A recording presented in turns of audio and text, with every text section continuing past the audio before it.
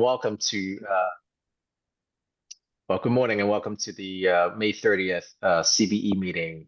As a reminder, this meeting is being recorded. I am calling this special meeting to order. Adrian, can you please help us call roll, please? Of course. Dr. Bolton, Here. Dr. Cow, not present. Alex Chan, Here. Kareem Gongora, not present. Larry Kaplan, not present. Paul Kramer, Here.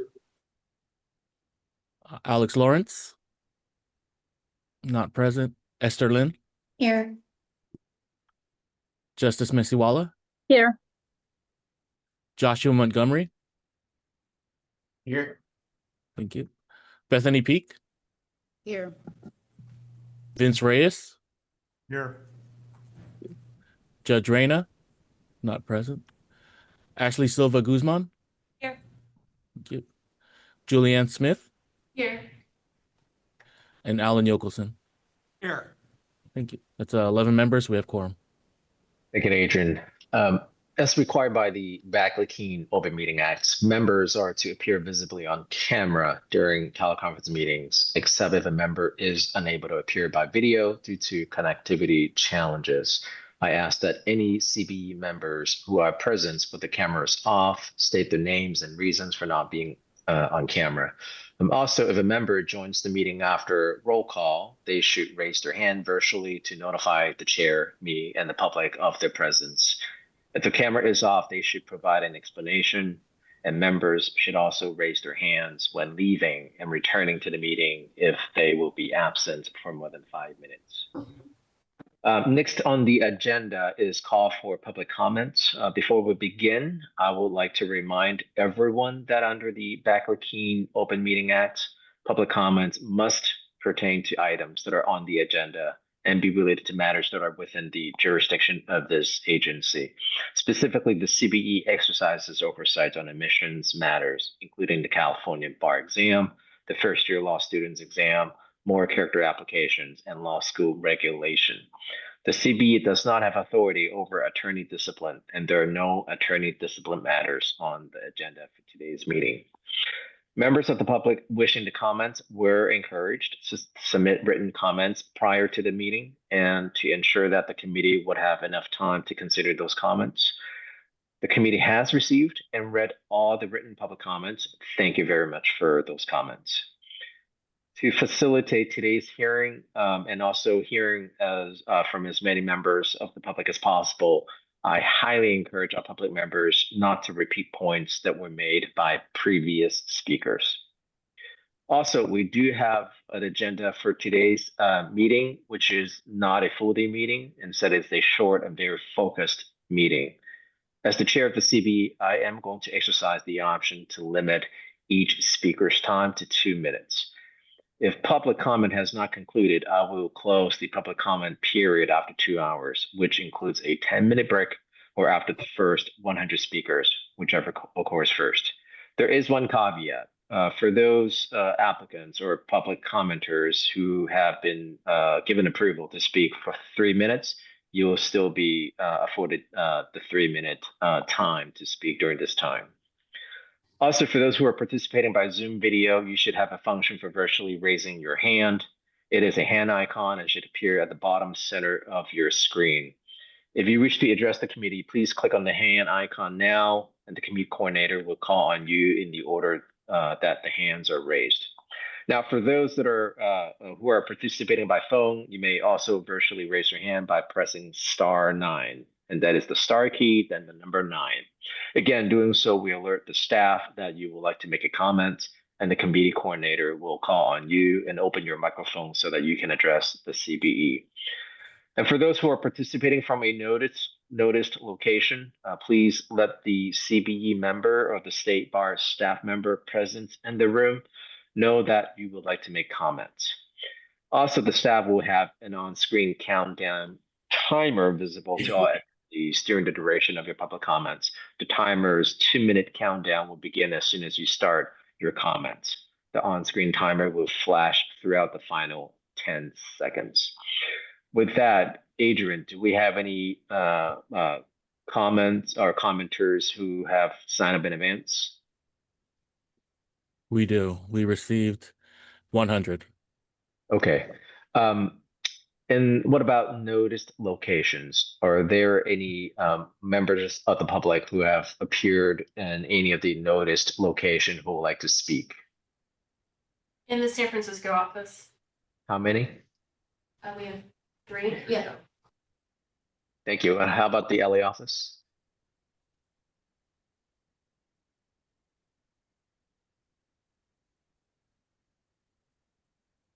One in Los Angeles. Okay. How about any other location?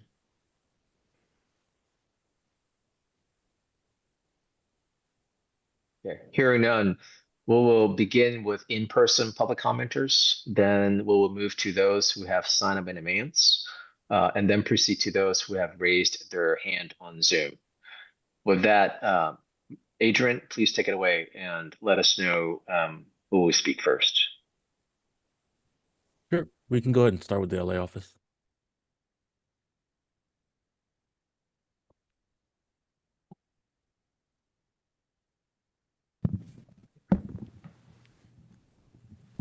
Good morning. My name is Justin Jennings, and I'm here to speak on agenda item 2.1.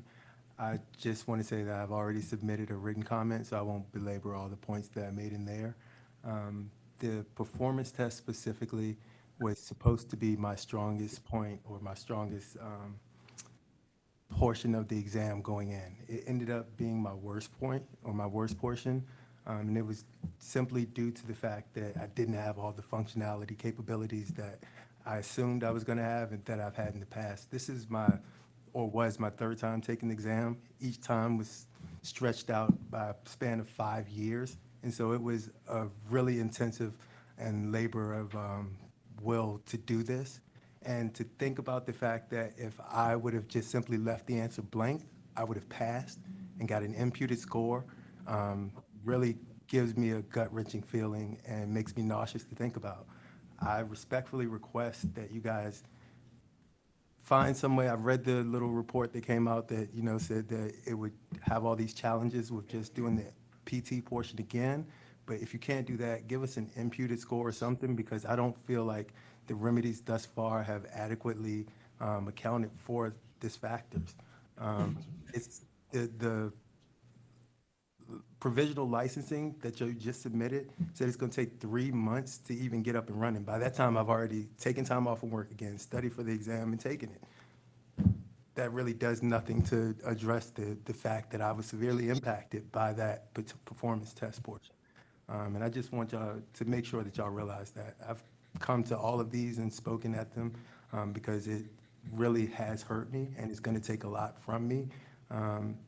And I was actually really damaged by it, through the fact that my score was disproportionately lower compared to the rest of the scores that I had on essays and the multiple choice, which I kind of blew out of the water. So thank you for hearing me and taking the time to address this. And I really hope you seriously consider doing something to address it. Thank you, Justin.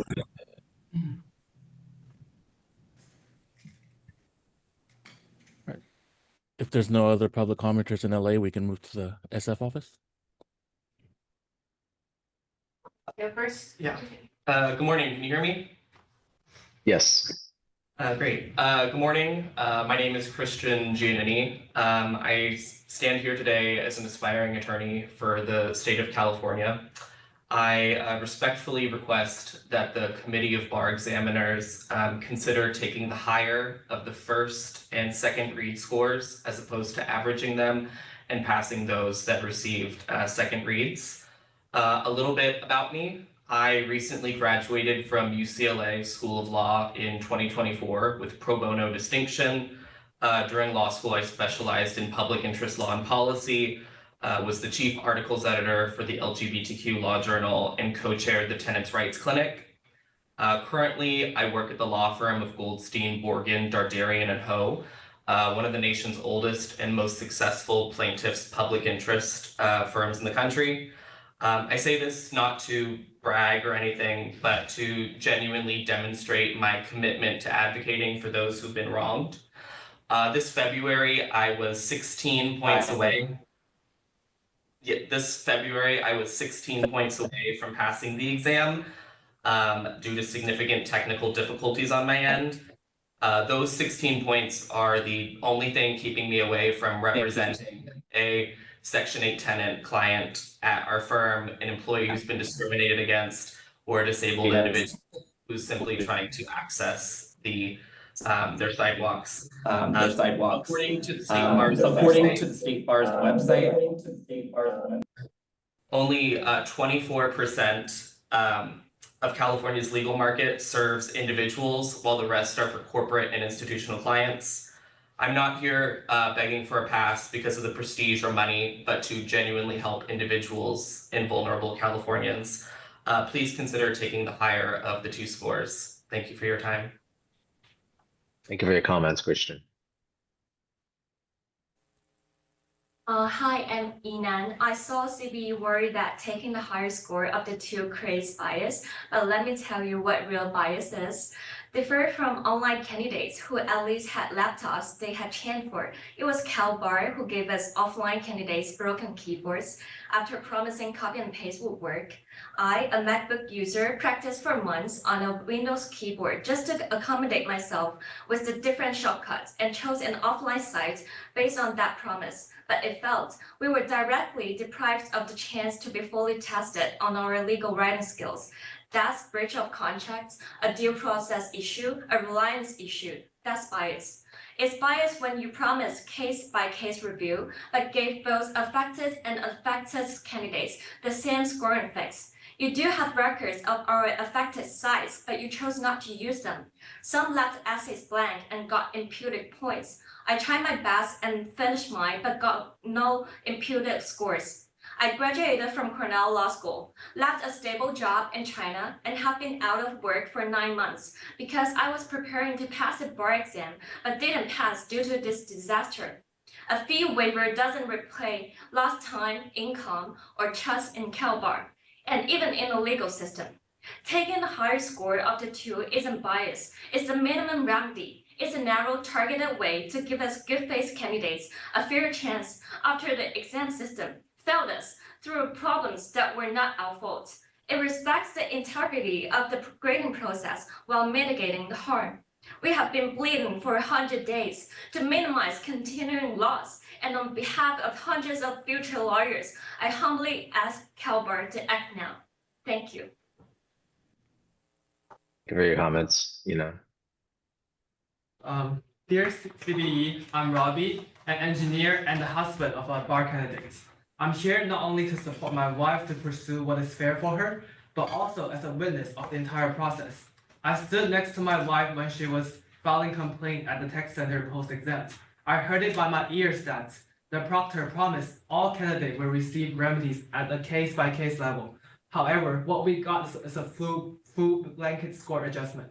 I know CBE most often quoted data is the high pass rate, but without evaluating candidate at an individual basis, the current score adjustment is extra for some, but insufficient for others. This is more than a number. It's the life of actual people and their families. In the agenda of the meeting today, CBE also admitted, quote, of the 6 written components, only performance tab had a lower average score compared to the 2 prior years, end quote. As an engineer, I will let data speak. This graph is plotted based on the data set Mary Bessie collected. Red color represented people who had PT issue and blue represented who did not. You can see abnormal trends in the red population. The mean PT score of the affected population is 9% lower than the unaffected pool. PT counts doubled, yet all the candidates are receiving the same score adjustment.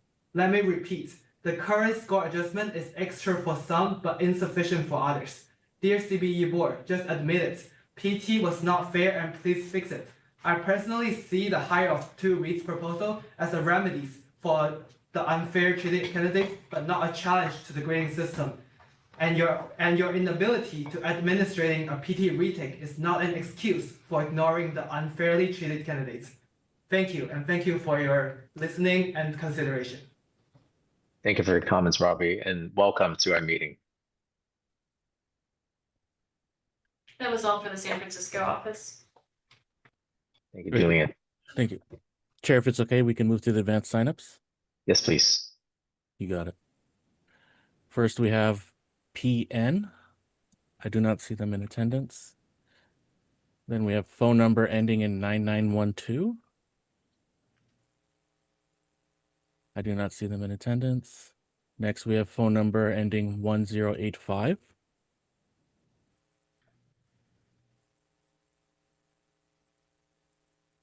I do not see them in attendance. Next, we have Benjamin Cohn. I see them. I'm going to allow them. Benjamin Cohn, your mic's been enabled.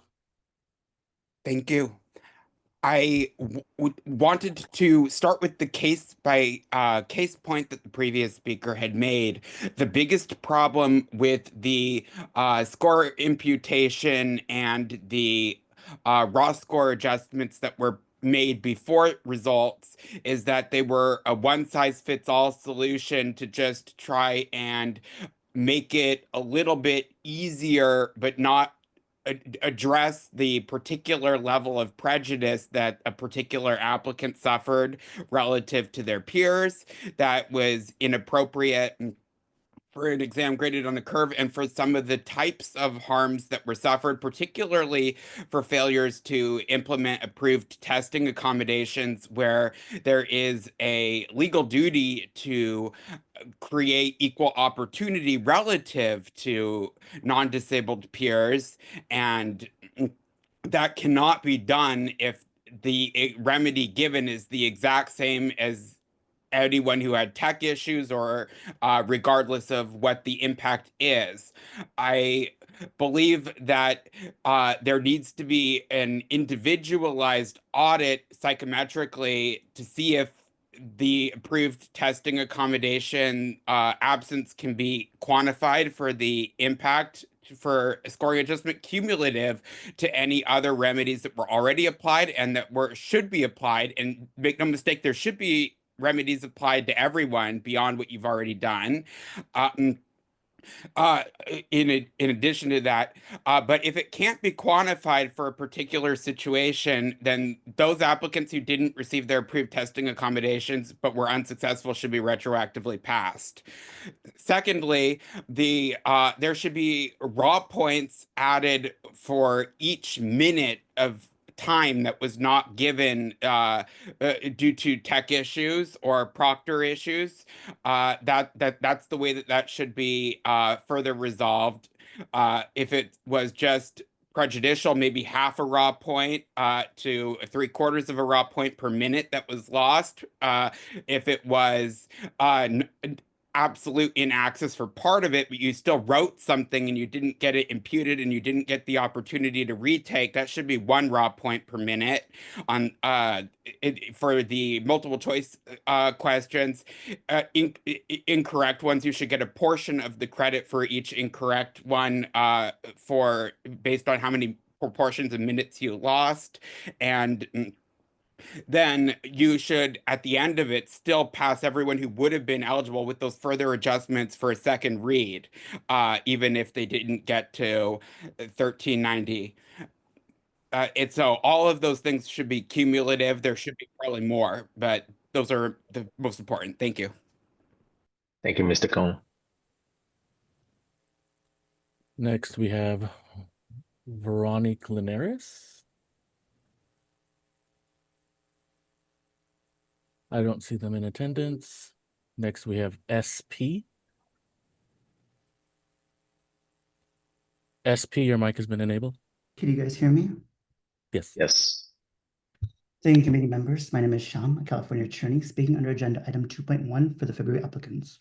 The agenda's core flaw is comparing February's deeply compromised exam to unaffected prior administrations. This false equivalence is used to justify limiting remedies, as the bar's complaint confirms 97% of applicants experience disruptions. February was not a standard exam and demands a different approach. I urge the committee to prioritize remedies passing deserving applicants now, avoiding a July retake. February's harm needs a February remedy. Delaying licensure is illogical and unjust when immediate solutions exist. These immediate solutions include 1, taking the higher of the 2 reads instead of averaging them, and 2, substituting a previous administration's PT score as the PT was critically flawed. The ZB claims taking the higher read introduces bias, inconsistency, and undermines fairness. But February 25 was a clear outlier and should not be compared to other administrations. Due to staggered start times, some applicants cheated. Others who managed to attempt an essay were fully graded, while some had scores imputed or were allowed to retake. Accommodation applicants stayed up past midnight, jeopardizing performance. These failures were unprecedented, even compared to the remote pandemic exams. Further, having a 10 to 15-point difference between essay reads is akin to saying the same applicant both established minimum competency as a lawyer and failed to do so at the same time. It makes no sense to penalize applicants when a grader found their essay to be at least passing. It seeks to sweep them under the rug to essentially put a facade that February 25 was remedied to be on par with other administrations when that shouldn't be the case. The argument against prior PT score substitutions fails as well. This is not a scaled score issue. It's about raw scores. The PT has consistently tested the same core skills: legal analysis, fact application, organization, and written communication under time conditions. Fairness was undermined not by substitution, but by what February applicants endured. They were denied simultaneous access to materials, had to constantly toggle between tabs, and were hit with critical technical errors. Because no meaningful time credit was given for these task-impairing disruptions, the February PT, a test of legal skills under time pressure, was rendered invalid for many. Substitution of a prior PT score is therefore an essential and most direct remedy to this critical flaw. Lastly, I urge individualized remedies for affected accommodation applicants and a July retake for those still not passing. Thank you for your consideration. Thank you, Sean. Next, we have Can Dang. Can Dang, your microphone has been enabled.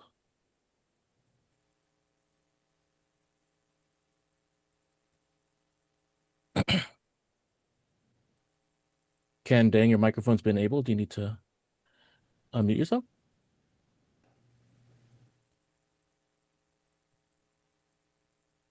All right, we'll move from Can Dang for now. Next, we have Jasmine Walter Ding Williams.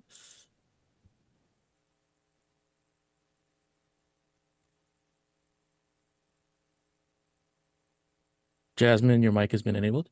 Hello, can you hear me? Yes.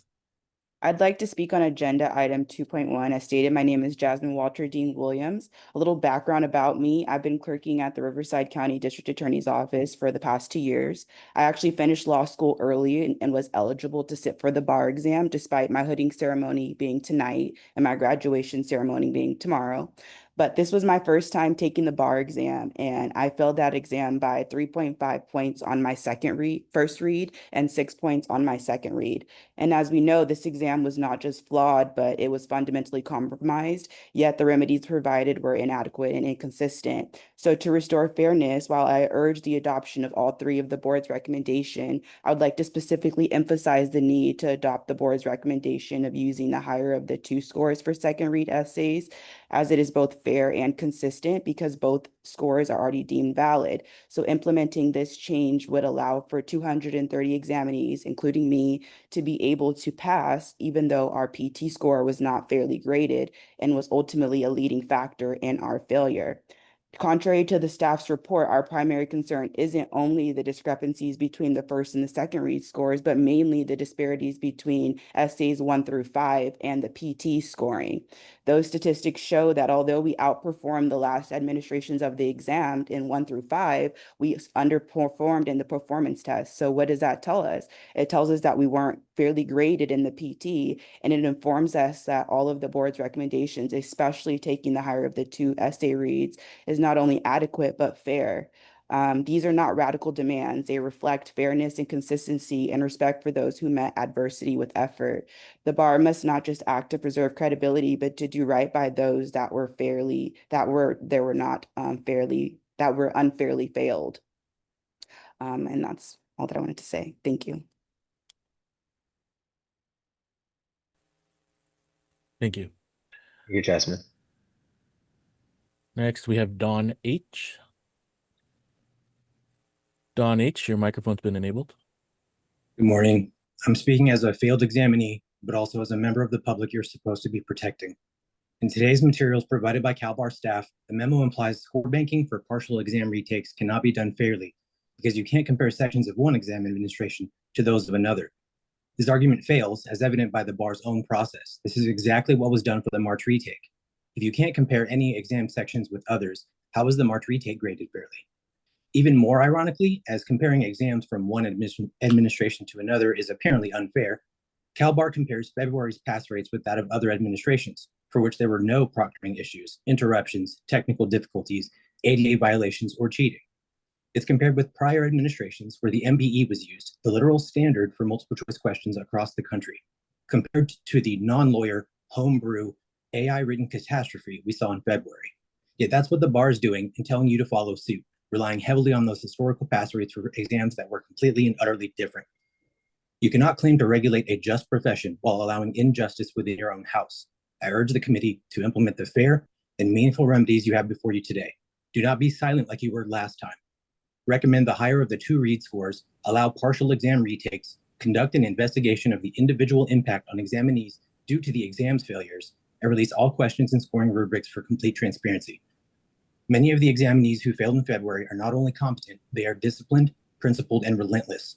I have no doubt one of them will eventually find a path to effect reform of the very same state bar that failed them. And when that happens, it will not only serve as a powerful reminder that we are not less than, it will stand as undeniable proof that these zealous advocates should have been licensed not despite the disaster, but because how they chose to confront it. I need the bar and this committee to do its job because I did mine, and I didn't have to use ChatGPT to write this.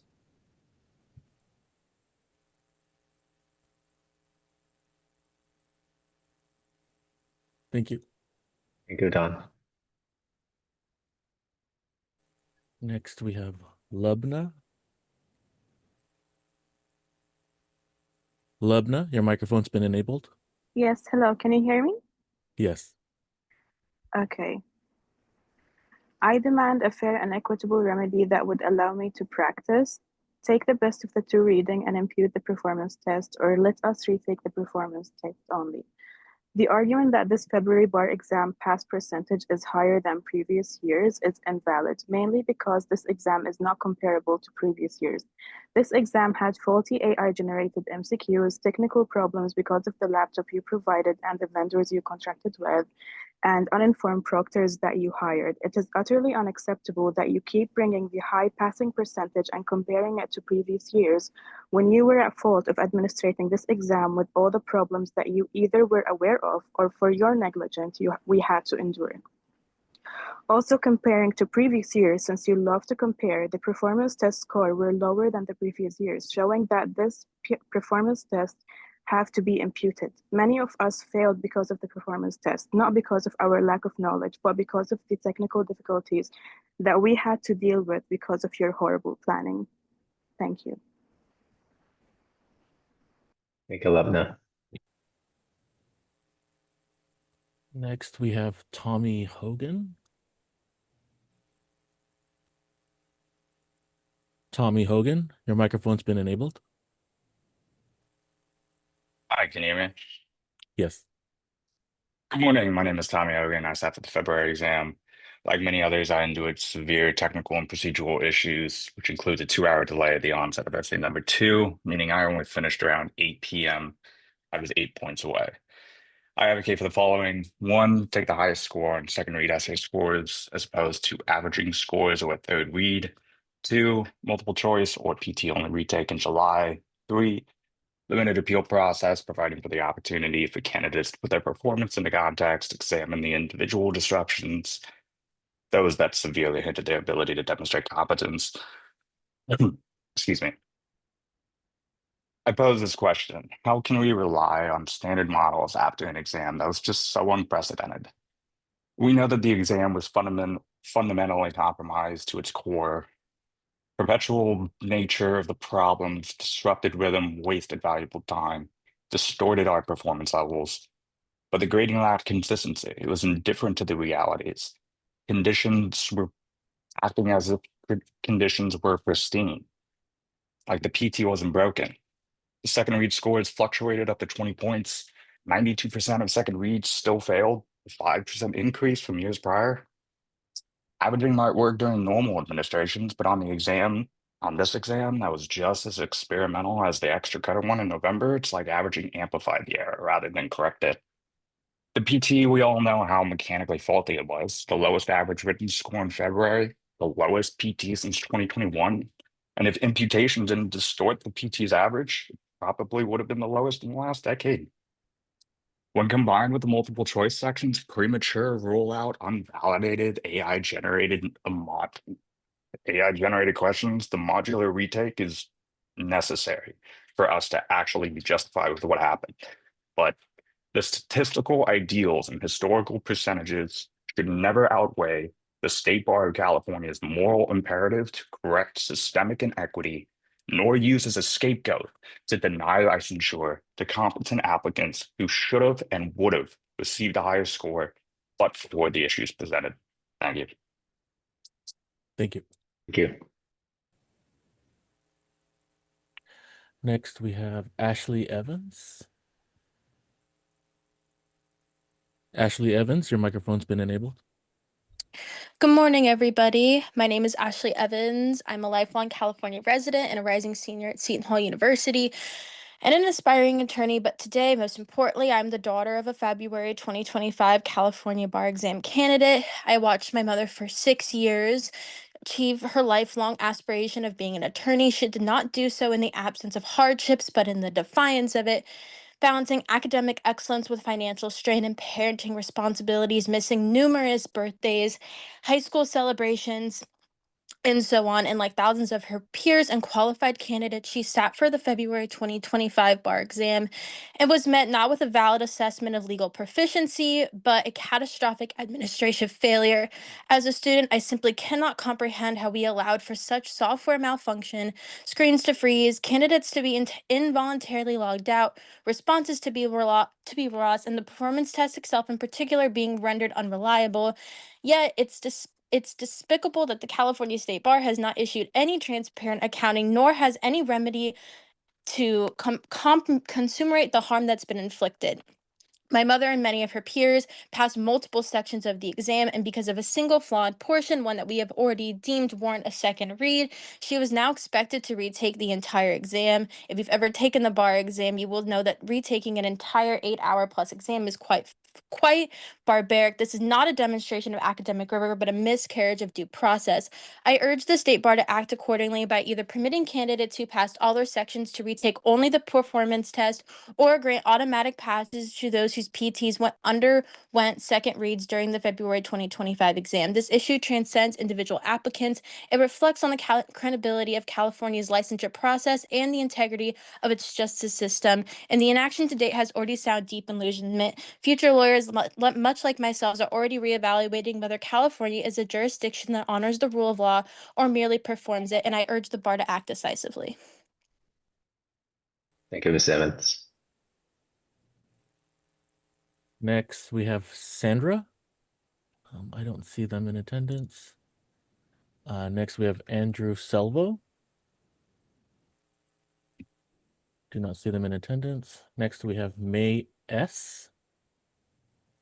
I do not see them in attendance. Next, we have Akif Khan. Akif Khan, your microphone's been enabled. You hear me? Yes. Okay. Good morning. My name is Akif Khan, and I'm one of the February 2025 bar examinees who received a second read. I'm here today to urge this committee to adopt the remedy proposed by Trustee Mary Huser at the May 9th Board of Trustees meeting, awarding the examinees the higher of the 2 essay scores. Since February, I've attended every meeting. I know many of you are ready to move on with this matter. And at the May 5th meeting, this body celebrated a 55% pass rate as a success, but that number is misleading as it excludes those who withdrew just before the exam and those displaced by the Eaton and Palisades fires. The true pass rate, if those impacted were included, would likely fall in the low 40s and possibly even in the high 30s. Let's be clear, the second read examinees are not asking for the standards to be lowered, but simply asking to be evaluated by the score that best reflects our performance, the higher of our 2 essay scores. This isn't radical, it's reasonable. A California Supreme Court justice reportedly endorsed it. It's narrowly tailored, targeted, and fully consistent with the bar's mission to protect the public.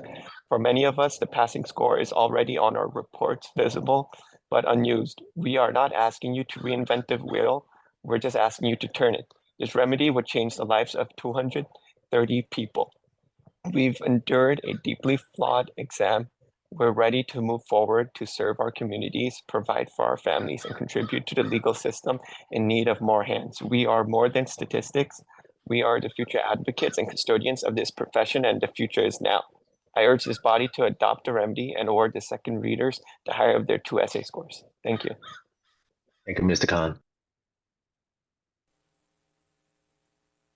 Next, we have Susanna Gavazian.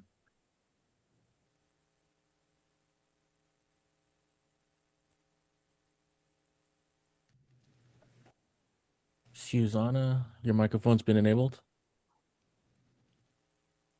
Hello, can you hear me? Yes. Honorable members of CB, I'm respectfully requesting a passing determination based on the unique circumstances I experienced during the administration of this exam. I had previously informed the State Bar of these issues I encountered during the mock exam, including issues with accommodations, but unfortunately not adequate solution was offered. As a result, the Bar was on notice that these issues were likely to occur and failed to resolve them in advance, causing me to suffer both physical and mental pain during and after the actual exam. My total combined scale score is 1,389.5. And this was based on my first read and incurred a loss of 6.1 scaled points after the second read. Despite these deductions and the adversities I endured, I came within a fraction of a point from passing, highlighting both the quality of my performance and the disproportionate impact on the exam's numerous irregularities. Here are the circumstances impacting my performance: inadequate use of accommodations, denied accommodations in prior administrations, several technical issues. For example, during my performance test, my materials unexpectedly rotated 180 degrees, rendering them unreadable, and I lost 15 minutes. Can you imagine if my time wasn't wrongfully taken away from me, I would have been able to type at least 1 or 2 more paragraphs and earn a higher degree, right? So I could not use my exam on a day. I could not access my exam on day 2, the last section of MCQ, since my system was saying that exam was not available for me. I waited and persisted with the proctors to fix the problem. And then finally, my exam started about 1 hour late. During that time, I became more tired and stressed. My main request is to grant me a pass and also consider the highest of the both first or second scores for everyone. Thank you so much for your time and consideration. Thank you, Susanna. Thanks. Next, we have Hamida Mirza Hosseini.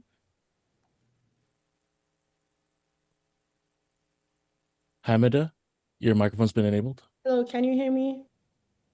Yes. Yeah, I wanted to tell you, if you consider the highest one of the 2 score, some people wouldn't pass like me, because like we still don't have like a good score from PT. And so it's not fair. Like some people like me gonna be short in 6.5 a point, 6.5 a point, just because PT. My all score in like second and first essays are like 70, 75, and 80. So I showed my competency, and so but the PT is like what keeping me back. That was like I had 1 hour disconnection during my last essay, and I had for another essay I bounced between 20 proctors like to get me back to the exam again. It's not easy to handle this much distress at that time. And for another essay I had 30-minute disconnection. And all of this and happened to me, and at the end I couldn't handle to that much stress.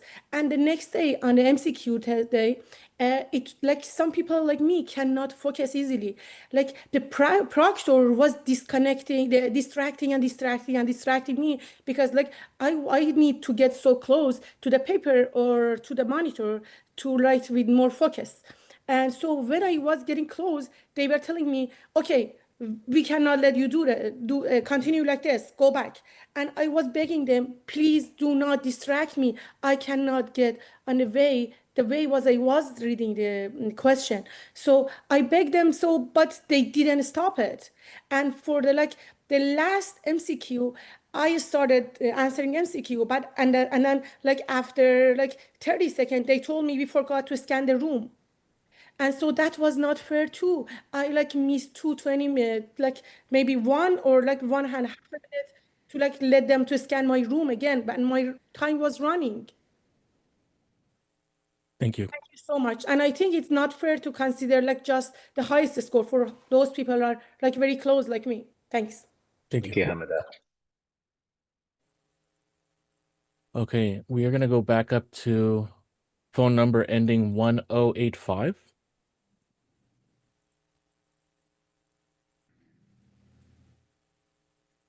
Phone Hi. number 1085, your mic. Thank you. Can you hear me? Yes.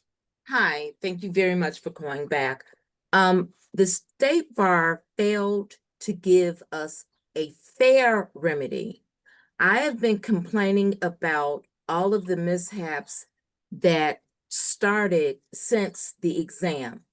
I was granted accommodations through the federal government, the ADA, and I was granted accommodations from the California State Bar. But this did not take place. I have been complaining so long, and just recently I received an email that the State Bar is going to hire an outside company to handle the issues of those who were supposed to get accommodations but did not. And I'm leery of this because the State Bar also hired Measure Learning, who had a representation of ranking extremely low in the field of test giving. So I need to know, how can this be justified? If the State Bar has an issue with Measure Learning and is bringing up legal actions against them because of their negligence, then how in the world can you fail an examinee who has the same and more issues? That company was negligent. Since I am disabled and was granted accommodations, my test was not 2 days, it was longer.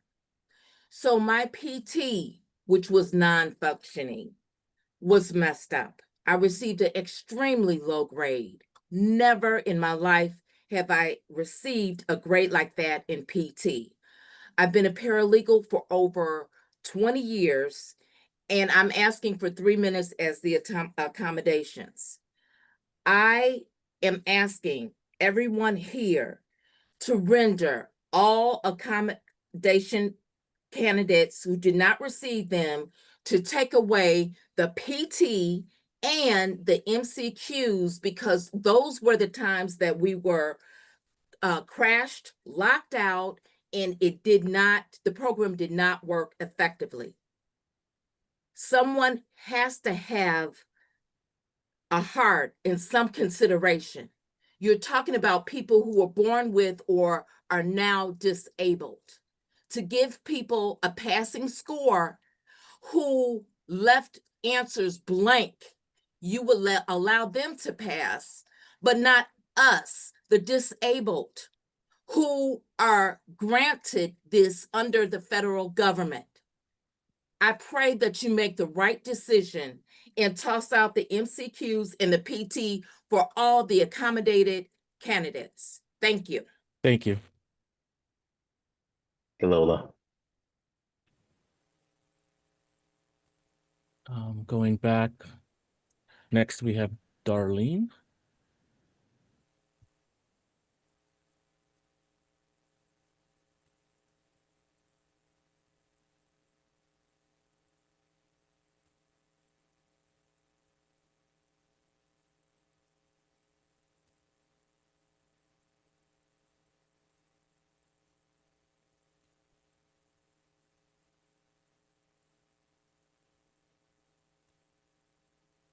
Darlene, your microphone's been enabled. Hello, my name is Darlene Boggs, a February 2025 bar examinee who fell just 21.5 points overall and just 6.5 points based on my first read short of passing due to widespread failures and irregularities explicitly acknowledged by the State Bar in its recent lawsuit. I ask today that you immediately pass all examinees who qualify for a second read, award a passing PT score or PT only retake for every documented platform failure, and extend the same experimental session scoring credit given to November examinees to July 2024 test takers who took the February exam and did not pass, and release a full MCQ for transparency. Your own psychometric research provides scores within the second read band are statistically indistinguishable from passing scores. Second reads candidates have already been deemed minimally competent by your graders. By the bar's own admission, widespread technical chaos like frozen screens, disabled copy and paste, lost drafting time, and unanswered proctor calls created performance disparities impossible to fairly correct through mere numerical adjustments. Your recent disclosures confirm grading inaccuracy severe enough that applicants who initially failed were later passed upon manual review due to misplaced scores, improperly imputed zeros, and ungraded responses. If these errors occur openly, how many other errors remain hidden? Passing second read examinees restores fairness without compromising public protection. These applicants have already shown minimal competence, and denying licensure due to chaotic administration and unreliable grading further exacerbates existing inequalities. Your lawsuit clearly states your duty to administer this exam fairly, securely, and with complete integrity. Yet integrity demands more than mere apologies. It demands meaningful correction. Today, you can restore faith in this process and uphold the principles that are the foundation of the practice of law. So I urge you to pass all second read examinee and release a full MCQ set. Thank you. Thank you. Next, we have Megha Sharma. Or Miga, I apologize. Your microphone's been enabled.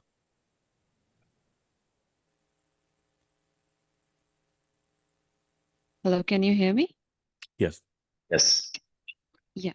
Good morning, committee members. My name is Megha Sharma, an applicant 916. I sat for February 2025 California bar exam. I scored 1389.3929 out of 1390, missing by passing score by just 0.607 point only. That's less than one multiple choice question. I've already submitted a detailed letter explaining the severe technical disruptions I endured across both exam days. On day one, I was allowed into exam room 40 minutes late, faced constant lag while typing, and couldn't properly access the PT library. On day two, my MBE froze for 20 minutes. I couldn't reach my proctor and was felt helpless, anxious, and in full panic. And despite all this, I still came within a whisper of passing. And I'm not alone. Many of us in the second read band suffer the same systematic failure, yet we are being measured by a grading process that does not reflect what we endured. I respectfully urge the committee to adopt Remedy 1 using the higher of two reads score and the Remedy 2 establishing a structured appeal process for those near the pass line. We are just not numbered. We are committed, trained professionals who are ready to be a part of judiciary fraternity. And today we are turning on to you because we believe in justice. Please let that belief be mutual. Our scores show how close we came. Our commitment shows we belong. The circumstances show we deserve a remedy. We are not asking for favors. We are asking for fairness. Thank you for your time and for hearing our voices. Thank you so much. Thank you, Ms. Sharma.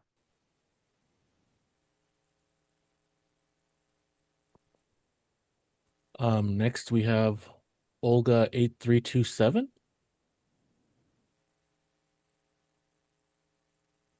Olga, your microphone's been enabled.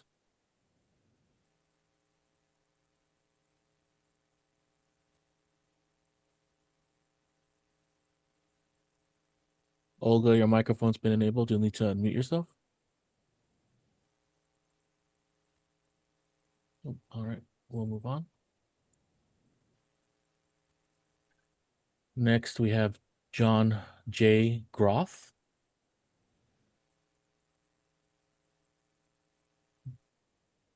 John Groff? Yes, can you hear me? Yes. esteemed members of the board and distinguished guests, I speak in favor of the additional remedies for the February 2025 bar exam, as stated in agenda item 2.1. I just want to share a little bit about who I am, just to be able to put a real story to how some of us got here. I went to an amazing law school. I had a very supportive cohort. My first semester, right before finals, I had a heart attack. I had a 95% blockage in my LAD. I completed several exams from the hospital because I had a broken neck, I had kidney failure, and still worked full time. I had a second child, and I've been doing union work for almost 30 years for my union.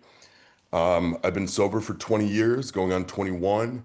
When I first wanted to go to law school, instead of going to law school, I got waitlisted at UNLV and I got hooked on crystal meth. And so law school had to take a back burner for quite a while, and I decided to go back in 2020. I wasn't ready to take the July bar last year, but I did sit for the February bar exam. When it was time for study materials, there weren't any. We were just told to hope for the best and hope that it was close enough. I got a 1362.42 on my first try. If you were to accept the highest scores of the two essays, I would get an additional 40 points and I would pass. And I'm not saying that you're saying this, but others have said, just study harder and do it again. I have two little kids. I raced here from my first grader's pinning ceremony, and I'm going to be racing back for my TK child's award ceremony as well. We're real people. We have real lives. We have real families. We have real jobs, and we've managed to juggle it all, and we put everything on hold to take this exam. I just urge you to please adopt the other remedies and make this right. Thank you, Jay. I pray for your quick recovery as well. Thank you for your time. Next, we have Sarah Badrani.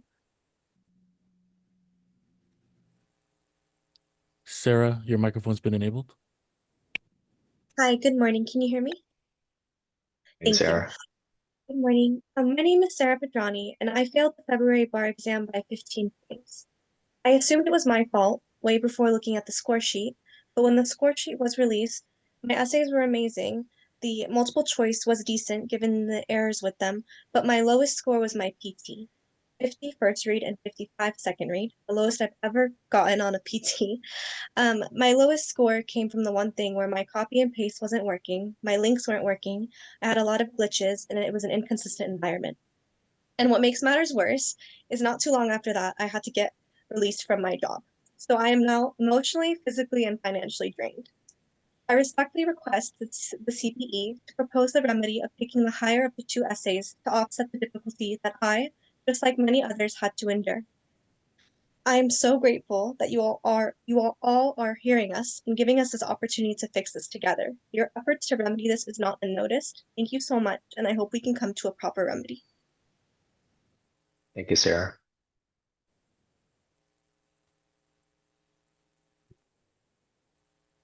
Next is Tativik.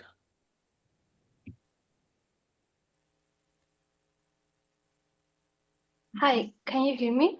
Yes. Okay, thank you. First, good morning. I want to note that something that really concerns me and is being used as an excuse to avoid giving additional remedies and cleaning the public's opinion. And that's that the Cal Bar reported a passing rate of approximately 54% of the applicants of the February bar. And this percentage is not accurate. Almost 1,400 applicants withdrew just 3 weeks before the exam, many of whom likely knew they were unprepared and would have otherwise contributed to a lower pass rate. By failing to acknowledge this group, the stat bar inflates the appearance of success. The result, a weakness pass percentage that only reflects those who failed really. And even then, only about 50% of the group that passed. That's not a win, that's a red flag. In those withdrawals, we're confident the real pass rate will drop significantly, giving a more honest picture on how difficult and forgiving the exam remains. But this isn't just about numbers, it's about lives. To restore the fairness and I respectfully urge the committee to reconsider the following remedies. Having in consideration prior score recognition for the performance test, for the professional responsibility test, and maybe for real property, because the scores of the last bar exam show how an individual can score under normal circumstances. Then provide the 20 scaled points for experimental bar takers on November. Those that score from 24 to 27 raw points should get at least the 20 scaled points. Then streamline the background check processes for those that get provisional licenses. And if any of those are not taken, reimbursement of exam fees for those that failed the February bar exam. I also want to emphasize that the international applicants were severely impacted and we didn't get any proportionate remedies. Thank you. Thank you. Next, we have phone number ending 8681.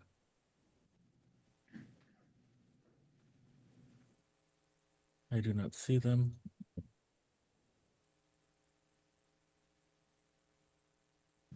Next, we have Parul Turnquist. Parul, your microphone's been enabled. Yes, I should have 3 minutes. Correct. Okay, can you hear me okay? Yes. Yes. Can you please reset my clock? I'm an attorney who passed the New York bar exam on my first try and have practiced law for over a decade.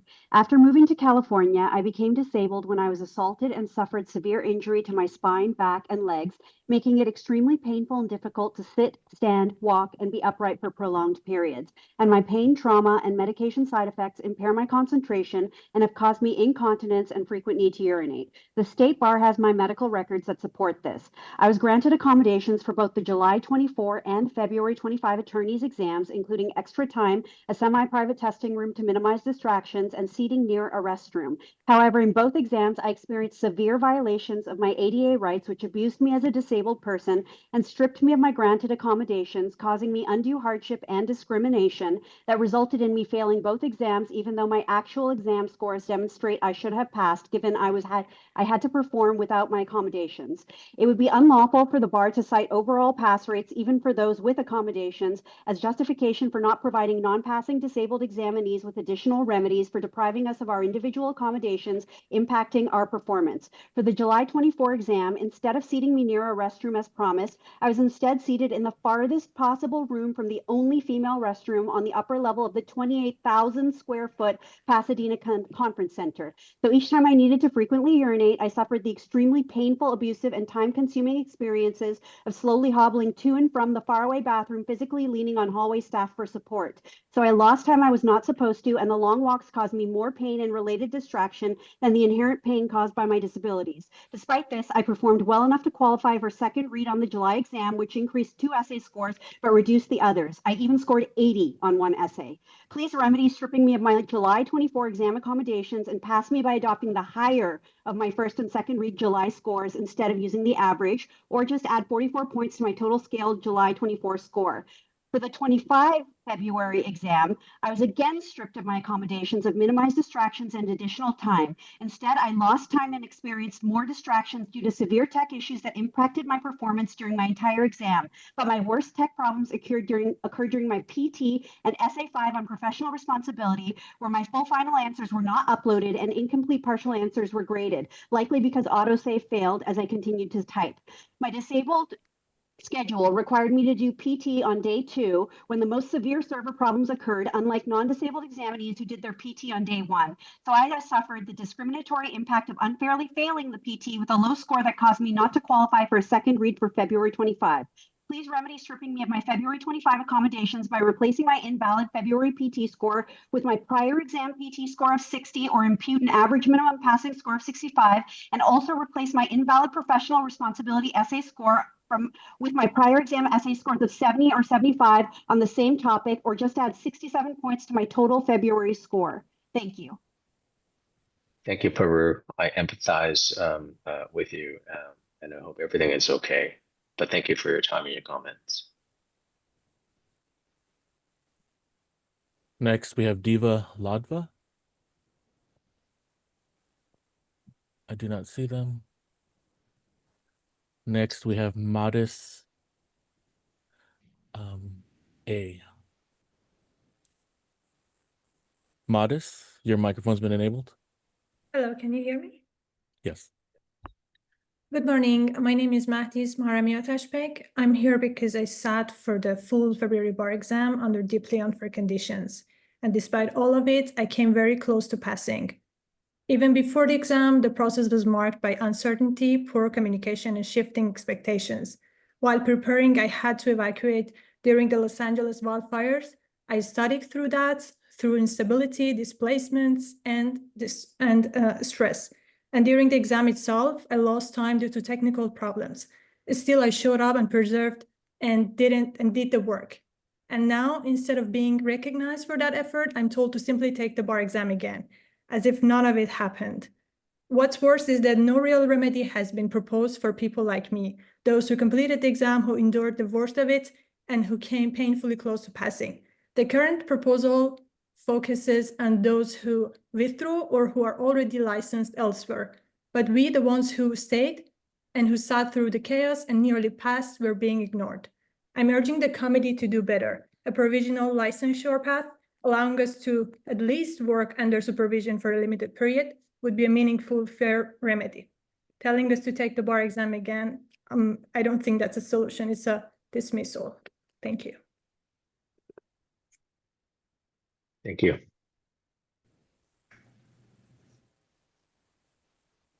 Next, we have Tamara Sack. Tamara, your microphone's been enabled. Thank you. Good morning, members of the committee. First of all, I want to thank you very much for your concerted efforts in finding a remedy for what was clearly a disaster. You could hardly call it a bar exam in which the California State Bar is mandated to provide a fair, accessible, and reliable exam. This was nothing more than an experiment. However, I did receive a second read. I did fail the February exam, and I'm respectfully requesting that the committee consider passing all second reads. I understand much has been made about taking the higher of the scores. I find that remedy, while appropriate, I think a more just and fair remedy would be to include passage of all second reads. The reason being is that this February exam was an anomaly, and it cannot be compared to other previous exams. As well, as far as I can tell, one of my essays received an adjusted score of 10 points less, a 70 to a 60. I have seen others as far as 20-point differences. The second reads are so incongruous. It's hard to believe that there are calibration sessions amongst the graders when you have such disparity. I suffered through the remote exam with various and sundry interruptions and technical difficulties and lag times and inability to perform my level best for the performance test, which was my lowest score. And then seeing and hearing and understanding that the psychometrician found a way to impute scores to persons who left answers blank. How then does this show minimum competency? How can you impute a score to something that involves analysis, cogent answers, organizations, knowing the law? Please pass all second reads. Thank you. Thank you, Ms. Sack. Next, we have Victoria Tolsidas.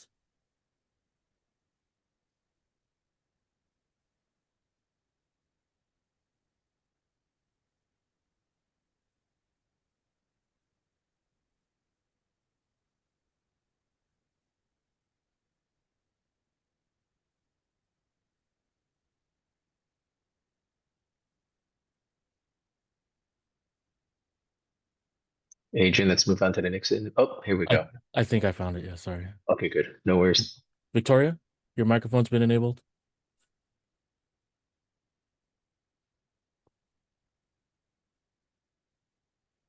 Victoria, you'll have to unmute yourself. Oh, I apologize. Okay, we can move on. Can we get back to Victoria just in case? Oh yeah, let's see.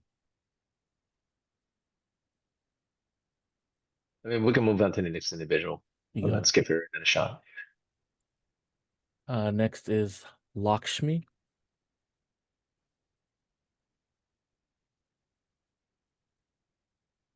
Hello, can you hear me?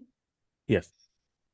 Good morning. I am joining to provide my comments as a parent, California resident, and a student of public policy. My son graduated recently from a top 15 law school, and he returned to California to practice and become an entry-level attorney in public interest law. And just respectfully wanted to convey to you, provisional license is not a panacea as a remedy. None of the public interest, law firms or the DA's offices, public defenders, city attorneys, having a provisional license is not a qualification. So therefore, attempting to apply for jobs in that space, ironically, Los Angeles, for example, homeless initiatives and fire-related emergency, there are several positions, except they also cannot take provisional licensed attorneys. And in his case, he had written his essay too in the form of the last essay performance test. And he had right away the same night memorialized to the bar what had happened in this case, which is losing 30 minutes time, barrier in communicating with the proctors. And it was uploaded, the performance test file was prematurely uploaded as if it is the essay question. And as such, given the fact that performance test has a higher score, he incorporated that essay in the form of performance test. He had appealed, and it has been 14 days, it looks like within 14 business days, the staff will need to give feedback. Unfortunately, per the staff report, we noticed that there is, quote unquote, an independent consultant that will in the future, incorporate that. And so respectfully wanted to take your time to address it by case versus, blank scores. Thank you. Thank you for your comments. Next, we have Ghazal Bishnoi. Ghazal, your microphone's been enabled. Hi, can you hear me? Mm-hmm. Yes, good morning. Hi, good morning. So I'm here to basically talk about my experience, but also talk on behalf of all the other February 2025 takers. I respectfully urge the committee to adopt a fair remedy, which is to pass all second-read applicants from this administration. It's not a request for leniency, but for justice, given the extraordinary breakdown in administration, grading, and integrity of this exam. I would like to point out that I was 2 months pregnant while I took this exam. I endured severe nausea, exhaustion, and physical strain. I was unable to leave the room or even adjust my posture without being challenged by the proctor. Despite this, I completed the exam to the best of my ability and was hospitalized after day 2 due to medical complications that put my pregnancy at risk. However, my story is not unique, and there are several others who have faced severe disruptions to their exams, each of them having their own set of difficulties and situations that they've been dealing with.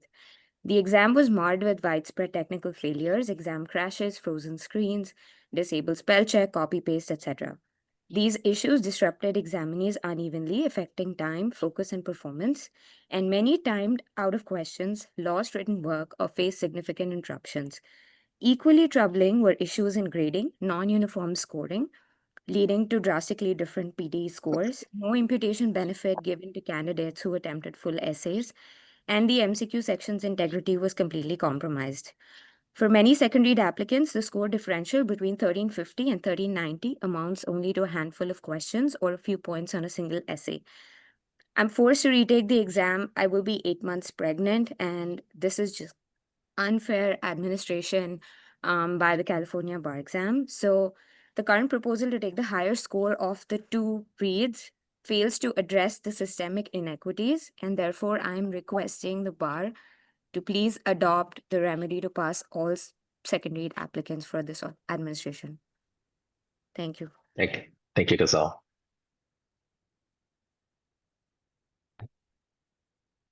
Next, we have Katie Moran. Katie Moran. Good morning, members of the committee. I'm Katie Moran. I'm an associate professor at USF School of Law, and I am a member of this bar. I'm following up on the two written statements I made with Mary Basic, and I'm making a joint statement today with 3 other bar prep professors across the state. So when exploring remedies for February examinees, the committee determined it was impossible to account for individual circumstances and opted to lower the raw cut score for all applicants.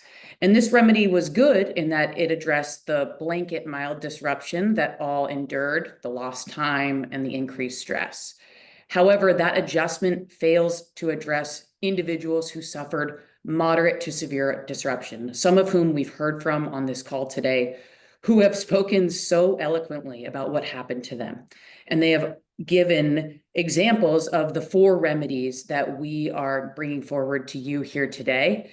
And as you know, the Supreme Court recently released proposed amendments that encourage the use of remedies where necessary and appropriate. So I'm going to talk about remedy number 1, which would be to allow a partial retake of any section of the test, the essays, the performance test, or the multiple choice. Normally, of course, applicants have to retake an entire exam, but many applicants did not pass February despite their abilities and only because of the administration's extraordinary failures. So for this reason, aggregating scores from this administration to the next administration is an appropriate remedy. Having read the committee's notes going into the agenda today, I want to respond and say it doesn't make sense for the committee to argue this remedy goes against best psychometric practices because the state bar didn't use best psychometric practices when designing and implementing the February bar. Special situations call for special remedies. So thank you so much.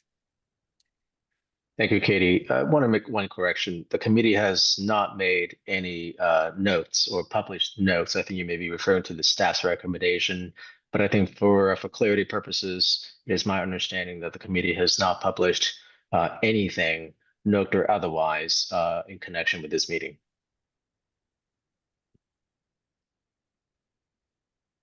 Thank you. Next, we have Mitra. I don't see them in attendance. Next, we have Ivana.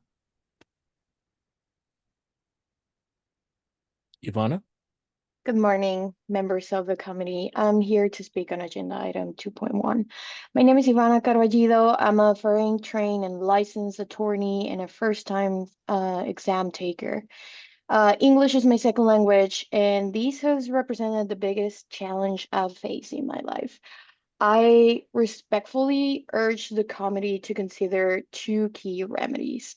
First, a partial retake of the multiple choice question section for examinees who passed the written portion. I earned a scale written score of 1430, passing every single essay and the performance test. I demonstrated my minimum competence. However, my MBE score was 1243, pulling my total to 1336, just 53 points short of passing. Despite months of rigorous preparation where I was performing so well at MBE simulation, the MBE I encountered in exam day was drastically different from any prior format. The wording, narrative facts were confusing, unclear, inconsistent. Questions appear incomplete and poorly structured, disproportionately affecting candidates like me, from who English is a second language. Additionally, and as you will know, significant technical issues. There's no way for examinees to verify that their answers were accurately recorded. This lack of transparency raises serious concern about scoring integrity. And given the circumstances of the exam, I also request that written score be carried over to July 2025. These will allow candidates like me to focus solely on retaking the ME, which was impacted by significant changes and issues beyond our control. Second, I urge you to reduce the supervisor experience requirement for the provisional licensure program. Thank you. We're not asking for a handout. It's just fairness, transparency, equity. Thank you. Thank you for your comments, Ivana. Next, we have Mary Basic. Mary, your microphone's been enabled. Hello, I am the second professor that is continuing on with the statement that Katie Moran started. And our proposed remedy number 2 is to adopt the second read for those that went to a second read and use that number to compute the total written score. The staff recommended against this, and their assessment was to disregard that suggestion of adopting the higher of the 2 written scores, but that fails to address the actual problem that was experienced in February 25. This exam, as many have eloquently explained, was highly atypical. And what we've seen looking at the score sheets is that the grading was highly irregular. As described, the third read protocol, which has been abandoned, was abandoned because it only impacted fewer than 0.1% of the applicants.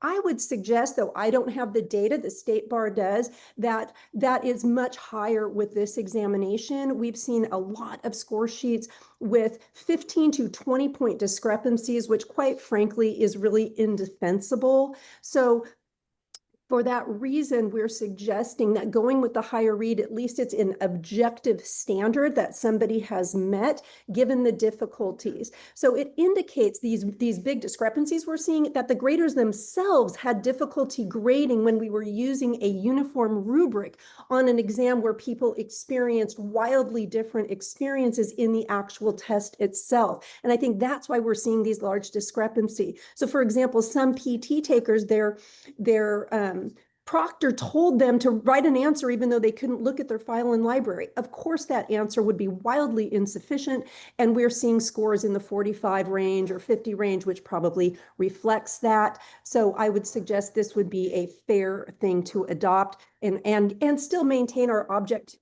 reading.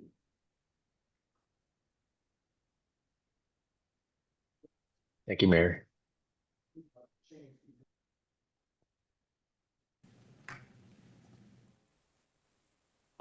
Next, we have phone number ending 5102.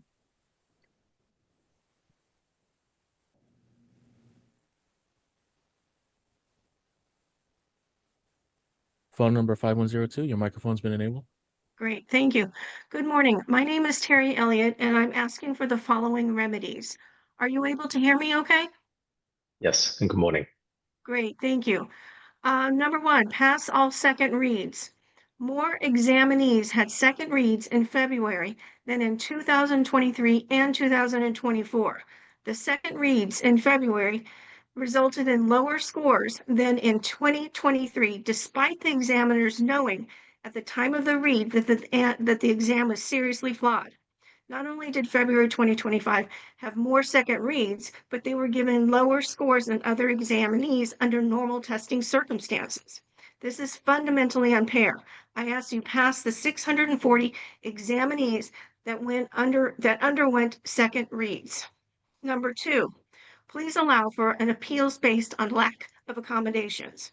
I was granted an accommodation due to the side effects of my chemotherapy medication. I did not receive my accommodations. An additional remedy should be granted to those examinees who were granted an accommodation but did not receive an accommodation due to the flawed exam.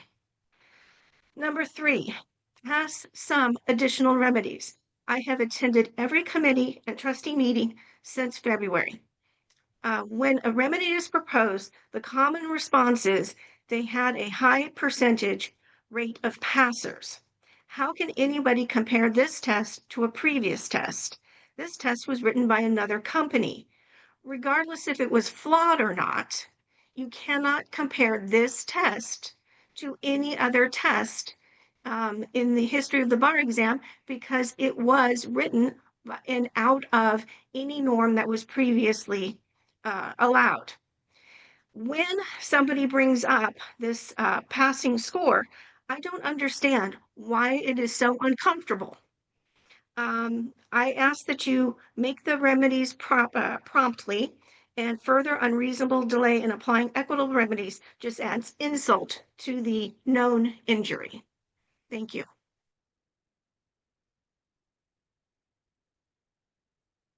Next, we have Aisel Asgarova.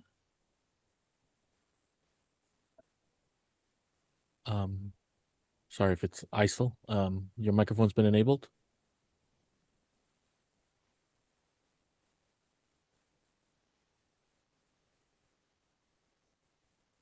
Aisel, Muted. you'll have to unmute yourself. All right, we'll go to the next one. Next, we have phone number ending 0119. I don't see them. Next, we have D. Allen. Dana Allen. Can you hear me? Yes. Okay. Yes, hello. good morning. Good morning. My concerns are, I'm glad that people are actually making comments about the accommodations. I know for myself, I was awarded accommodations that I had to really fight hard for, especially since I was coming out of the end of breast cancer. But I did not receive all of my time. When I had said to the proctors, please stop my time, stop my time, stop my time, they did not stop my time. And especially during the PT, I was logged out for 17 minutes. And yet, when they finally did get me back in, they logged me into somebody else's account.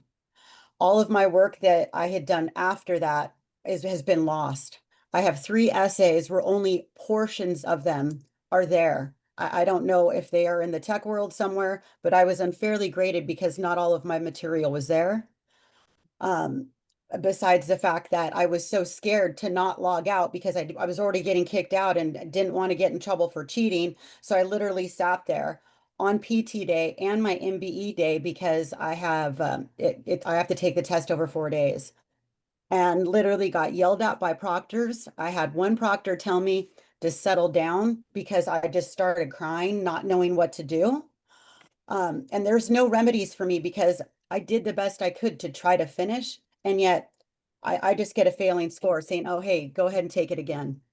Well, even by saying, oh, you don't have to pay for it again, I don't have money for 4 days to stay at a hotel. I don't have a job. And there's, I know that everybody's got a different story and you guys are trying to do the best you can. But for someone like me who didn't get my accommodations, who got kicked out, not all of my materials there, it's just, hey, this is what we're going to do. And every single night after the exam, I had emailed CalBAR, emailed, and have maybe gotten one response. So I'd like for you guys to try to help me.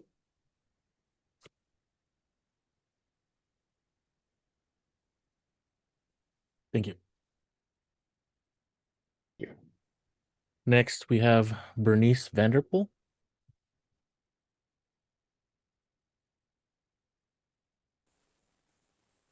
Bernice? Hello, can you hear me? Yes. Okay, I too was approved for 3 minutes and I'd like the clock to start accordingly. Correct. Correct. I am Bernice Vanderpool. I am a first-time exam taker who sat remotely for the February 25 exam.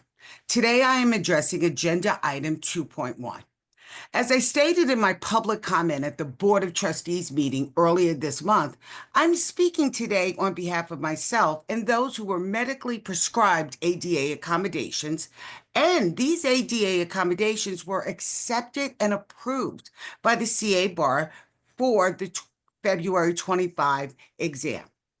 My experience, and I'm going to summarize with some of my federal ADA violations, are as follows.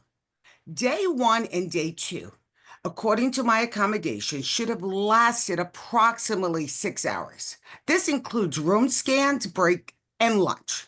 My first break should have been approximately at the 100-minute mark. To summarize, both day 1 and 2, I sat for approximately 12 hours. I sat for 6 hours and was not allowed a bathroom break. I was told by my proctor that regardless of the technical difficulties, if I moved from in front of my computer, I would then be logged out of the exam and I would not be permitted to log back in. At the BOT meeting, they thought that these violations had been addressed in the score release. Little did they know. Unfortunately, they have not been, because the psychometrician did not take into account our ADA violations. We somehow believed that this was going to be done. Foolish of us. Though the law provides fines among other remedies for these violations, I'm appealing to this committee to step up with the appropriate remedies to deter an ADA violations class action lawsuit from being filed. Respectfully, for the reasons as stated and because time is of the essence, I'm asking that this committee resolve immediately and implement equitable remedies as asked in our ADA petition submitted to the committee on May 27th, and not wait for a third party to start a prolonged investigation into these violations. Thank you very much for your time. Thank you, Bernice. Chair, if it's okay, the next one was a double sign up, but I want to give them another chance in case it's ISIL. Yes, please. ISIL, another time. Your microphone's been enabled. You'll have to unmute yourself. Oh, okay. We'll go to the next one. Next is Mitzi.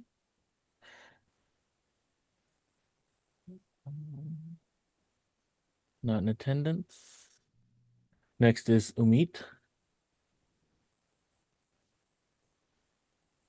Umit, your microphone's been enabled. Hello. Can you hear me? Yes.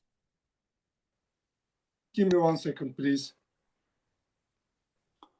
Good morning. My name is Umit Ozdemir. I speak about agenda number 2.1. I took the February 2025 California bar exam and missed passing by just 4.25 points.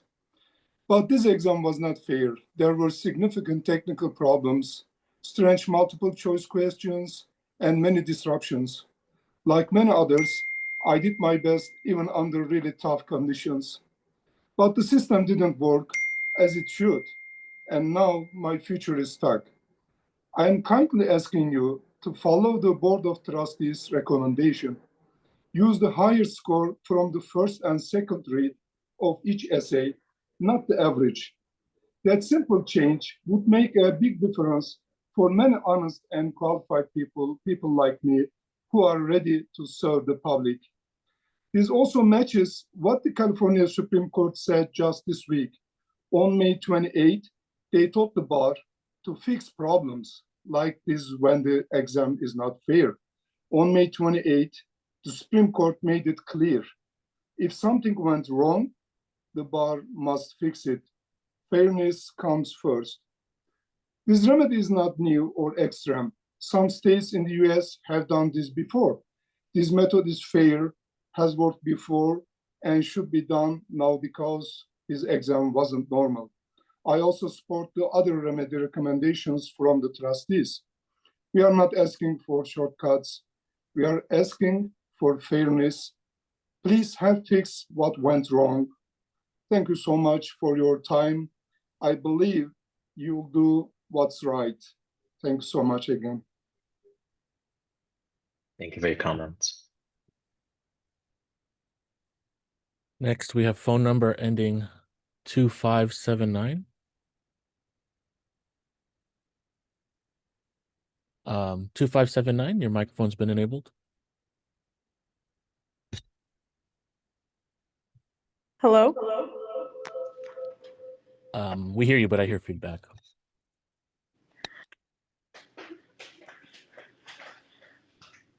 Is there still back noise?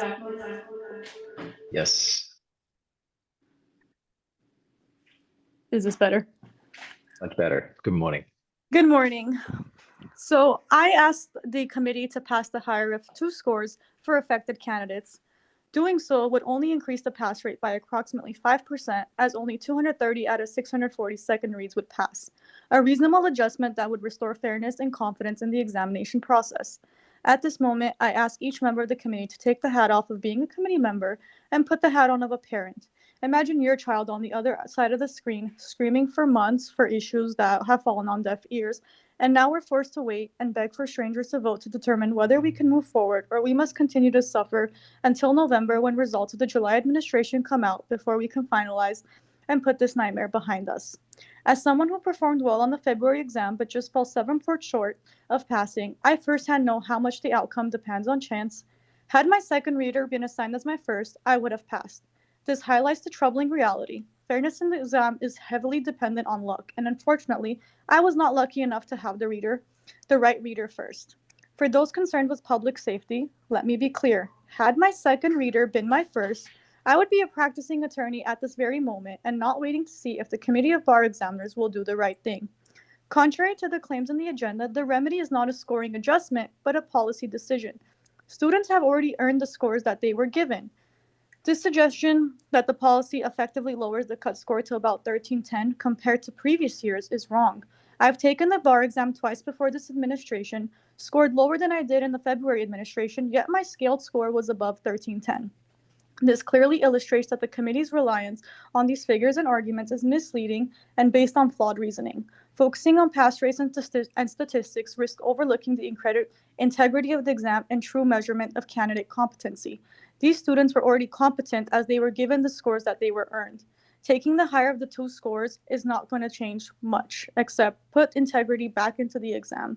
Please do the right thing, and please use the higher of the 2 scores. Thank you for your comments. Next, we have Gabriela Posada.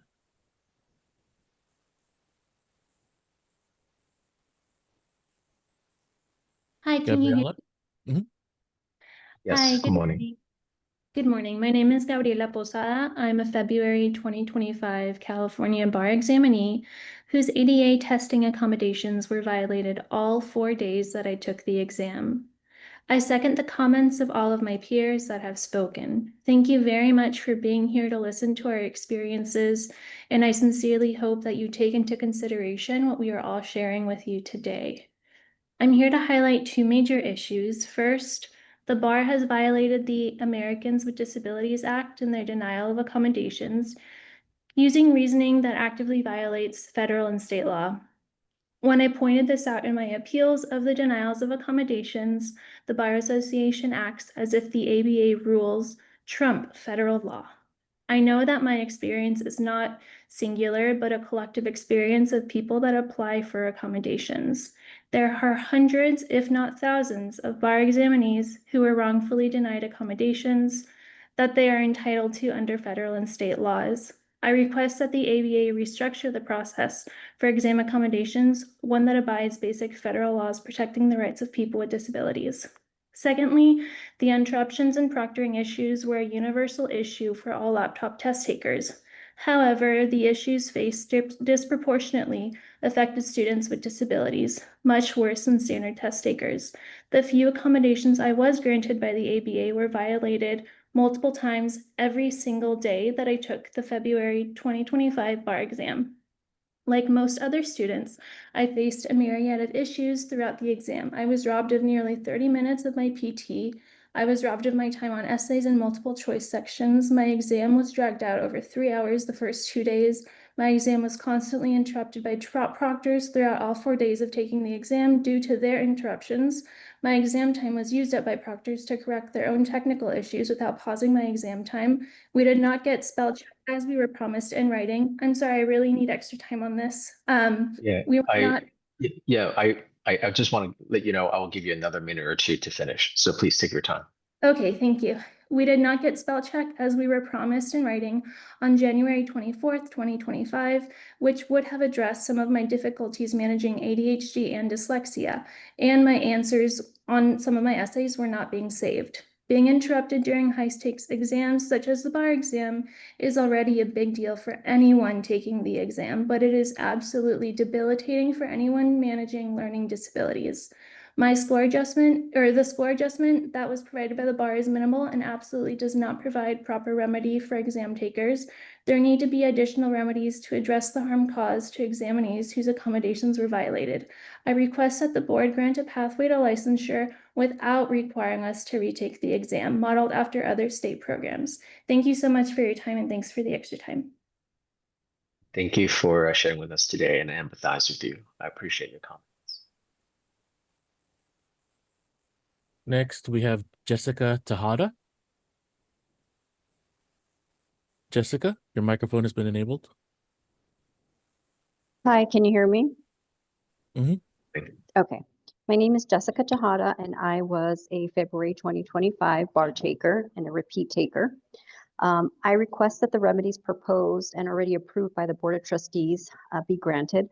Specifically, I'm urging the committee to adopt the following 3 remedies for all applicants that were in the group of individuals that had second reads, myself being in that group. I am requesting to allow a PT retake in July for those who had second reads. The performance test portion of the February 2025 California bar exam was administered under fundamentally flawed conditions that undermine fairness and severely disadvantage examinees. The technical failures that I experienced was unable to copy and paste and having issues toggling back and forth between the file and the library and typing. And then my exam froze in the middle of the exam. There was inadequate whiteboards, and I am requesting that the committee please adopt only retaking the PT. I passed the essay section, and I also passed the PT section, and I also passed the MBE section. My PT score was a 60, and I know of somebody who did not pass the exam with, she lacked 100 points, and her PT score was a 58. How is this fair? How did she get a 58? And I, who completed the exam, passed the essays and the MBE, scored a 60.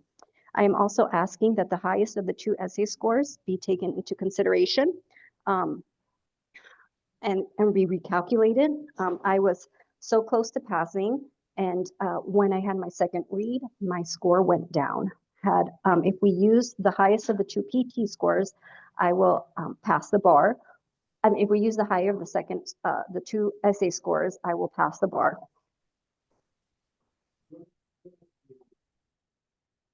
Thank you for your comments, Jessica. Next, we have Mackenzie Trexler.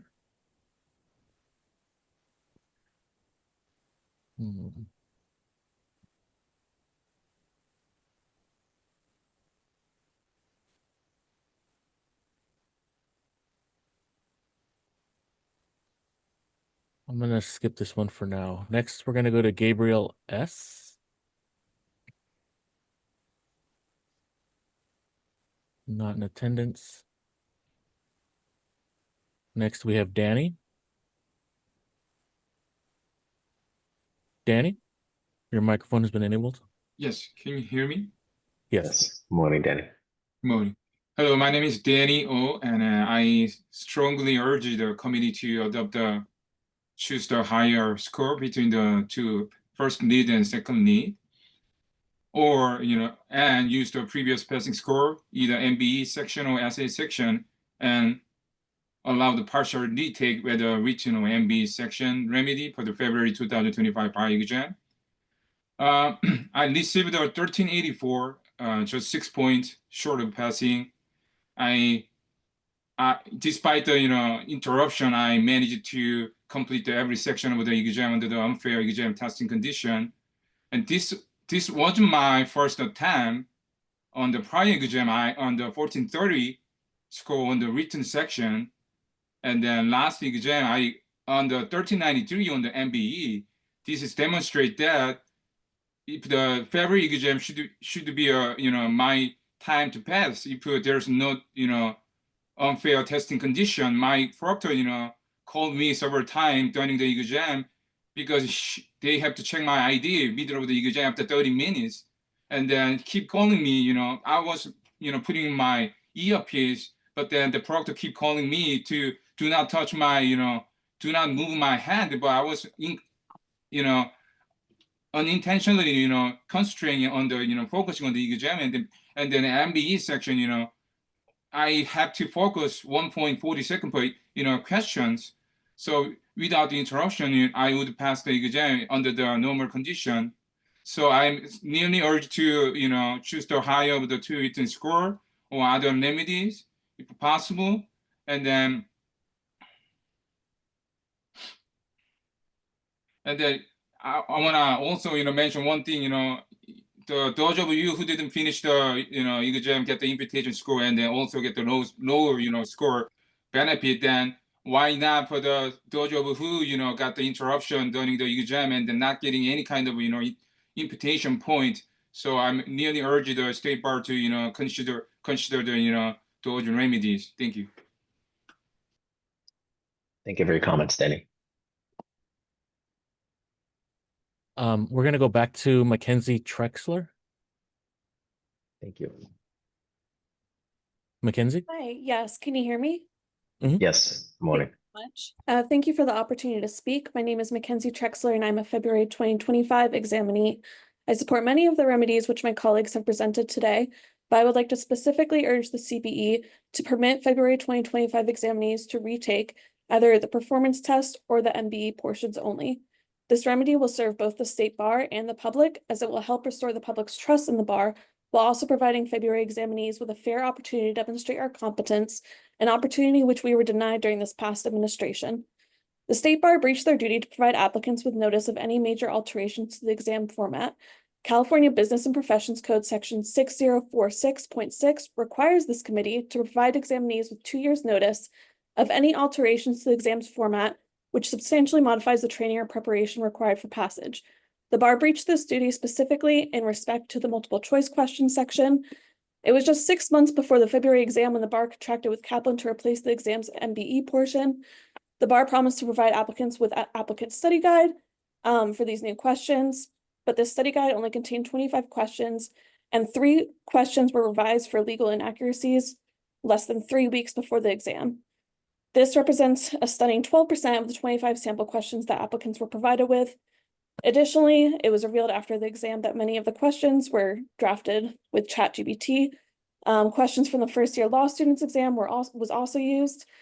This, of course, does not even touch on the grammatical and technological errors which applicants faced during day 2. I personally lost 20 minutes on part 4 of the multiple choice question.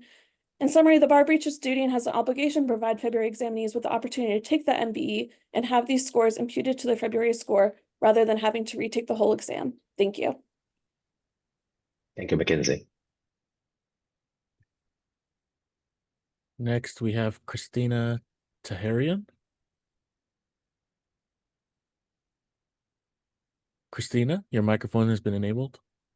Hello, can you hear me? Mm-hmm. Good morning, everyone, and thank you for giving us the opportunity to speak today. I do apologize if my voice is a little odd. I am recovering from strep throat. I'm speaking on agenda item number 2.1, and I implore this committee to pass second read applicants, or at the very least accept the higher of the 2 scores between both reads, rather than the average. Many of us, including myself, experienced technical difficulties and proctoring disruptions. The worst of my technical difficulties came about during the 3rd and 4th sessions of the multiple choice portion of the exam. I experienced around 4 to 5 browser crashes during this portion, and it was not an internet connection, as I purchased 2 separate Wi-Fi boxes from 2 separate providers to ensure I had a secure connection. In the 4th and final session, my browser crashed and would not reconnect. My proctor tried to reconnect, and when that did not work, he added another proctor in to take over and reconnect my exam. However, this proctor clearly had no idea what they were doing and decided it was a good idea to quit her proctoring window after I told her not to do that. I was left without a functioning browser, without a proctor, and no way to connect to my exam. For an hour, I was in tears trying to find a way to reconnect until I finally was able to access the browser's chat assistance feature. After an hour of panicking and uncertainty, I was able to access the exam. I was not given extra time. I had no explanation as to what had happened to me. I spent the entire last session in fear that my exam was going to crash again and that the proctor was going to quit and abandon me. I'm asking this committee to consider the issues we all incurred and find an appropriate remedy. My job is in jeopardy. My health has been in decline since the exam due to stress and uncertainty. And yet I'm still hanging in limbo waiting for a remedy for my suffering. I know I would have passed without these severe technical and proctoring difficulties. Again, I ask the bar to pass all second read applicants, or at the very least, take the higher of the two scores. The remedy is fair, just, and would not cost the state bar any additional calculations or charges. Thank you. Thank you, Christina, and hope you get better soon. Next, we have Giselle Lopez. Giselle, your microphone has been enabled. Hello, can you hear me? Morning, yes. Good morning. My name is Giselle Lopez, and I'm advocating for the first and third remedies from the Board of Trustees. The proposed scoring remedies are paramount for retakers, as there is no system for applicants to only retake the portions of the exam that cause them to fail. For this reason, I suggest the approval of the third remedy and allow us to retake only the performance test in July 2025 and substitute that score for our February PT score. Since those of us who were unsuccessful are already not paying for this upcoming exam, the bar would not lose any money in providing this option. Alternatively, should this board choose not to allow us to retake the PT, I would suggest that we be allowed to apply previous PT scores and use whichever PT score was the highest. Again, this remedy would not be costly because it would not require testing proctors or testing centers. Since finances and cutting costs is a priority for this board committee, I would ask that you also approve the remedy of taking the higher of the first and second read scores as opposed to averaging them.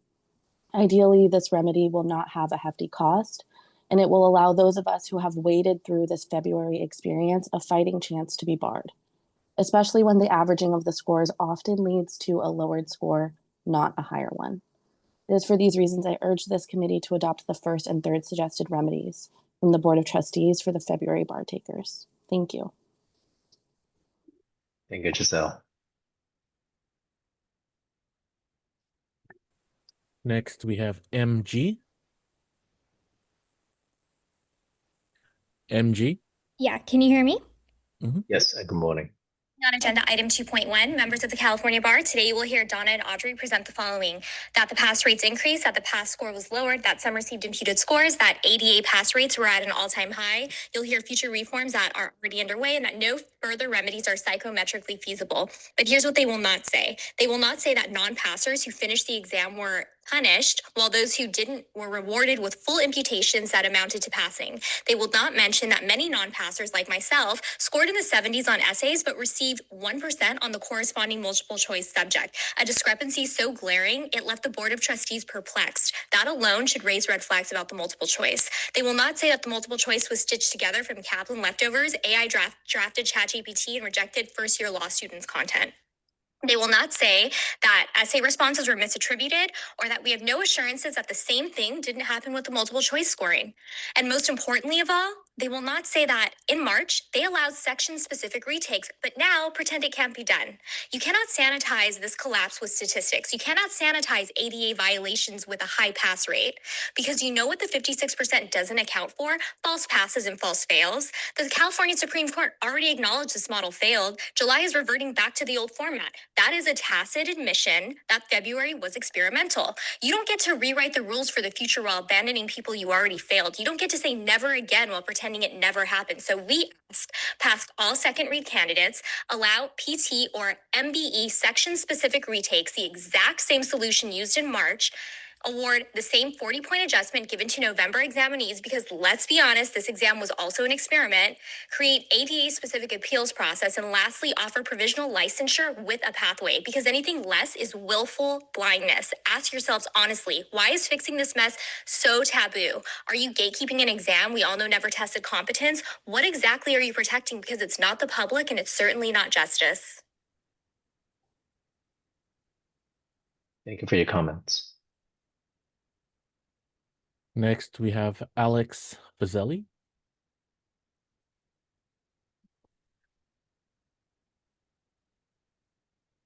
Alex, your microphone has been enabled. Thank you and good morning. For a quick background, I'm a physician and surgeon. I hold an MD from Stanford, a PhD from Harvard, and a Master of Science from Yale University. As such, I've taken many national exams, and I'm familiar with how statistics can fail based on false assumptions. Public trust in the legal system depends on the assumption that the bar exam questions are written and validated by lawyers, just as medical exams are authored by physicians. It's troubling that the California bar may pass candidates based largely on multiple choice questions that were not designed or validated by practicing attorneys. In all my years of education, I've never seen a scoring method where writing something on an essay can hurt your score, but leaving it blank earns full credit under a psychometrician analysis. That's not how merit is measured. The high 55% rate in February suggests serious flaws. Many must have passed who did not demonstrate real legal knowledge, while others who should have passed did not. I believe the MCQ questions should be disregarded. I would trust a lawyer who passed the written portion but failed the MCQ far more than one who passed based on the MCQ. For the public transparency, all multiple choice questions should be released to the public. It's curious that many non-passers passed the written essays but not the flawed MCQ. It's not for me to say how the bar should address those who passed under a flawed system, but the remedy for those unfairly failed is clear. The written exam better reflects actual legal competence. A fair solution is to either base passage on the written section, allow second reads to pass, or allow non-passers to retake a properly validated MCQ and PT sections. Thank you. Thank you. Next, we have Brenda Souza.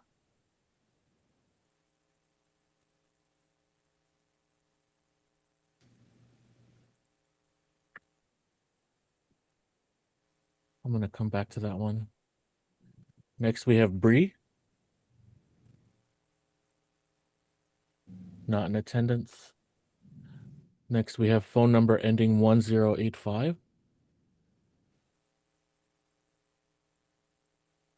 Not in attendance. Next, we have L. Allen.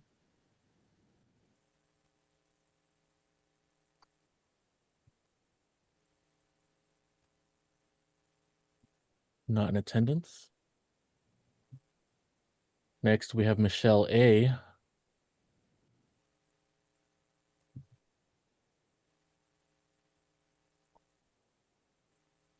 Not in attendance. Next, we have Joanna DeLass.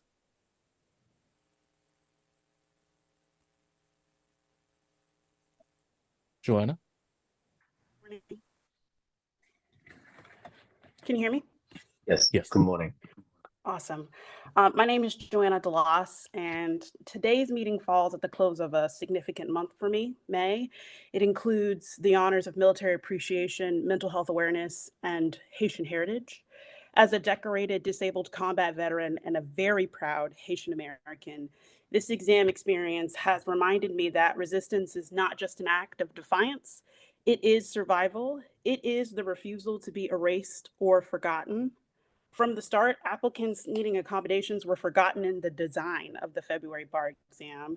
So much so, additional meetings on funding and implementation were required, and the rollout was so flawed, it erased the purpose of accommodations entirely. Most troubling, I've witnessed disabled applicants how they have vigorously shown up in every space only to be entirely erased in acknowledgement and in remedies. Though I was fortunate enough to receive an accommodation on paper, the disruption and inadequate proctors rendered it entirely meaningless. Despite the continuous and clear ADA violations, I persisted. I earned my exam going to a second read only to fall short of a passing score by 4.5 points. After hearing other statements today, I am advocating for passing all second read applicants. If not possible, please adopt the higher of the two scores between essays. Please issue prompt score corrections for those with accommodations and offer the option to retake only the failed portion in July. Regarding the independent consultant, please, in your resolution, direct the State Bar to immediately publish its review standards and a timeline for engagement with affected applicants. Additionally, if you were to adopt a resolution today, please direct the State Bar to proactively identify and notify all affected and or accommodated applicants who did not pass, advising them whether they need to, in fact, prepare for the exam in July in case the consultant's review and any resulting remedies are delayed. Finally, please include in your resolution, should you adopt one today, the requirement that the bar should submit all this information to the CVE and all the affected applicants in writing within 72 hours of this meeting's conclusion. Thank you so much and have a good day. Thank you for your comments, Joanna. And I wanted to say, Adrian, I know we called on Ellen and Joanna DeLas, and if those two individuals are still on the line and somehow we're not able to catch a name, please contact us at admissions at Cal Bar so that we give you the allotted time that you so deserve. Adrian, please continue. Thank you. I just want to note that the last one was Joanna. Perfect. Next, we have Michael Sitkin. Michael? Hello, can you hear me? Mm-hmm. Yes. Hello, my name is Michael Sitkin, speaking on agenda item 2.1. I'm before the board today to advocate for using the highest of a second recipient's essay scores in calculating scores for the February exam. I received a 1381 on first read, with the board's second read proposal passing me with a 1398.5.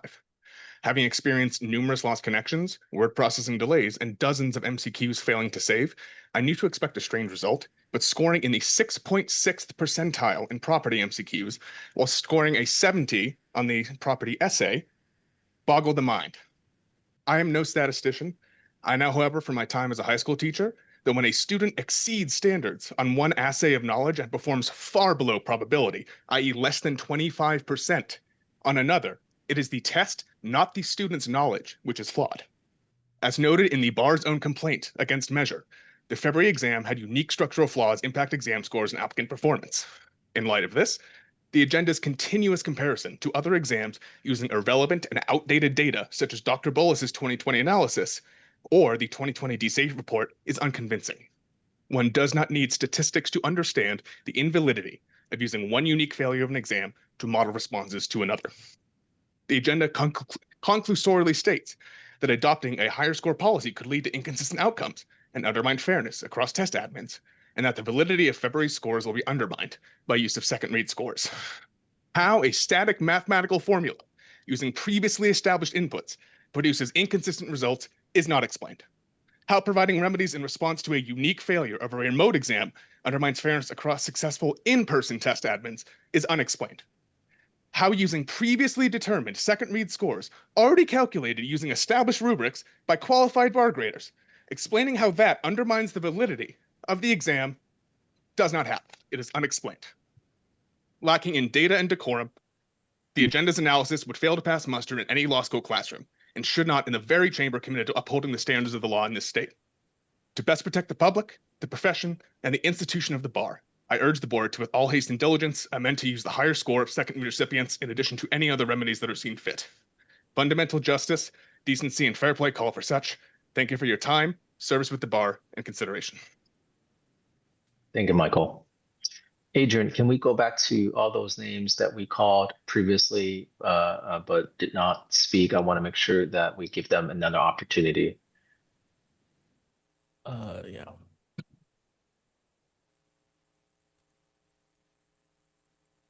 We're going to go back to Can Deng.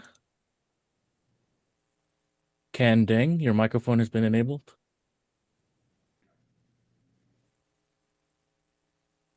Hi, can you hear me? Yes, good morning. Hi, good morning. Thank you for your time and the opportunity to speak. I am a licensed attorney in England and Wales. I passed the English bar in 2018. I first time took the California bar exam in February 2025, remotely from London. I had to resign from my legal counsel job in London. Currently, I am unemployed. I have job offers hinged on my passing the February California bar. Today, I would like to draw your attention to the substantial and material interruptions I experienced during the MCQ sessions. First, during the second tranche of the MCQs, which consisted of 50 MCQs and 500 scaled marks, I was logged off by the system approximately every 3 minutes, and each relogging required a full round of proctor security checks. During other tranches, I was disconnected 2 or 3 times each. Second, the MCQ scores I received for the California bar exam are highly uncharacteristic. I scored 67.2% on criminal law on my themis practice test 2 days before the exam, at 7.7% the exam, 63.9% on contracts law on themis, but 26% on the exam, 60% on constitution law on themis, but 21% on the exam. Between different authors of the MCQs, I scored 70.8% on civil procedure drafted by Kaplan, 59.2% on real property drafted by Kaplan, but 7.7% on criminal law drafted by ACSAI, 26% on contracts law drafted by FYLSX. And I am a practicing attorney specializing in contracts law. I would like to express my dissatisfaction of the fact that the only adjustment measures applied to my MCQ scores were for the imputation of the 3 unanswered questions due to the loss of time. Respectfully, I request that the California bar consider adjusting my MCQ scores by granting me 4 scores for all the severely interrupted 50 MCQs. Thank you for your time and understanding. Thank you for your time, Ms. Deng.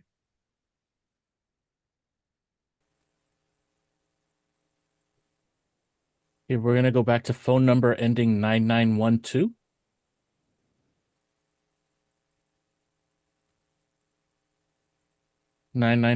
Your microphone has been enabled.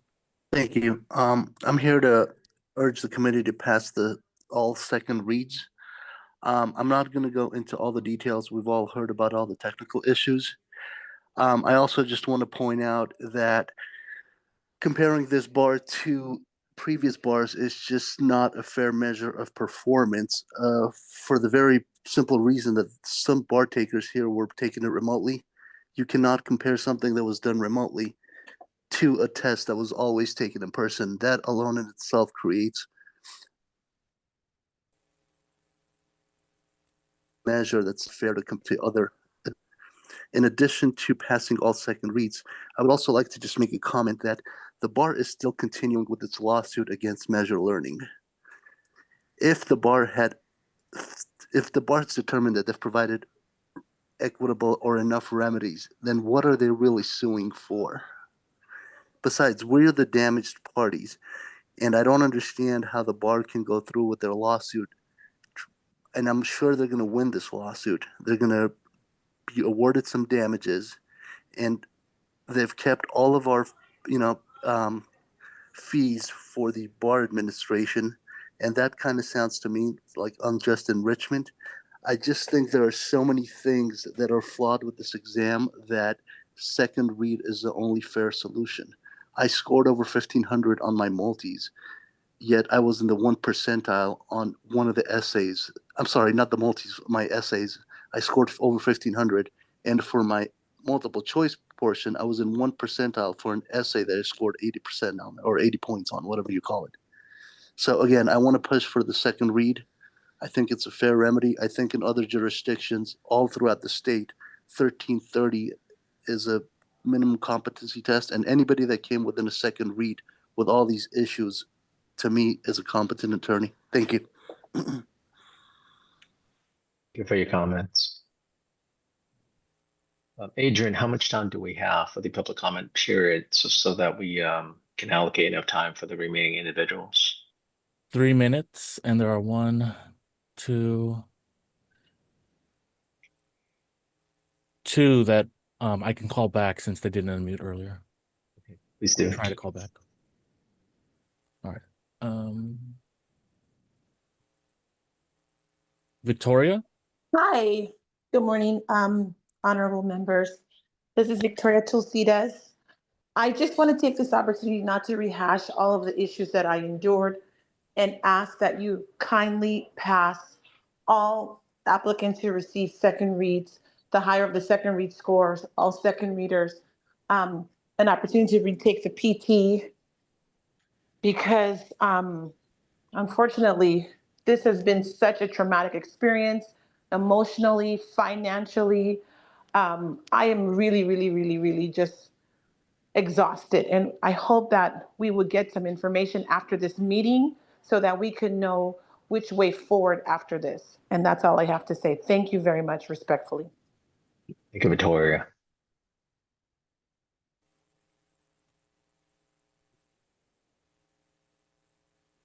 Let's go to. We're going to go back to ISIL.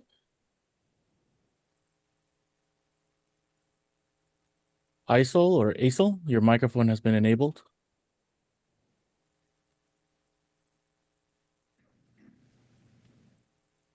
You'll have to unmute yourself.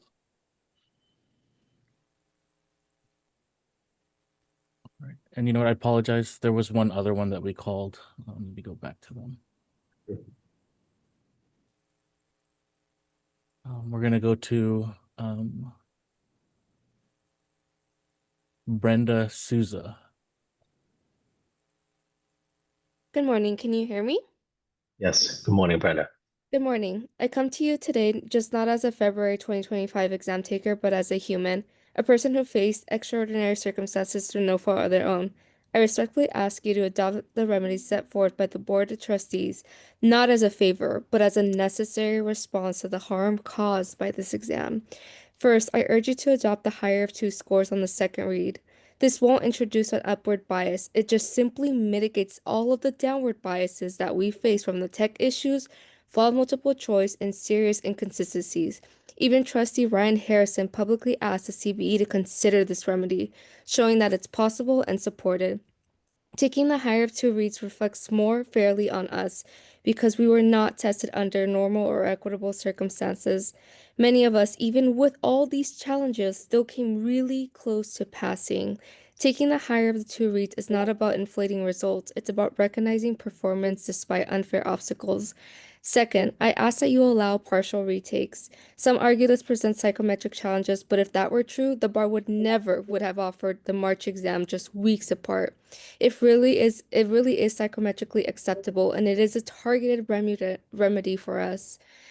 Third, please implement a formal appeal process for those near the pass lines. We've seen people score in the 80th percentile on essays, but then on the 4th percentile on multiple choice.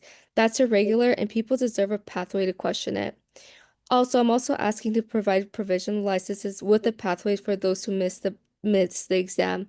These are not handouts. These are remedies for structural failures.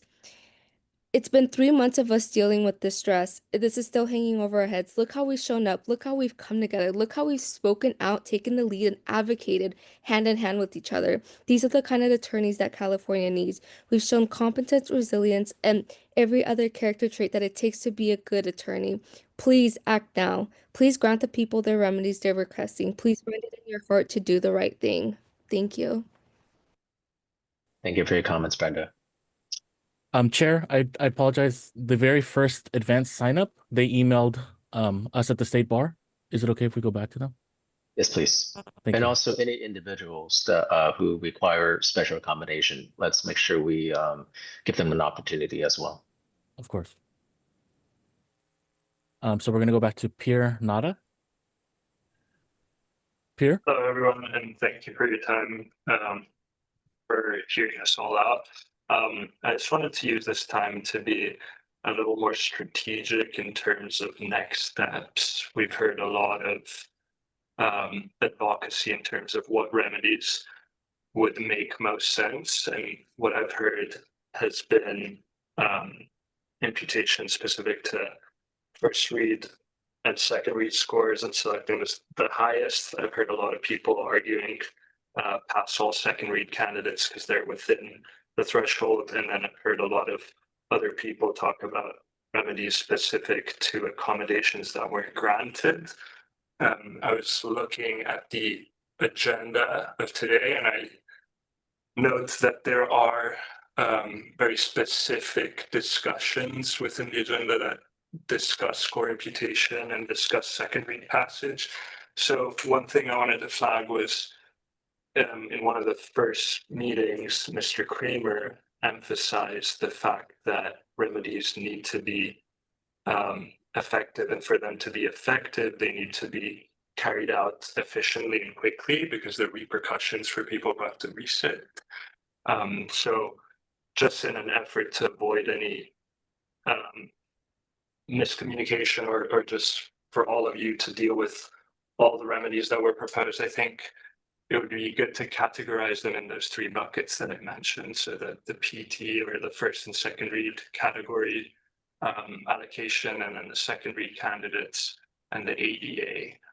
Just wanted to flag it to make it easy for you guys when you have to make the decision, because I noticed in previous meetings, there are a lot of remedies that are mentioned, a lot of them get forgotten. So yeah, so it's good to have a framework in place before you start the discussion. Thank you. Thank you, Pierre.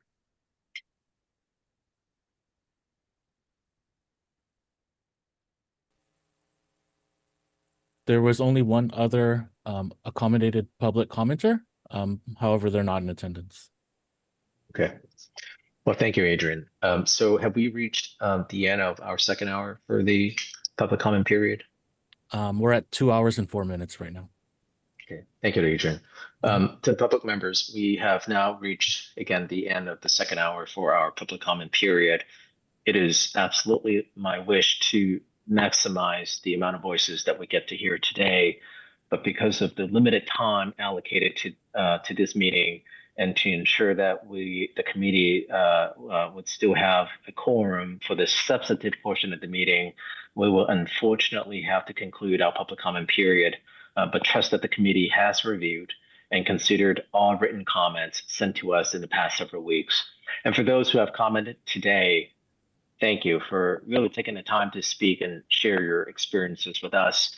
All your voices, again, matter deeply, and the committee will continue to use your comments and feedback to inform our work as we, again, strive to ensure a fair, a reliable, and an accountable admissions process. With that, this concludes our public comment period, but before we go into our open session, let's take a 10-minute break. We will resume this meeting in 10 minutes. Thank you.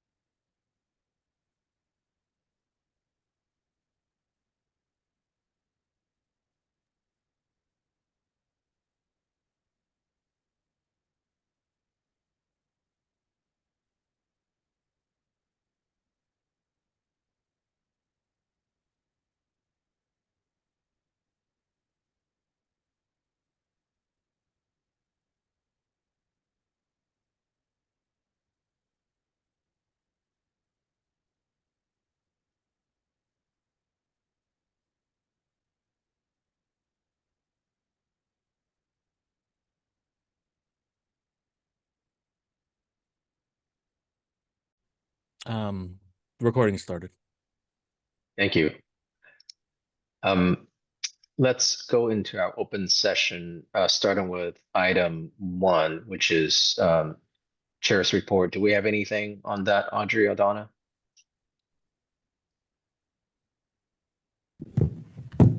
The only thing, Mr. Chair, would be item 1.2, your item on the action to establish a subcommittee on exam administration and on exam development. Great. Then let's go into item 1.2, which again is the action on establishment of a subcommittee on exam administration and subcommittee on examination development. Let me just start by saying to all my colleagues, what we witnessed during the February 2025 bar exam was unacceptable, and we'd all agree that it is unacceptable. Thousands of applicants experienced all kinds of confusion and technical glitches as well as inconsistent information. And these issues, in my view, highlighted the urgent need for better structural oversight across two critical domains. The first one is how the exam is developed, and the second one is how it is delivered. Now, just 2 days ago, and we have heard from some of the commenters that the California Supreme Court has graciously authorized the CBE to develop and maintain standards for accrediting third-party vendors to administer and proctor the bar exam, as well as qualification standards for the selection of content validation panels and subject matter experts to review new questions to be drafted for the future exams. Now, first, as chair, I want to begin by thanking the Supreme Court for proposing these thoughtful and forward-looking amendments. By reaffirming our role in reviewing exam content, setting admissions-related standards, and also overseeing the operational and financial aspects of the bar exam, the court once again has signaled its trust in the CBE's stewardship and really reinforced, in my opinion, the importance of a fair and rigorous, as well as a transparent licensing process. And of course, we welcome these additional responsibilities and remain committed to executing them on behalf of the court with integrity and in service of the public and the legal profession. So with that, today, to ensure that we are able to carry out the court's directives, I am proposing the formal establishment of two standing subcommittees. The first one is the Exam Administration Subcommittee, and the second one is the Exam Development Subcommittee. And let me just start with the Exam Administration Subcommittee first. This subcommittee, by and large, will be charged with overseeing the delivery of the bar exam. That includes, without limitation, vetting and monitoring vendors, ensuring technical platforms are reliable, and also safeguarding exam accessibility for all applicants, and particularly those who need special accommodation. And also, we need the subcommittee to develop contingency plans when things go wrong, as they did in February. And without this kind of structured oversight, we risk repeating the same failures that we saw just a few months ago. Now, I have previously drafted the scope of responsibilities for this new subcommittee, and I'll ask the staff to circulate and incorporate into the manual. But if established, the subcommittee will primarily focus on these special responsibilities related to exam administration. Then there is the Exam Development Subcommittee, which will ensure the legal and psychometric integrity of the test itself. That includes drafting the multiple choices questions and essays, to vetting the panelists as well as subject matter experts, and also reviewing post-exam psychometric data and item performance. This subcommittee will serve what I call the front line on overseeing the content development of the exam. Now, especially after all the concerns surrounding the AI-generated questions and the need for greater transparency in question development, this subcommittee, like the other ones that we have, as well as the Exam Administration Subcommittee, will be crucial to us developing a well and a sound exam in the future. And so I have also drafted the scope of responsibilities for this exam development subcommittee, which again, I will ask the staff to circulate and incorporate into the CBE manual. But I want to make sure we all understand that, like the existing subcommittees that we have now, these committees will operate with full transparency to the entire CBE. Reports, recommendations, vendor assessments, and also any decisions to be made will first be reported and be presented to the full CBE for deliberation and votes.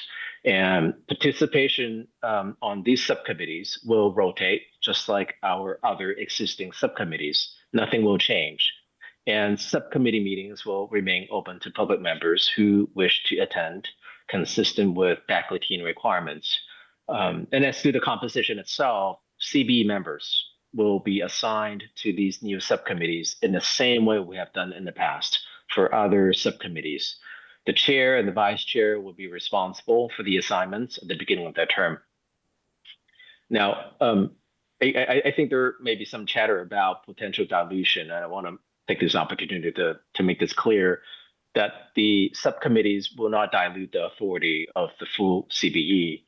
If anything, they will strengthen us by ensuring that every aspect of the examination process is overseen by members of this very committee with the time and focus to really engage deeply with the operational and content-related complexities that the full committee cannot always address in regular meetings, especially as you know by now, we have a lot to discuss in regular meetings. And so these subcommittees will sort of serve as our frontline, what you may call boots on the ground, to ensure that we have all facets covered. Now, I want to make this very clear. This is a governance reform more grounded on necessity. And if we are to really regain the trust of the public and of the law schools, and also all the applicants that we heard today who put their futures in our hands, I feel that we really need to demonstrate that the CBE is not just reacting to problems, but that we are actually building the infrastructure to prevent them. And the formal establishment of these two new subcommittees will basically be our first step to building that infrastructure. So with that, I am going to open up the floor for comments or questions about the composition or the purpose or mission of these two new subcommittees. Alex, as always, the devil's in the details. So you're going to have staff circulate these descriptions. I suspect that some of us can add some value to those. So can we put it on the next agenda for discussion, those descriptions and ratification by the committee? Yeah, absolutely. I would advocate that as well, that we put up the full scope of responsibilities for the CBE at the next June 20th meeting. That is not a problem at all. And in fact, we should be doing that to begin with. And have you considered whether the prohibitions on public members participating in the selection of questions would affect their ability to serve on the exam development subcommittee? I would defer to OGC on this, but at least on the exam administration side, I don't see why that prohibition would apply. As far as the exam development, again, I think we can solicit OGC's advice and counsel on whether public members could participate in that subcommittee.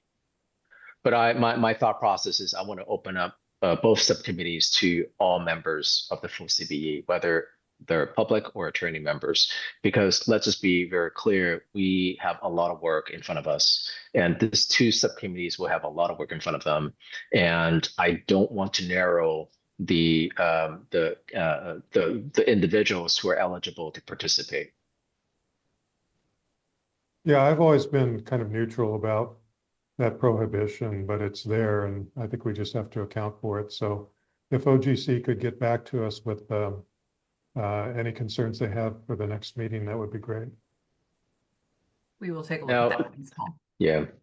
Now, just generally, I want to make sure that we understand the purpose, the core purpose of these two subcommittees. Now we can get down to the detail and fine tune the exact responsibilities, but the purpose will not change. That the exam administration side will handle exam administration and delivery, and the exam development side will be responsible for all things related to exam development.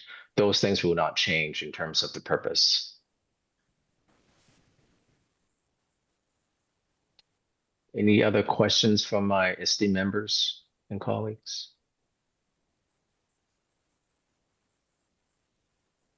Thank you. So this would replace the current subcommittee on examinations. There'd no longer be that one subcommittee, and we would instead have these two subcommittees.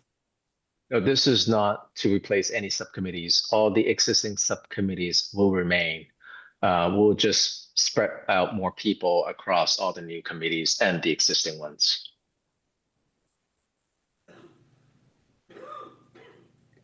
And with 2 new members to the CBE, now we have extra hand to handle additional work. So this is certainly welcoming news. And I expect that we will have several more new members when the new term begins in October.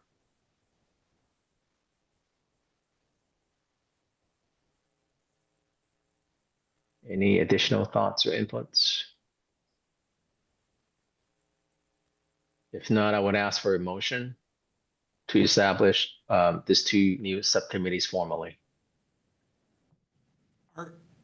Well, I guess I would not be willing to vote on that yet until I see the descriptions. And is there any reason to have to do this today? I think part of this is because the July exam is coming up and the staff has asked us to opine on certain things related to the exam development and also on exam administration. And as you know, we are going back to NCBE for the July administration.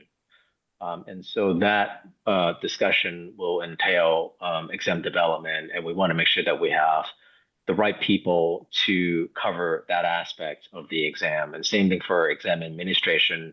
Now that we're going to use ExamSoft, we're going to need capable individuals to handle those responsibilities. Right now, the staff is still, unless we have these 2 new subcommittees and members assigned to these subcommittees, the staff is basically handling, this new transition back to where it was on its own. And that's, in some ways, it's concerning. And I want to make sure that if we can establish these 2 subcommittees today, that we can immediately allocate and assign bodies to those subcommittees and help the staff address some of the concerns surrounding the July exam.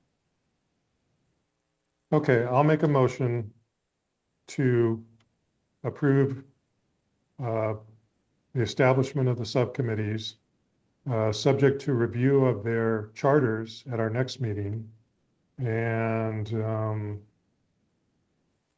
I guess that's all we need to say at the moment, is it? Yeah, that's your motion, yes. And I'll second it. Great. Any additional comments or questions before roll call? This is. Yeah, but, sorry, go ahead. No, go ahead. I think since we're circulating the responsibilities of each committee is this kind of contingent, we're creating committees and then kind of contingent on fleshing them out at the next hearing. So make sure I understand. Correct. So one thought I had, first of all, Mr. Chair, thank you for suggesting this. I think it's a great idea and necessary, especially in light of the court kind of returning some of our previous authority back to us to be able to have oversight. So I agree with us, voting to establish the committees. And, to Paul's point, I obviously would like to look at the parameters first, but to keep things going, because you're right, we know that the bar is coming up. I just want to throw out, maybe, can we establish a working group for right now until we get it actually up and running, so that we do have some designated CBE members to work with staff on both development and administration in the interim until we get the subcommittees officially approved and launched? Absolutely. And right now,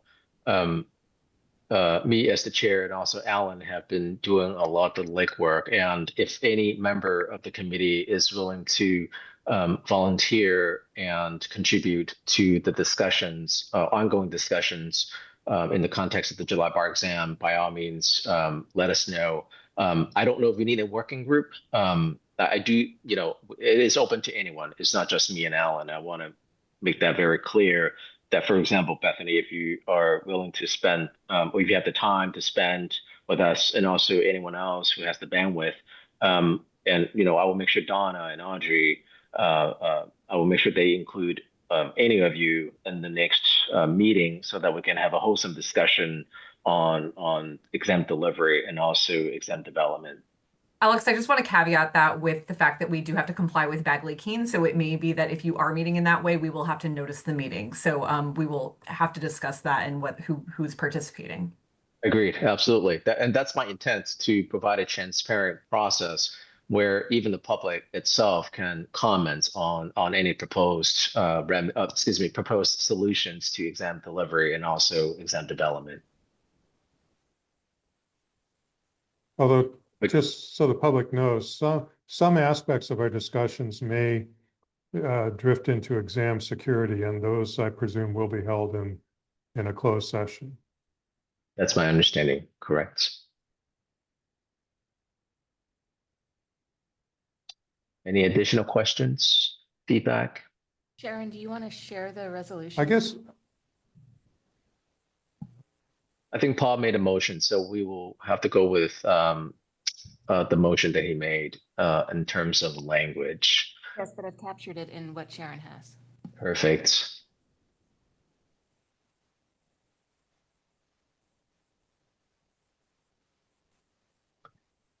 Mr. Kramer, can you take a look and let us know if this fully captures your motion? Yes. Thank you. And Alan, is this in line with your seconding this motion?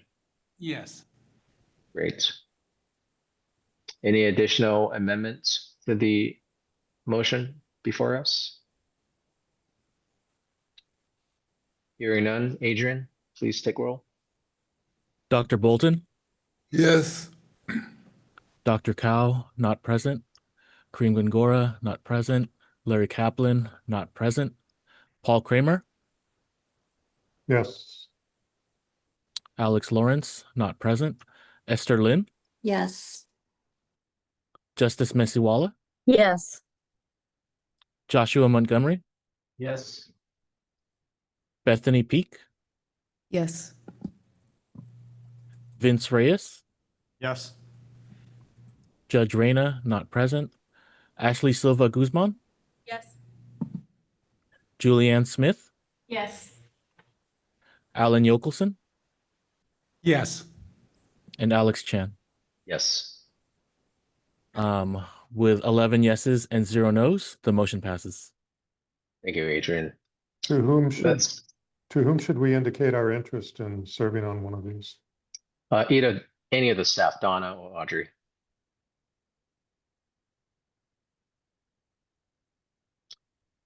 With that, let's go to item 2.1, which is the discussion and action on possible remedies for the February 2025 bar exam applicants pursuant to the May 9, 2025 recommendation of the Board of Trustees.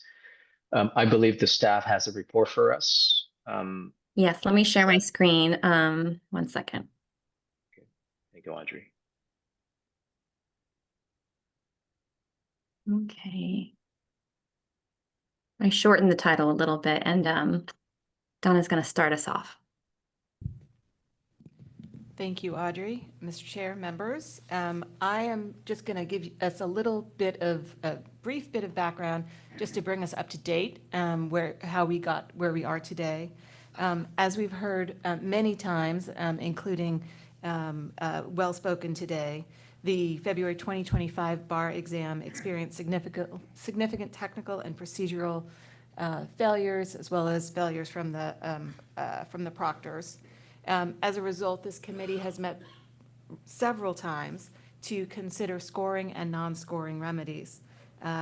First, the committee recommended on April 18, or adopted recommendations on April 18, submitted those to the Supreme Court, and the Supreme Court approved scoring remedies that would lower the raw passing score to 534 raw points, meaning that 534 raw points is what translates to a 1390 for the scaled score. That was 26 points. Is that right? It's 26 points lower than the score the raw passing score that was recommended by the psychometrician. Based on the assumption that a 560 raw score would be essentially equivalent to the creating essentially the same pass rate as in the prior 2 years for the February exams. So essentially that 560 would be equated to a 1390 in those prior years. This committee recommended, and the Supreme Court adopted, going to standard errors of measure below that in order to account for the collective effects of the significant technical and procedural disruptions that examinees faced. In addition to that, this body recommended and the court adopted imputing scores for those who had no content in their essays or performance test, or who had multiple choice questions which they failed to answer. The assumption being that for the vast majority of individuals, the reason that these answers were blank, whether essay, performance test, or multiple choice, is attributable to the technological issues that they faced. Next slide. Following that recommendation to the court, this committee recommended to the Board of Trustees, and the Board of Trustees adopted the recommendations of this committee and passed those along to the Supreme Court by way of petition that was submitted to the Supreme Court on May 23rd, some non-scoring remedies.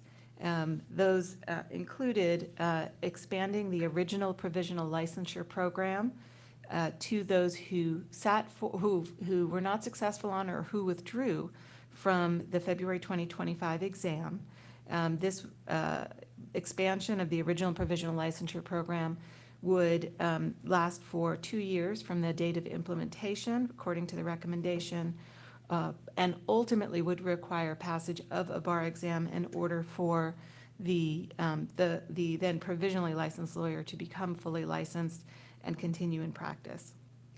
With regard to out-of-state barred attorneys, this committee had 2 related recommendations. First was a recommendation that would allow admission on motion for out-of-state licensed attorneys. This was contingent on some statutory changes that were at the time that you made this recommendation being advanced in the legislature, which would have given the Supreme Court the ability statutorily, would have eliminated the statutory bar that currently would require out-of-state attorneys to sit for either the general bar exam or the attorney's exam. That statutory language, which was proceeding through the legislature up until your action, has since been stripped from the legislation, and so so it's not currently an option. If the Supreme Court were to indicate its interest in admission on motion, there would still need to be a statutory change that would happen, that would need to happen. This committee also recommended in the interim, until such time as that admission on motion could be adopted, that we adopt a new special admissions program. We talked about this as being similar to the Registered Military Spouse Attorney Special Admissions Program. And these are the non-scoring remedies that are currently pending before the Supreme Court. Next slide.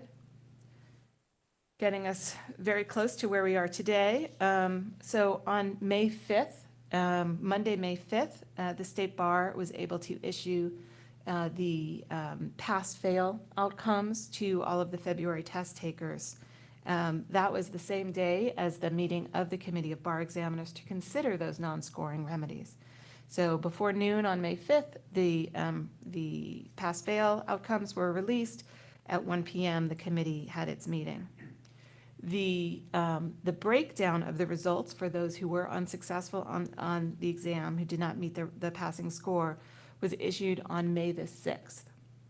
On May the 9th, the board met to discuss this committee's recommendations on the non-scoring remedies, and they heard considerable public comment from individuals now based on the information that they had learned having received the breakdown of their scores.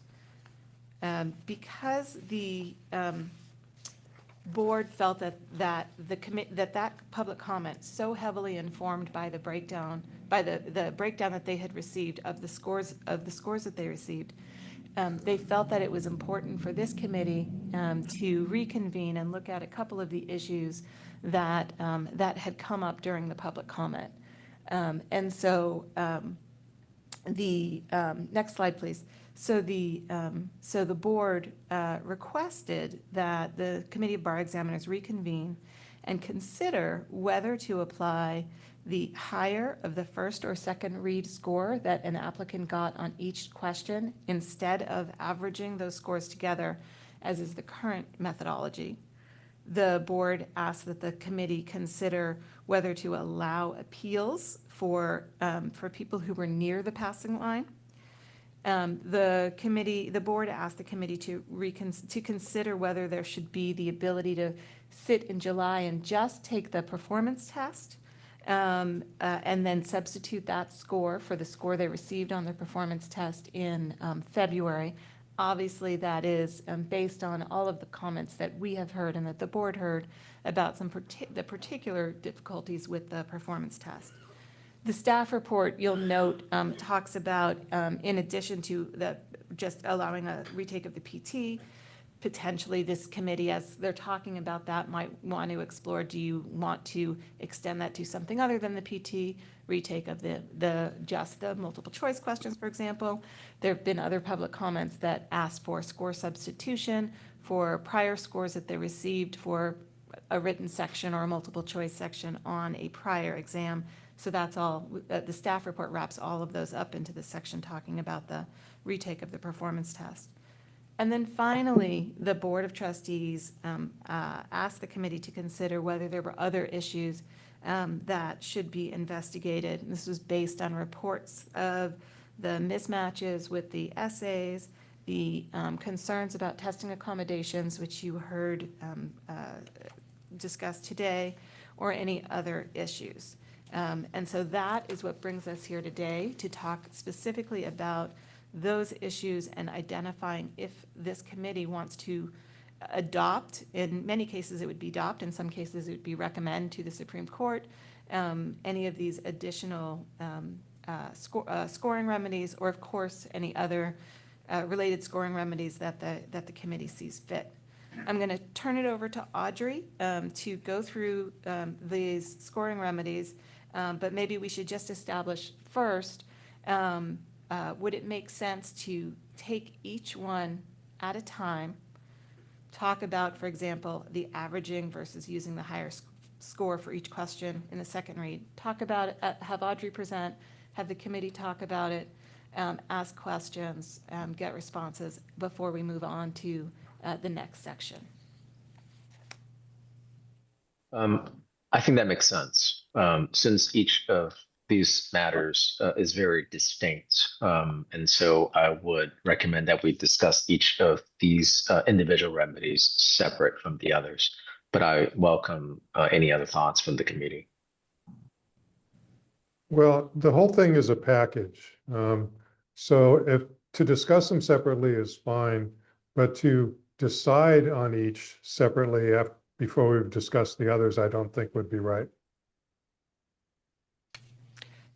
And I did just want to also note as we do that, that the resolutions are written up as if it is adopt all of them or deny all of them. But that was just for sort of ease of putting these, the recitals and the resolutions together. The committee can decide to adopt some and not adopt others. And I essentially have a code book here and can update the recitals and the resolutions based on what the committee opts to do. It was just, it seemed to make more sense to organize them that way. And Any staff, addition? by preparing them, you're not making any particular recommendations, is that right? Staff is not making any recommendations on this at all, and we tried to be balanced in the recitals contained with the resolutions to indicate some of the pros and the cons, depending on which direction the committee wants to go. And that's how Audrey is going to be presenting on these items, what the pros or the cons are for each of these areas as we have identified them to date. Maybe, I think for efficiency purposes, maybe to have Audrey go through her presentation for all four, and then when we're done, we can, ask questions relating to any of the remedies.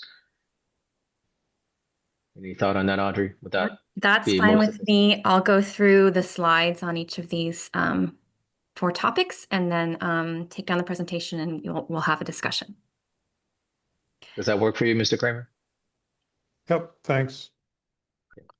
Okay, talking about second read, averaging the first and second read or taking the higher. Obviously, the current policy averages both reads. Phase grading has been in place in the California bar exam since the 1980s. However, staff was not able to find, doesn't mean it didn't exist at some point, but not able to find the rationale for why we average. The Department of Consumer Affairs reviewed the bar exam administration in 2020 after some years after the bar exam changed from 3 days to 2 days, just to review the entire process, including grading, and did not make any recommendations related to the averaging. That same year, this committee met multiple times to talk about phase grading. At the time, there's the read 1 phase, phase 2 second read, and then in 2020 and before that, there was a third read, phase 3, where there would be a resolution phase, and that was ultimately taken out of the grading phases in 2020. But in that review of phase grading, it did not come up to change the averaging of first and second read either. Looking at the pros and cons, capturing. Actually, can I Yes. just stop you for a second? Just want to make sure that the new members are familiar with some of the terminology, phased Oh, sure. grading. Yes. Can you just maybe just quickly elaborate on phased Of course. grading it's referring to? That's a great thing for me to do. So sorry. So the first phase is really everyone's initial scores from read 1. So we have a lot of graders, teams of graders that get assigned questions, essay 1 or essay 2, all the way through to 6, which is the performance test. They get books, they review them, they calibrate amongst each other about how they would score certain samples out of their population. They meet 3 times to calibrate, and then they're independently grading. And then there's scores assigned for read 1 through 6, and there are folks who pass out of read 1. So anyone who meets the cut score after read 1 doesn't go to second grade or second read, but those who are 40 points below the cut score get a second read. And that was something also talked about in 2020 about the second read points band below the cut score. With the old cut score of 1440, there was 50 points below that. The recommendation from Dr. Bullis in 2020 was to change that to 40. The new cut score of 1390, committee met again in August of 2020 and reaffirmed that we were going to go with a 40-point second read band. So anyone who falls 40 points below the cut score after first read is reassigned to a different grader. Those graders, again, who've already graded in those areas are getting a different pool, and then they assign, blind, or they're not looking at the number, the grade assigned from first read, they assign grades independently. And then first and second read are averaged to get a score that is then going to be the combined score. And out of that, a certain percentage pass. And I put that table in the written report, pass out of second read. So many are higher after second read, so many are lower. And that's kind of how it works every exam. This exam, while there was a new multiple choice section, nothing was changed about the way that the written questions were drafted, reviewed by the EDGE team, taken out of their item banks. Nothing was changed from the grading of the written questions in February 2025. There used to be, Audrey, I think it's also, we should clarify, 40 points, those are scaled points as opposed to the raw points. Yes, thank you. There used to be a resolution grading, so that was what we used to call phase 3. And that was when, if there was between first and second read, more than 10-point discrepancy, it would go to a resolution phase. Part of what we talked about in 2020 with the committee was how long California takes to grade compared to other jurisdictions. Some jurisdictions don't even do phased grading at all. They only do who passes after read 1. And those who do, some of them are still getting grades out more quickly than California. So that phase did not move the needle very much at all for pass rate for applicants, and took 7 more days, so another full week to get the grades out. So at the time, the committee voted to eliminate what was phase 3 resolution grading. Hopefully that was the right amount of information, but of course there's lots of time for, well, not lots of time, but there will be time for questions, and please stop me because I can't see anyone's hands if I need to circle back.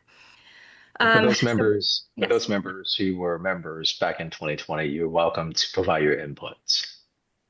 Because I think several of us were still members of the committee at the time, and we Yes. did vote on this measure to remove and eliminate the 3rd phase grading. Okay, so capturing from the written public comments, obviously, that I've read, and comments that I've heard over time, and from today, there's these are sort of a collection of what the pros would be. So there's inherent variability in grading, right? All the grading teams are comprised of people, different people who will have some kind of variable in what they assign. Even if someone's assigning a 55 and the next person's assigning a 60, there's obviously not across the board people who are assigning exactly similar grades. That's just inherent in the read process. The resolution phase was eliminated. So when there is significant discrepancy, 10 or more points, there isn't another read. So now we take the average, but someone is looking at their score sheet and see that one grader gave them an 80 and another grader gave them a 55 or something like that. And that's a discrepancy that we no longer resolve. You've heard about all the perceived issues with the multiple choice questions, the perceived unfairness of imputing scores, and then this was a challenging exam administration. So it would benefit us all to look at second read differently. So the cons, the risk is that there's an upward bias. So if you always take the higher, would that be fair to always take the higher of the 2 reads? It would be just like it would be unfair to go through and take the lower score from each read. Psychometrically, averaging is the most valid. When 2 different independent graders disagree, averaging is closer to the true score psychometrically. The committee has already recommended, and the Supreme Court has already approved, the lowering of the raw passing score. Looking at the high total raw score that was provided in the item, it was a high total raw score, and that was absent. That was before adjustments that were made regarding the raw passing score. That was just the raw aggregate numbers of how people were performing across the board in 1 through 6. Another con is that it's not a new request. Most exams, we get about 50 requests for grading reconsideration or so. We've gotten hundreds more this time, but this comes up because people will always see what they received in first and second read. So they always see those discrepancies, and they do request taking the higher after every exam. So if we do it for this exam, it might set a new precedent. Audrey? Yes. Can we promote Dr. Birkendahl? I think we're going to have questions for him, and this may be the first of several. Was the amount of significant differences between the first and second read scores for this exam similar to the number of differences we would have we saw in past exams? Or in other words, is the variability between any 2 graders that people are complaining about here normal or unusual? I think you're asking me something that I don't have that exact answer. So I was looking at if we did resolution grading for the school, how many applicants would go to that like resolving discrepancy phase, more than 10 points. So I did look at that, and the number would be 177. What I don't have, and I could ask the team to look at this, is that the last time we did resolution grading prior to 2020 was that of February was that about the same number, and I don't have that in front of me. I know that you can see in the item more people went to second read than a lot of prior Februaries. So there was a larger pool of second read. So with the lower passing score, we set the overall net of first read at a different rate. And so then the pool of who was 40 points below that was a lot higher. So I don't know exactly percentage-wise if that number that would go to resolution, which is 177, if that's very different than what it would have been prior to 2020. But the item. And in resolution, then somebody looks at it again, I presume a senior member of the EDGE team, and their grade is not averaged with anything. That just becomes the new grade, right? That's right. That's how it worked prior. Sorry, Donna, were you trying to say something? Yeah, the item does, however, does show on pages 5 and 6, does look at a sort of 3-year history of the numbers and percentages of those whose score decreased after second read or increased after second read, the number who passed after second read, or the number and percentages who passed or failed after second read, and there are and so that sort of shows the comparison. So the percent of second read applicants with a decrease in the score: 2023 56%, 2024 60%, 2025 57%. So in the same overall range over the last 3 February administrations. And we have promoted Dr. Buckendahl. I have a question for Aubrey. This is Bethany. Go ahead, Ms. Peak. Thanks. So I apologize. I think I'm confused. Right now, are we discussing the first one, which is to either give the higher score or average, right? That's right. Okay, so for the resolution grading, how is that in play? Because, and I apologize, I'm just confused, because if we're deciding whether we're going to average or just give them the higher score, why would we need the resolution grading if we were going to? I'm sorry, I put it as on the pro side because I think what some of the applicants have talked about in their written or oral public comment is that they saw discrepancies. So first read gave them an 80 and second read gave them a 65. So looking at that kind of discrepancy, they're wondering about how fair it is to take the average, right? And what I'm saying is we don't have that resolution phase where we used to, if there was a more than 10-point discrepancy, it would go to this third phase and the supervisor of the EDGE team would apply a resolution grade. We don't have that phase. So I was just saying, listening to what all the applicants are saying, we don't have that phase anymore to address something where someone's seeing a really big difference in their first and second read. Okay. And if I may, Ultimately, we kind of roll that into the next one, which is the appeal process. There are a couple of different ways that the committee could craft an appeal process, and one would be, this resolution grading as one of those options. and that's right. If I may interject, we certainly have received comments from test takers that they want us, as part of the appeal process, have another independent grader to look at their exam, the so-called third read, perhaps. And so, this resolution phase is probably relevant to that, which Donna has alluded to. Yes, I think it is my next slide, which is the second thing the board asked the CBE to talk about today was some kind of appeal process for near the passing line. So there's no general appeal currently allowed by the committee policy. The committee policy was last amended on grading consideration in January 2023 to be only about clerical error, to be able to ask for a grading reconsideration when you can document that there was a clerical error that took place. So thinking about appeal processes, there was that internal appeal process that we used to have prior to 2020 with resolution grading.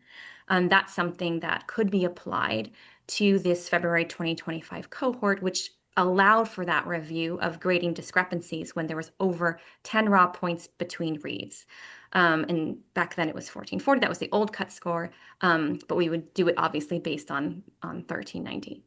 Or there can be an entirely different appeal process we talk about, which based on X number of points determined by you today, there's a third read. So not the same as a resolution between big discrepancies, but some sort of third read, just anyone who's going to be 20, 40, 60 points below the cut score, whatever you might decide, gets another read. And so they'd have a first read, second read, and third read, and then that would be either averaged or you'd take the higher, whatever you'd want to talk about. And Audrey, based on your proposal, are you suggesting that we amend the current appeal process so that this appeal process would apply not only to the past cohort, but all future cohorts as well? Well, I was discussing it about this cohort. Obviously, these are decisions up to the committee. If you wanted to revisit the grading reconsideration policy, if you want to revisit resolution grading, that's up to the committee.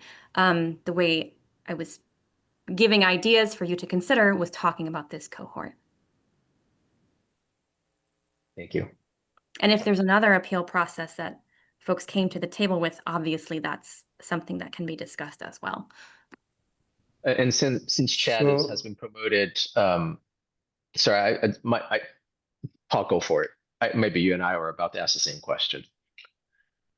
Well, I'm just wondering, so this isn't really an appeal as such where, for instance, somebody will explain that they were so much more affected than the average person for which we've already granted some relief.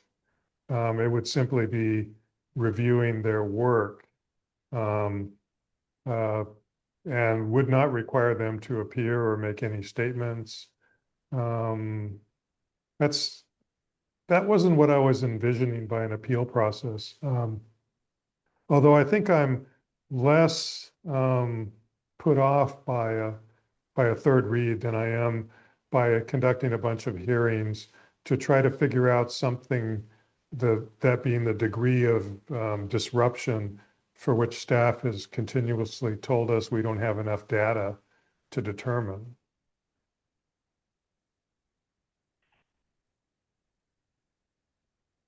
I don't know that that requires a response. Just as an extra data point, Audrey, maybe Donna, you may know the answer to this question. How many jurisdictions offer at least 2 reads? And then of those jurisdictions, how many offer 3 reads or the so-called resolution grading? I don't have that information. I feel like we were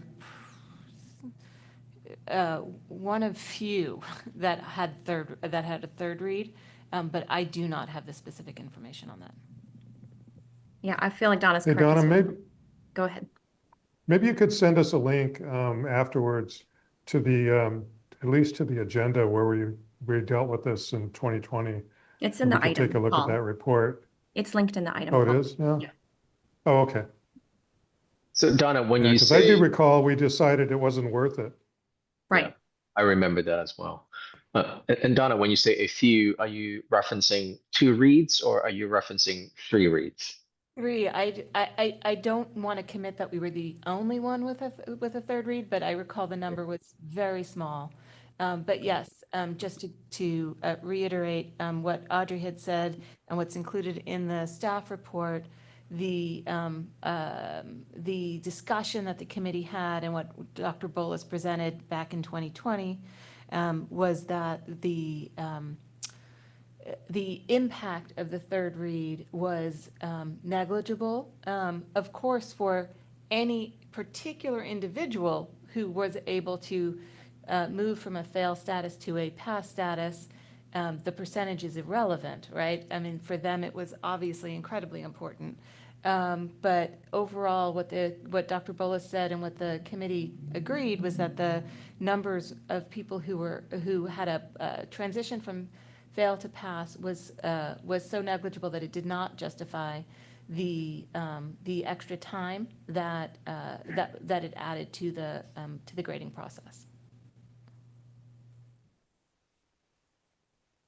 Another because question. nobody gets their results until that's over. Correct. Okay, and I'm trying to at the same time figure out about your question about how many. I think we were the only jurisdiction that was doing this third resolution phase, but I can make sure that's correct. Others do second read, and there are jurisdictions that pass only after first read as well. And Donna, I know some of the public commenters have informed us that their grade went down from the first read to the second read. Do we know how many applicants who have had that their score sort of downgraded? And in connection to that question, and I'm going to hold your mind there for a second, how many applicants actually experienced an increase in their grading from the first read to the second read? I just want to make sure I check all the boxes and know the data points. Yes, so the, according to the chart that is included in the staff report, the number for the February 2025 exam, the number who had a score decrease after the second read, i.e. after the averaging of that, was 366. The number with a score increase was 202.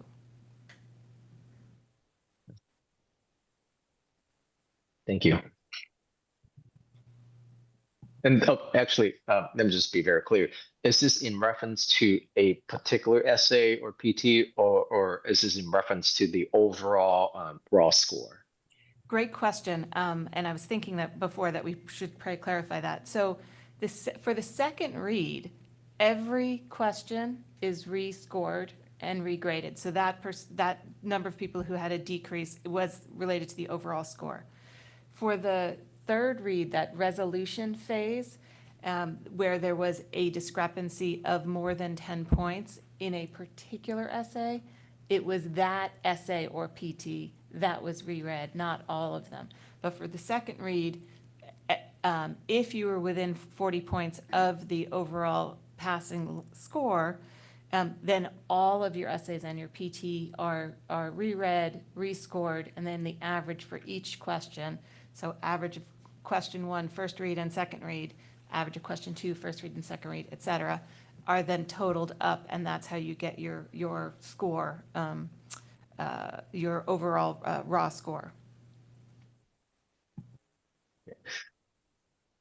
Thanks, Donna. I don't mean to hijack all the time, but I do have one more question.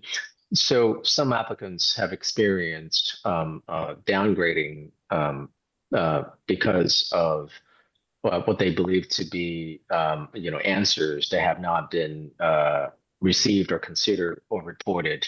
For example, there may be applicants whose PT was downgraded because their notes, for example, were not properly considered or received by our graders. I want to make sure I understand what the issue is, and I want to make sure I understand if this is in fact something that had occurred. And so can you touch on that subject a little bit just so that I want to make sure I understand what really happened?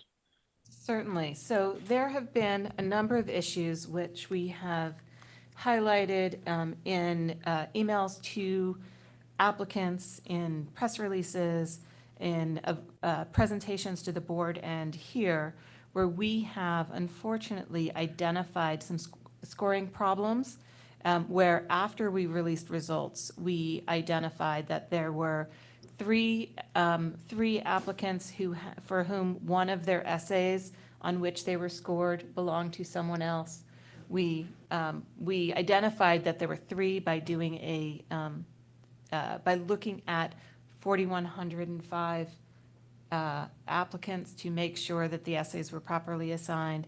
In that instance, it did not result in anybody going from a pass to a fail status. I'm sorry, from a fail to a pass status, or the other way around. But we did replace the wrongly assigned essay.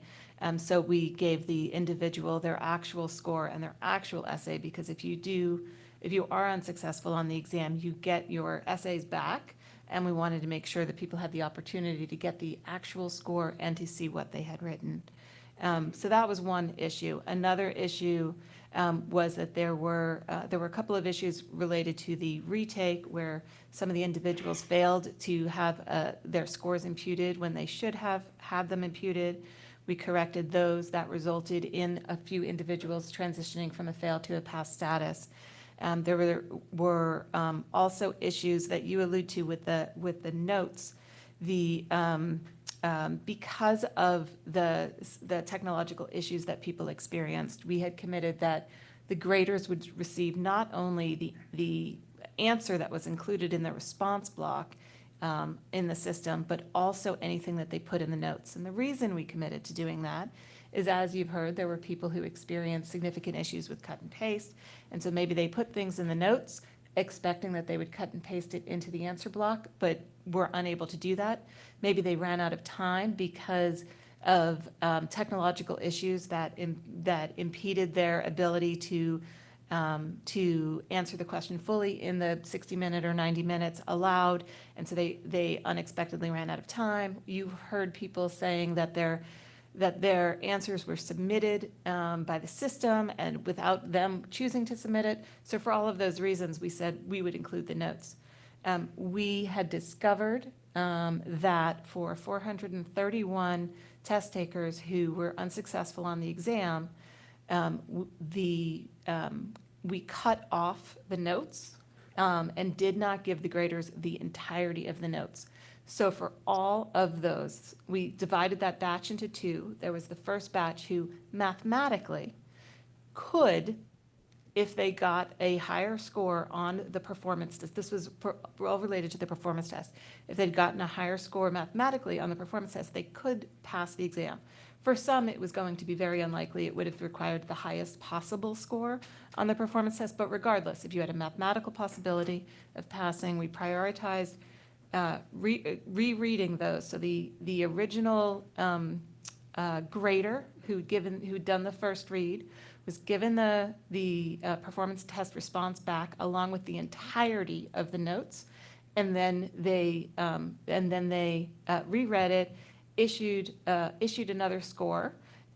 If that score put you into the pass range, then you passed. If that score put you into a second read, then you got a second read of all of your essays. So we went through that for all 298 people, and I believe the number was 8. 8 went from a fail status to a pass status as a result of that. Because we have uncovered these incredibly problematic issues, we are engaging a consultant to do a third-party review to make sure that we have corrected these problems that we've identified, and to identify if there are any other problems, because we know we need to restore confidence in the scoring process, in the grading, and we think the best way to do that is for it no longer to be the State Bar staff who is doing this.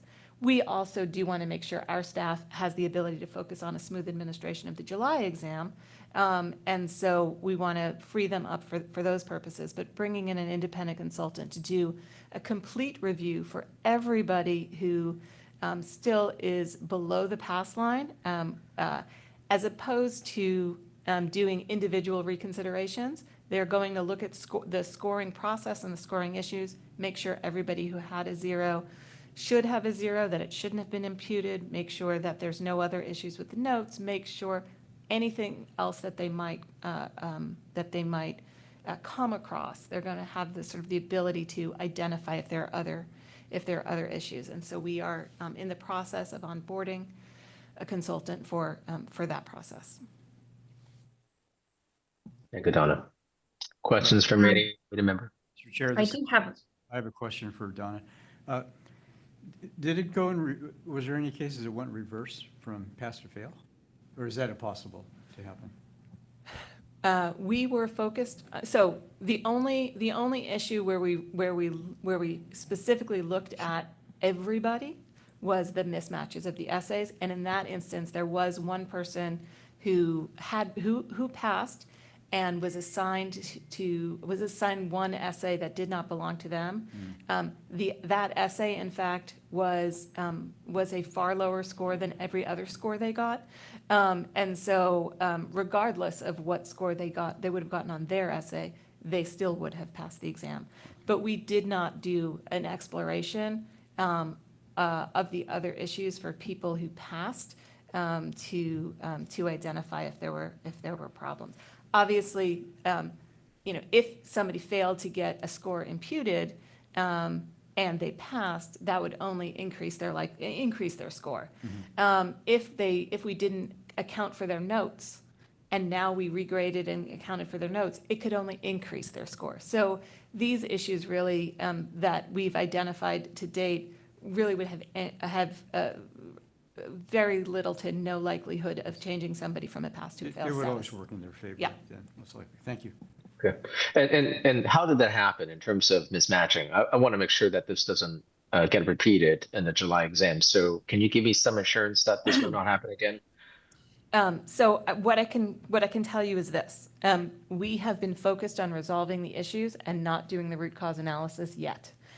We will be doing root cause analysis of this. However, going back to administering the exam the way we have in past years, this is not going to be an issue. As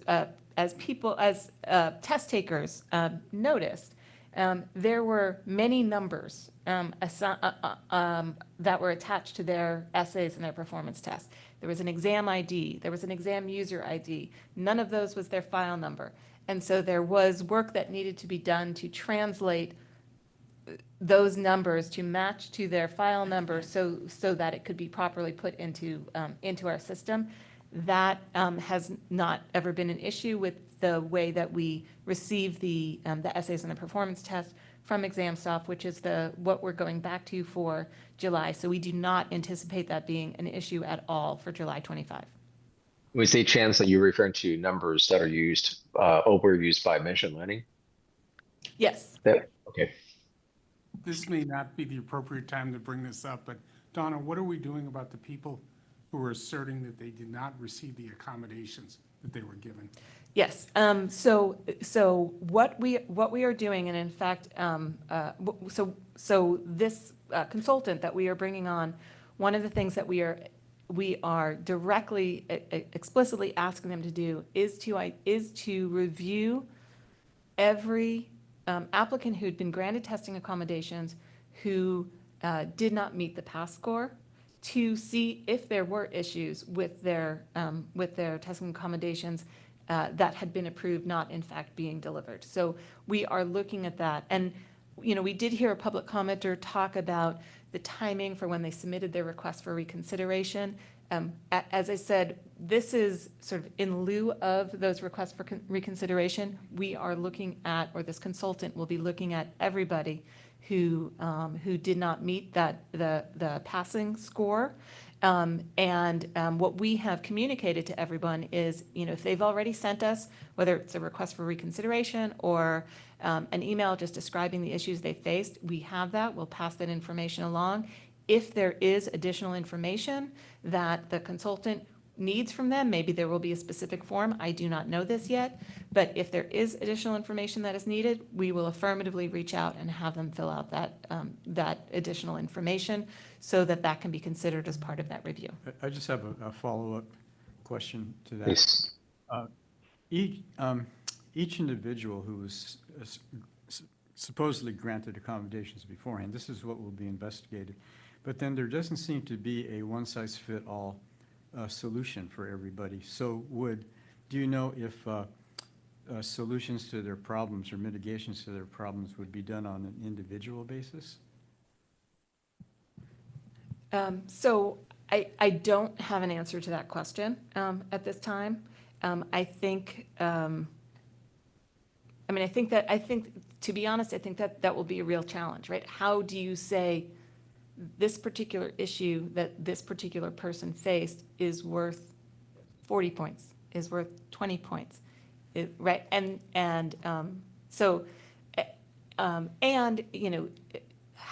do you do that for those who had a denial of the testing accommodations that they were approved for, and not do that same kind of individualized analysis for everybody else?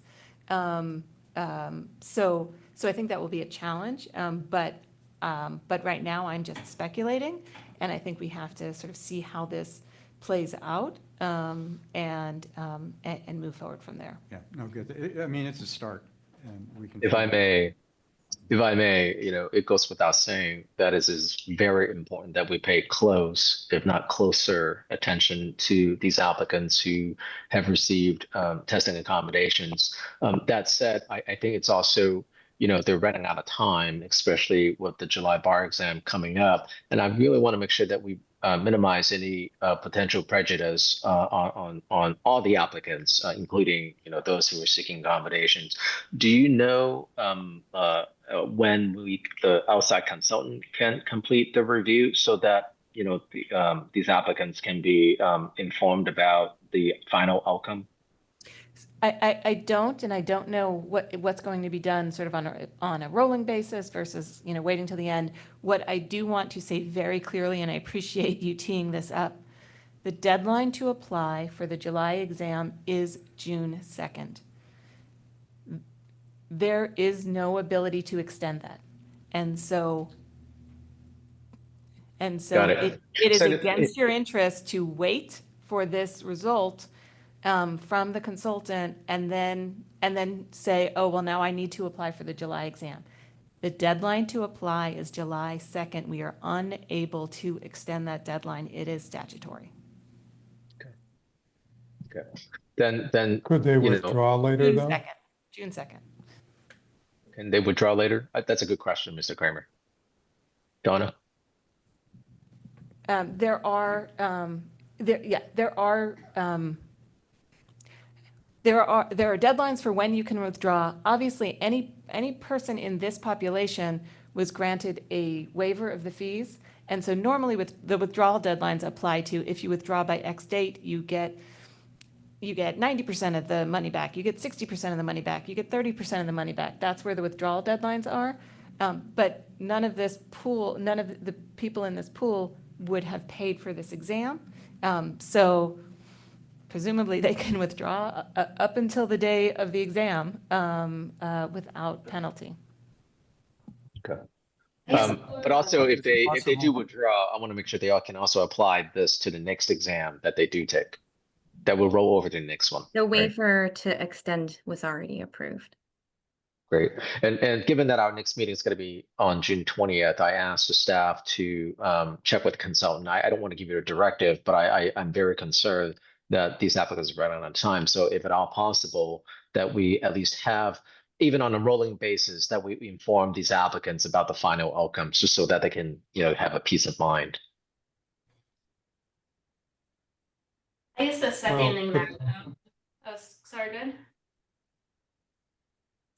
I guess I was just making the comment that in the appeal process that might be something that we can expand appeals to, is these applicants who had accommodation issues, some of them who didn't get their accommodations, to have this specific individual, review of their case. And then also I think there's public comment about some people who feel that they were significantly impacted more than others. So that might be something that we can also consider as far as, extending that appeal, the basis for an appeal.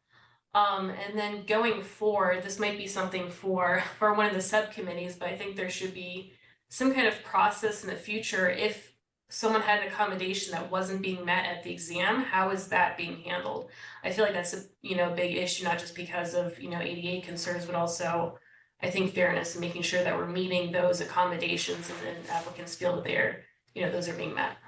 Staff can address this better than me, but my understanding is that under the,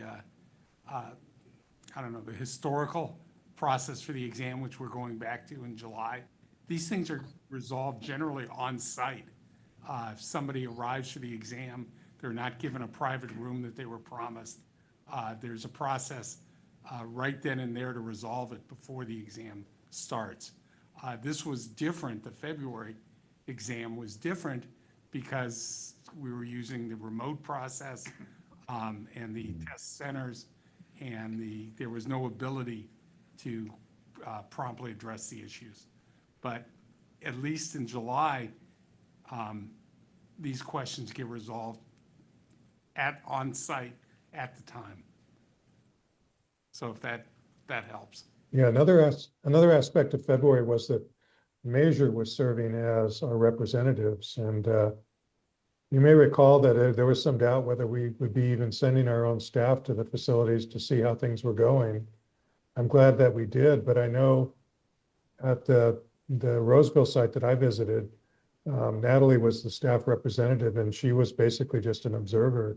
She wasn't empowered to make any of those decisions. So we're getting away from that model as well. Donna, has anyone claimed that they showed up at a site,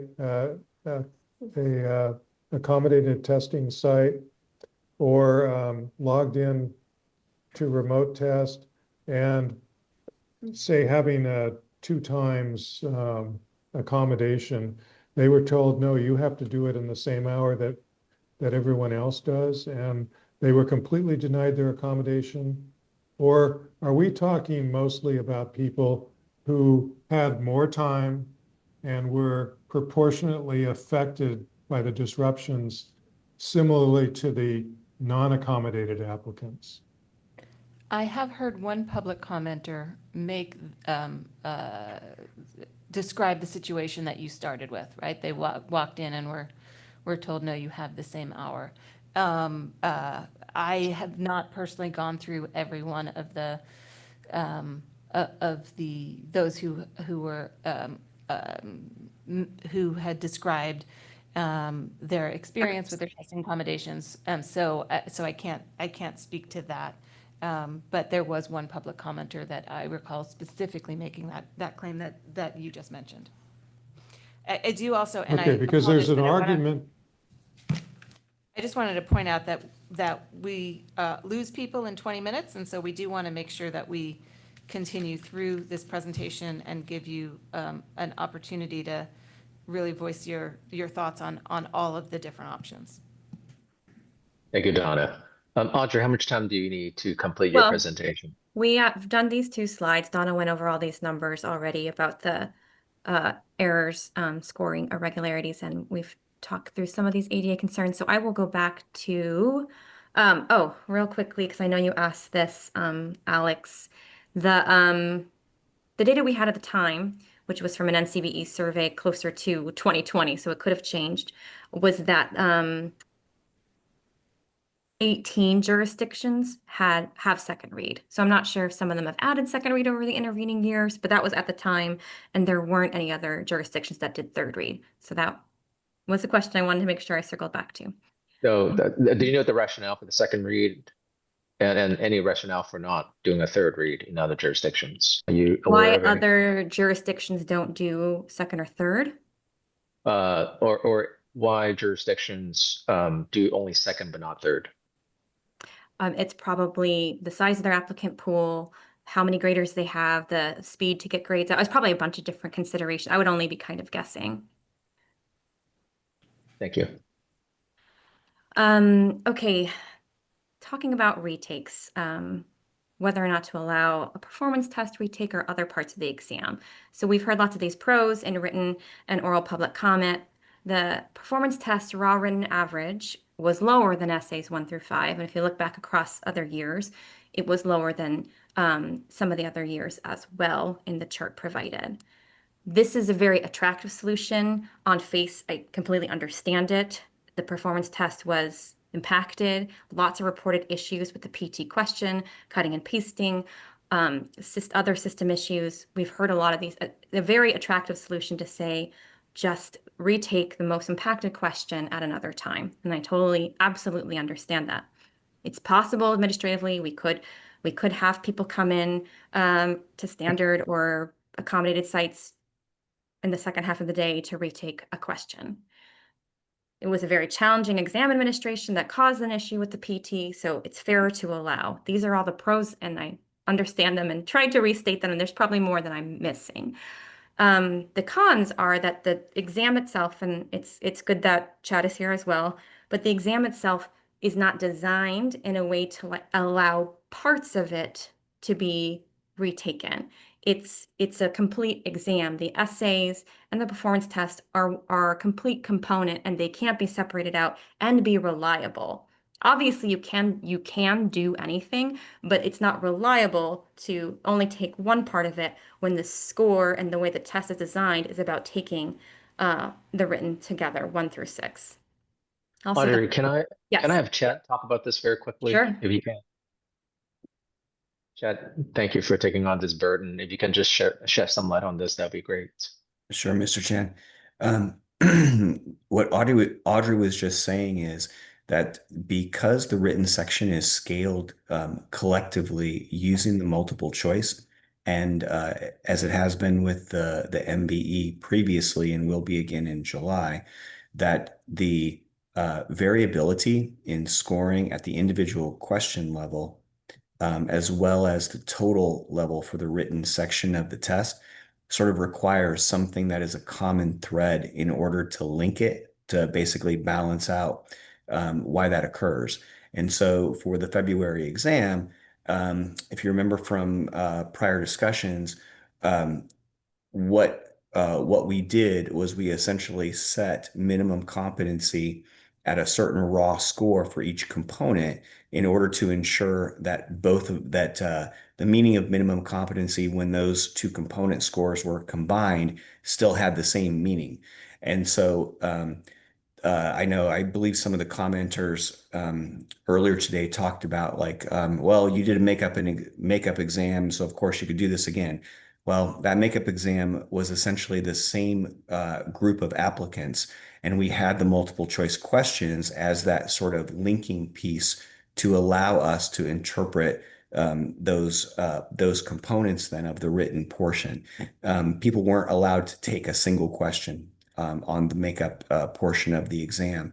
And any of the concerns raised by several of the commenters today regarding the unreliability or the perceived unreliability of a second read, well, if that same unreliability is technically as part of the first read, a single question raises sort of that additional concern then about the stability of the inference that could be drawn from that. These are not interchangeable parts. There are examinations when you are scaling your item bank and your question bank using item response theory that you can construct an examination to predetermine characteristics statistically. But in this case, because the written portion of the exam, every question is always new for each administration. And so that's why it's really critical that it be connected to the scaled along with your multiple choice portion in order for the exam collectively to have kind of the same meaning. Thank you, Chad. Please continue, Audrey. No, and I think actually Chad's kind of mentioned some of the other cons that I teased out, which is the February and July exams are they're always different, right? Because there's different people and different written questions. But these February and July exams are also going to be quite different. So not just the applicant pool, but the questions and then the passing score. So we did a lot of different things with the February exam that's going to be different with the July exam. So it's not an apples to apples swap. I think Chad just mentioned standalone retakes would require a redesign of how we think of the test, and able to say a performance test question is reliable on its own would probably necessitate 2 or 3 performance test questions to be designed in a way to stand alone, for someone to take more than one of them.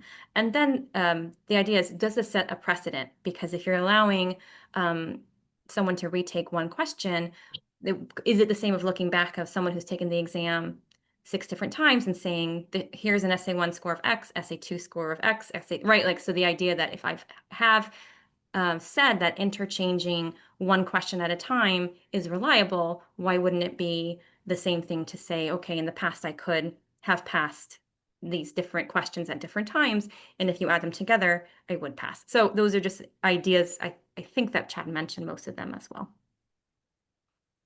Thank you, Audrey. Any questions for Chad, members of the This is committee? Bethany. So regarding the structural redesign of the test, can you elaborate on that? Like, how exactly would the test require to be structurally redesigned to pull the PT out? Yeah, so some of the discussions I think that have been had in concept previously were to separate components of the test to allow people to potentially, I'm going to use air quotes here, bank a score. And so if they were to achieve a particular score on a component of the test, could they bank that score and then come back, take another component of the test, kind of as Audrey was saying, but not as individual questions, but as sort of larger sections. In that sort of larger section example, each component would need to stand alone with respect to the reliability characteristics, as well as the content representation that you're trying to achieve or the skill representation for each one.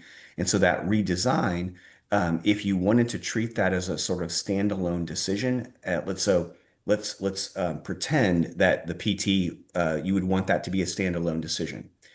Because there's not enough information in only that one question, as Audrey was saying, you would probably need at least 2, if not 3 PT questions to have a PT only sort of section in order to get a good estimate of those particular skills.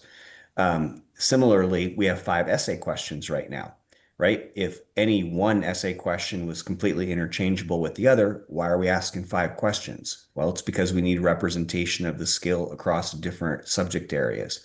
Similarly, on the multiple choice, each of the 7 subject areas has several questions, and not one question each, obviously, in order to estimate and sample from the domain to get to ultimately a reliable overall decision. And so that restructuring idea essentially means that if you want the PT to stand alone, you would likely then want the essays to stand alone and the multiple choice to stand alone. Right now, the multiple choice likely could stand alone because there's several items on that test that sample from different content as well as then produce a reliable score. The essay questions are probably able to sort of stand alone as well because of the number of observations that you're getting and the sort of score scale associated with that. But the PT question right now, there's only one PT question. And so because of that, if you wanted to sort of treat those as sort of interchangeable, you would need to determining a passing score from that would be sort of a separate activity, whether you would require a conjunctive decision where somebody would actually have to pass each one separately versus the compensatory one that you have now. I will say, just for the sake of the discussion, that if you were to move to something that would result in a conjunctive decision where each component would need to be passed, your pass rate would go down. The compensatory approach now allows somebody to offset strength in one component of your exam if they're not as strong in the other component. So a written slightly lower score is offset by a higher multiple choice score and vice versa. If one has to pass each component, they have to demonstrate minimum competency on each one of those separately in sort of this standalone experience. And so that's the sort of restructuring that would need to occur to do if you just want to do a PT only sort of approach. Any other comments? Sorry, Alex, just to extend on that for a moment. There have been, I think, some discussions around different examinations that have this. The architecture licensure exam, for example, has 6 separate examinations that one needs to pass in order to be eligible for licensure as an architect. Each one of those is a standalone exam and decision. Same thing for the CPA exam, same thing for the multi-steps in the USMLE for medical. So there are a number of exams in which several components make up the exam collectively, but each one is a separate decision point that is made about somebody's minimum competency on that particular component. Sorry, thanks.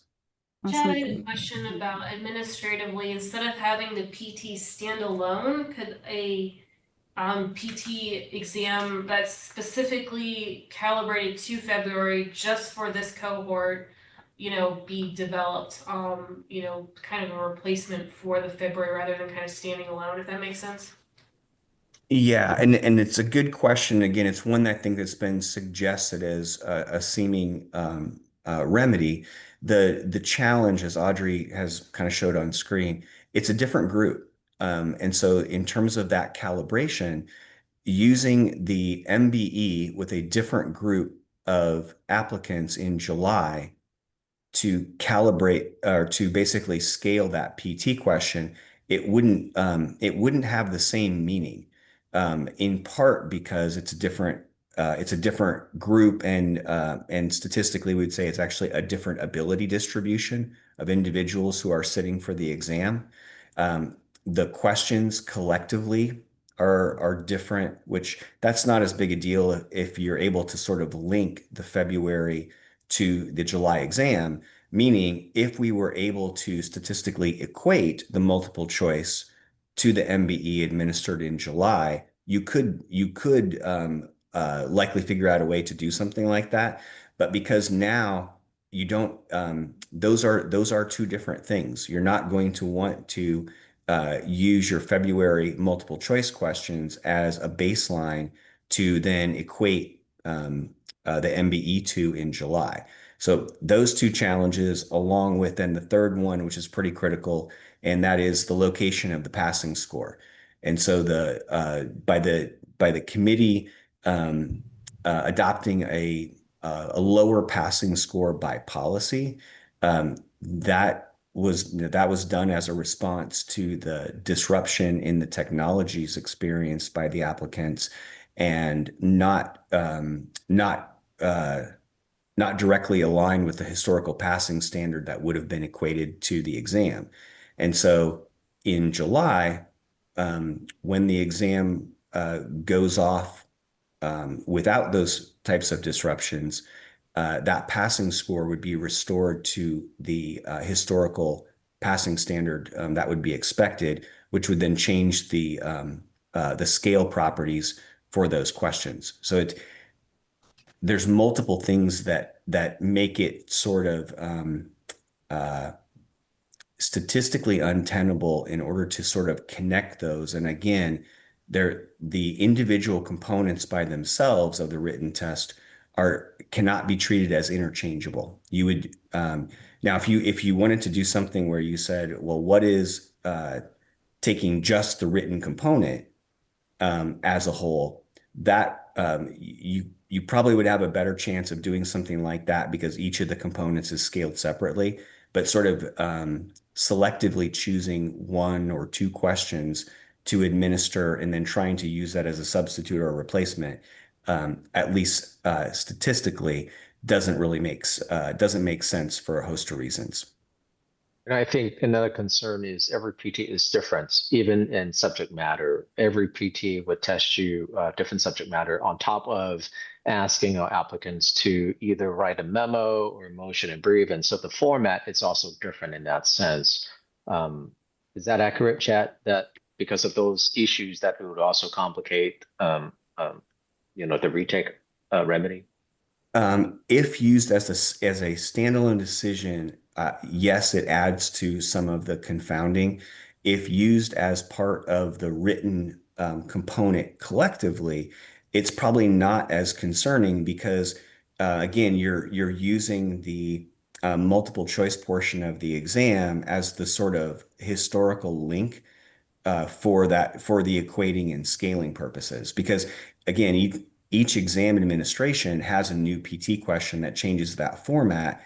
But again, on balance, when you're looking at that as one of 6 components, technically one of 7 components because the PT is scored double, one of 7 components within that written score, that sort of variability in format doesn't have as much of an effect because you're simply sampling from the different ways that those skills can be demonstrated in that particular item type. Very helpful. Thank you. Questions from any other member? Oh, sorry.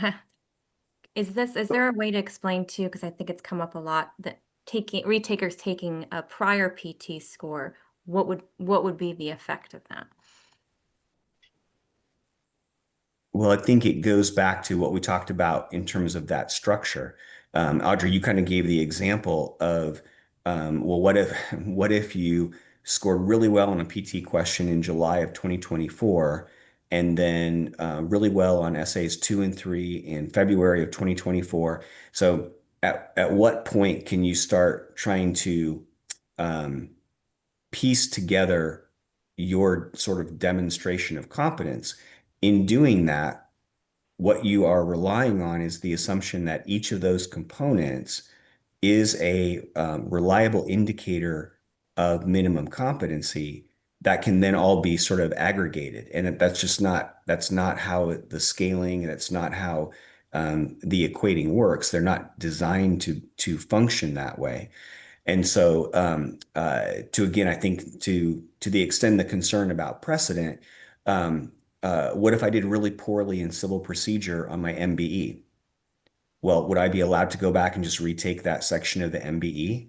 Well, no, because the MBE the score is a collective. You're not having to pass each of the 7 subject areas separately. It's a total score based on your performance collectively on those items on the test.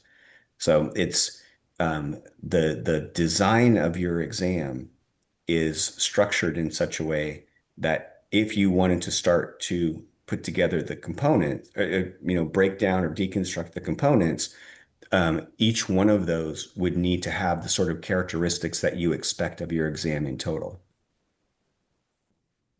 Excuse me, Mr. Chair. This is Bethany. I just need to announce that I do have to leave the meeting, and I apologize. But just briefly in closing, I just wanted to express my support for a couple of the things that we're considering, one of which is the averaging versus the higher score. And I would just want to throw my hat in for giving the applicants the higher of their scores as opposed to averaging just for the February 2025 bar, not for any future ones. Regarding what we're discussing right now, the PT test, I understand that there probably is a lot of, administrative and structural issues with that. But, for those of us that practice law, we're familiar with that. Courts are always permitted, equitable considerations. And sometimes even if there's not a particular remedy, in terms of equity and fairness, the courts will do what must be done to do the right thing. And so I think that this PT examination or discussion is one of those areas where obviously it's hard and difficult, but considering the data and the scores for the PT compared to the others, I do just want to support that. And then the third one that I had was the equitable scores, the PT test. Appeals. Thank you. Yes, the appeals for individuals that are right close to the cut score. I would just like to support that as well. So again, sorry I have to leave, but I'll see you all in June. I took down the slides, Alex, because that we were through all the information. You're on mute, Alex. Alex, you were muted if you were saying something. I did. Thank you. Any other questions for Chad? And Chad, thank you. It's been very helpful. I want to make sure that the committees be able to ask you anything related to psychometric analysis in the context of any of these. Yes, maybe one more question. Is it, we had imputation for essays that were 0.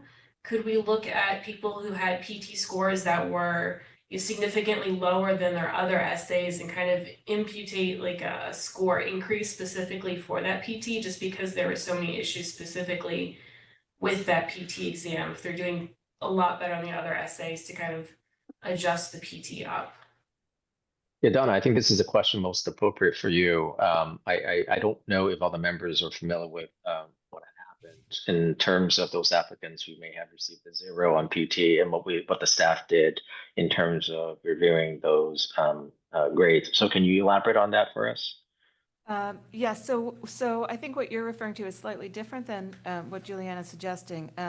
So what we did, in addition to those who had no content in their answer field or their notes field, who all of those people were given an imputation. In addition to that, for the PT, because we had heard from applicants who did not have access to the file and library, which is critical in order to be able to answer the question. There's nothing you can do without it.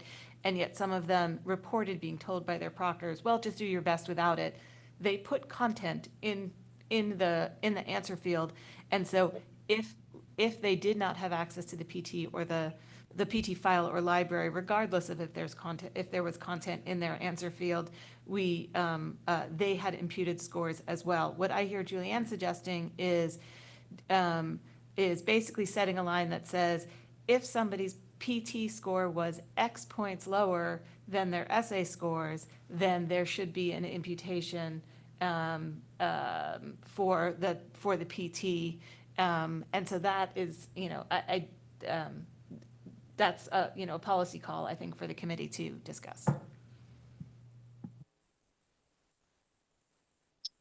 Can you remind us how we decided on the imputation issue at the last couple of meetings? I thought we sort of talked about the threshold for imputation. It was simply if there was no content, or as I said, for the PT, if you had no access to the file and library, or for everything else, if there was no content in your answer or notes, then a score was imputed based on the assumption that the reason for there being no content was due to the technological issues and the issues of proctors, et cetera, that people faced during the exam. And then similarly, if there was content, but they did not have access to the library, they were allowed, or they were imputed.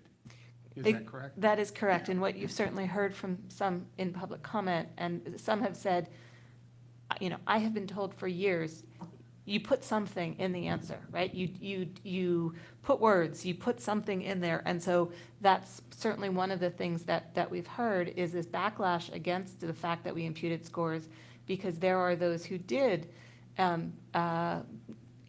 have a couple of minutes maybe and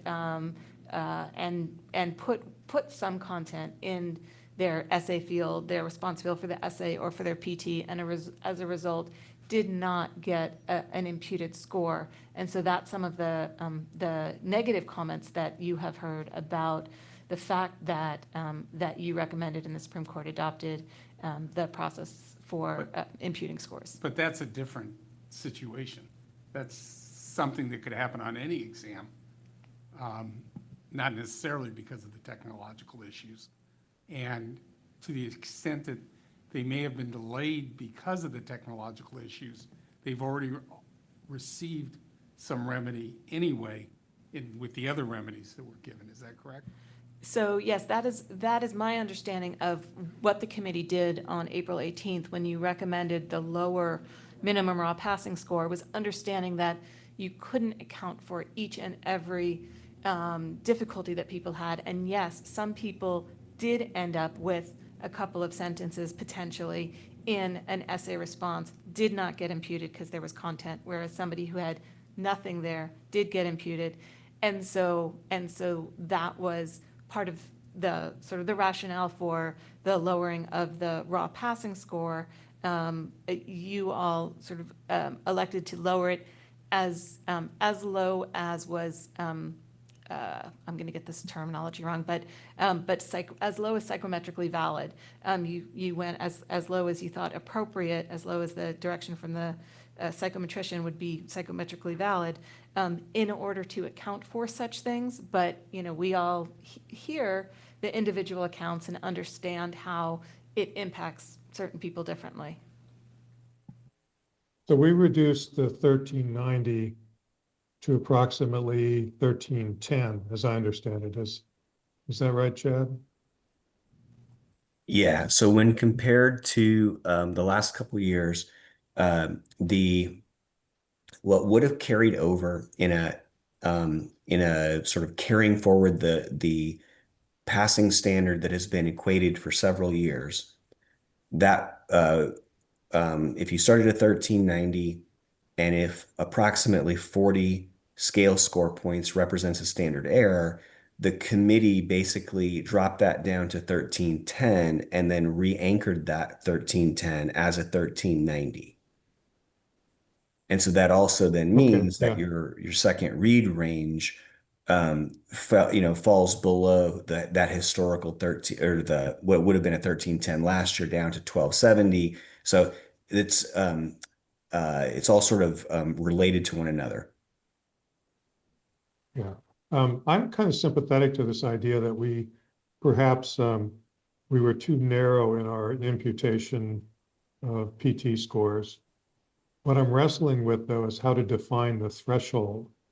One possibility is very few words, but some words. So greater than 0, but so far below what a normal answer without disruption would look like. Maybe that's another candidate. Discrepancy between an imputed score and the score they actually received on the PT. That would be another way to do it, I suppose. I'm just having trouble. And I know as soon as we draw that line, we're going to hear from somebody that's just on the other side of it, asking us to move it a little further. And so, I'm not looking forward to that prospect, but it probably can't be avoided. Does anyone have any thoughts about how to draw that line? This is Justice Matewell. I don't have thoughts about how to draw that line necessarily. I agree with you, Paul. Wherever we draw that line, there are going to be concerns, right, for people who fall just short of the line. But I think that Juliana's concern and her idea is very well taken, which is if there's some sort of great discrepancy between what people did in their essays and then what we're seeing in their PT, it leads to a logical inference that something great that was not their fault went wrong with the PT exam, such that an imputation may be the right answer to that, simply rather than simply what we did in terms of lower the cut score. So I think Juliana's suggestion is very wise, that we come up with some sort of imputation resolution for those folks whose PT score is so out of the norm when compared to their essays. And then I want to also say that I second Bethany's comments. I think they were very well laid out before she had to leave. Thank you. The one counter argument to that is that the PT and the essays are testing different skills. And so to presume that the essay scores predict the PT score might be a little bit iffy. You would probably have a longer word for that. I do understand. I do understand that they're testing different concepts in some sense, but I guess the debacle that we have caused with the the February exam shouldn't be borne by the test takers, right? In some sense, we have to come up with remedies, even if they aren't foolproof remedies, but remedies that can make those test takers as whole as possible. And even if it's not a perfect remedy, if it's a more perfect remedy than anything that we've thought of thus far, I think we need to consider it. And I think to Juliana's point, it's maybe not a perfect remedy, but it's a more perfect remedy than maybe what we've considered. And I think that, this is Ashley, I think that Paul has a point as well, that we can find a realistic point where it's still clear that, there's this big giant discrepancy, and it's more likely than not that someone had these issues with their internet going out, or with the system crashing, or something like that, when we compare the fact that maybe they got a 75 on an essay and then a 20 on a performance test. That, I think, discrepancy would, while we can't assume what they would have gotten, we can also assume that something caused a giant discrepancy, and not just go with what we had before, which was, oh, there's nothing, there's 0, you completely crashed out and you had no chance to do anything. So I think we can find maybe, like you said, Justice Mezzuela, not a perfect resolution, but a better resolution that might address some of those people in the middle ground. Well, an easy one, I guess, would be to, where it results in a higher PT score, to impute it. And imputation, remind me, Chad, that would be a weighted average of the essay scores and weighted according to the relative difficulties of the essays. Is that basically right? Well, so in this case, because we're using item response theory for the prediction, it's actually it's basically looking at how they did. It's not quite a weighted average, as simple as that. You're essentially looking at how they performed on, again, at least 4 of the essay questions. They had to have at least 4 essay questions responded to. And then essentially what's created is a probabilistic estimate of what the score would be for the additional ones based on the collection of all the information of all applicants who had scores for all 6. And so that, it's ultimately a correlational relationship but it ends up being probabilistic based on the ability estimate for the individual, and then saying with that ability estimate, what is the likely score they would have received then on what's missing in here. So it's not quite a weighted average, but conceptually, I think it kind of gets to the same outcome. So for somebody who says that they do much better on the performance test, it's probably going to give them a somewhat lower score than they would have gotten in an environment without distraction. But that's the best we can do. Yeah, and again, trying to brainstorm with the committee here on what that sort of threshold might be.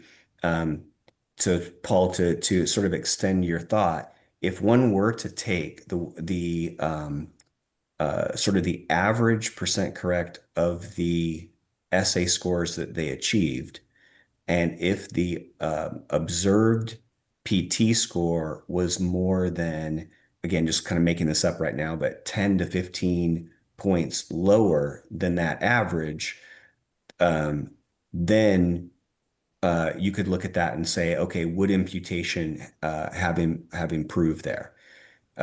It's probably more qualitatively appropriate to do something. I think some of you have said, if you're actually looking at candidate or applicant responses and they only have a couple sentences, and it looks like they, only had 15 minutes, or I know there were some instances where people did actually just not enter anything, hit submit, but those are kind of like your true zeros. For the sort of eligibility for an imputed value, if the typical relationship or the typical difference between the average of the essay questions and the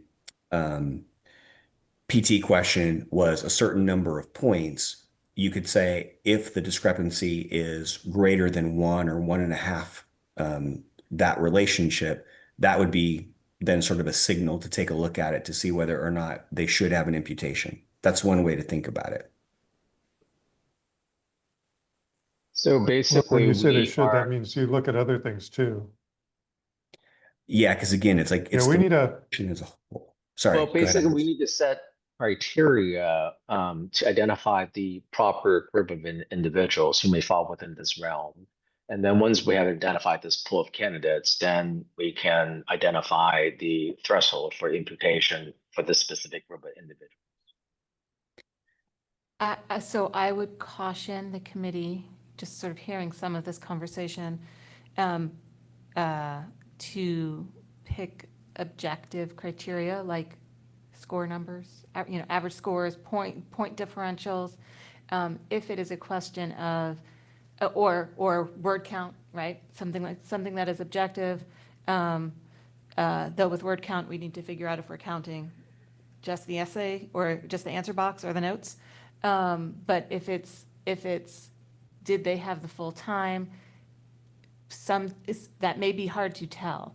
If the clock kept running, but they were having a conversation with the proctor trying to resolve something, that's not going to be reflected anywhere, and we will have those who say, you didn't give me this imputation, you should have, because I really only had 45 minutes, even though it looks like I had 60. So I really would caution you to stick with objective criteria. Agreed. I agree with that too. I also just want to caution against going with word count.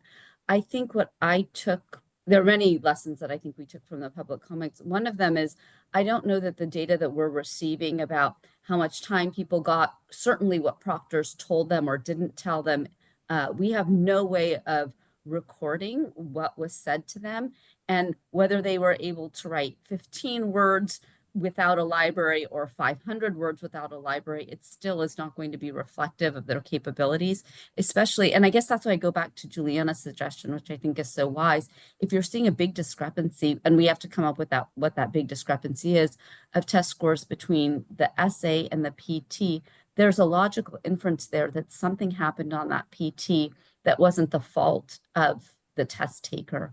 And so when we're looking at objective criteria, I caution us to keep those things in mind.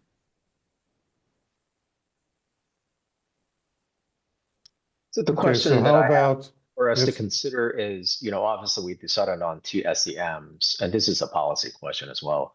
The question then, a legitimate one, one is, do we believe that the 2 SEMs that we have decided were sufficient to cover instances like this? Or should we consider additional SEMs or additional points to be given to these candidates? I mean, this is a very important question because no matter how you rephrase this, imputation or otherwise, essentially we are placed in the position to consider additional remedies that we have already offered, right? And now we have more than 50% of candidates who have passed the exam. And so we need to consider as a group whether we need to add more SEMs to that, which obviously we would have to recommend and get approved by the Supreme Court.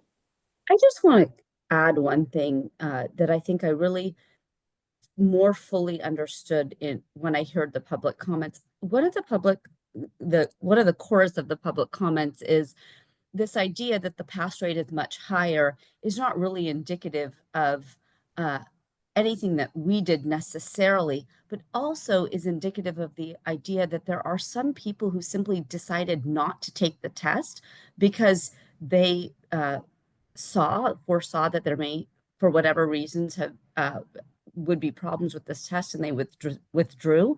So I am not sure that the pass rate that we are getting is reflective of us being so lenient, if that's the right word, on these current test takers. I think it demonstrates that there were test takers who went through a lot of anxiety, heartache, frustration of the worst kind, and they received scores, some of which let them pass, and some of which I think they are telling us are not reflective of their abilities. So I want to keep that in mind too. Yeah, do you have any comments on perhaps, I think what Justice Mesiwala is referring to is perhaps include those applicants who may have withdrawn as part of the passing rates? What's your input on that? Well, I mean, no, they didn't take the exam. There's no evidence that the individuals who withdrew had a different ability distribution than those I just want to interject something. That my comment was not at all to say that they should be some imputation should happen because of that. I'm just saying I'm not sure that we can ever compare the cohort of these February takers to a cohort of February test takers in the past, because a certain percentage of people withdrew because they saw that something may be going wrong here. So I don't think that this cohort of test takers in some way can be compared to any other cohort of test takers because of some of the problems that some of the people who withdraw may have foreseen was coming down the road. So I just want to make sure we're very careful. One, I don't think we can impute test scores to people who didn't take the test, but I also don't think that we can say that this February group is like any other cohort of test takers. And so that's a sampling question. And so I would go back to admissions and ask for sort of a demographic breakdown of how many first time, how many repeat, what are the sort of distributional characteristics that one would typically see for a February exam, and whether or not this deviated from that, from those who actually took it, and also for the ones who withdrew, because presumably we would have that information to know. And so the question is, was there something systematic about the individuals who withdrew that then changed the cohort or sample characteristics? And Donna, I don't know if you guys have done that internally or have that information. The last numbers I saw were it was 30% first time and 70% repeat.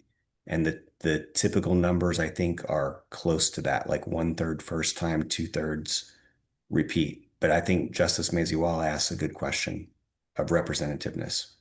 Yeah, I think that is fairly accurately represents the difference between first time and repeat takers on this exam versus other exams. So fairly consistent. We haven't done any other distributional breakdown and comparison at this time. It's, you know, certainly something that we could do. Alex, I think we all want to do as much as we can to remedy the situation for every test taker who is negatively affected. But at the same time, we need to go back to the core function of the bar examination, which is to test minimal competence. With respect to the performance examination, I don't think we can come up with an objective number to say, you know, who is close and should get imputation and who isn't. I just don't think we can get there. So maybe we should just consider adding one additional remedy, which is to impute for everybody who did not pass the examination, and to impute for the performance examination. I don't know what to do about the people who did complete that part of the exam. Maybe we just disregard that and just impute for the rest, or impute their scores as well. But I think to come up with an individual objective number is just going to be impossible. So maybe we should just consider including everybody. So you could say that if imputation gives them a higher score, then they get that. There you go. If it doesn't, then they keep what they had. Right. There you go. Yeah, I just, Mr. Chair. So we're basically kind of, we're tossing to the extent that the performance test is giving us better information about different skills. We're saying, well, this one got so screwed up that we just can't take any of that value from this particular instance, but this is a one-time deal. Yeah, Mr. Chair, I just wanted to. This is not a precedent. From my observations of second calibrations, which I've said in several of those, I think it's hard to get a word count because based on, greater interaction, it's not always the quantity of words, it's really the substance. So I think it would be really hard to draw a line somewhere like they did 15 or they did, 75. So I have to echo or build on what Paul said. What we're basically saying here is that this administration of the performance exam was so fraught with problems that we're not getting the information we need about minimal competence. And therefore, we should just consider imputing for everybody. And if they get a higher score, they get it. Otherwise, go with what they've gotten.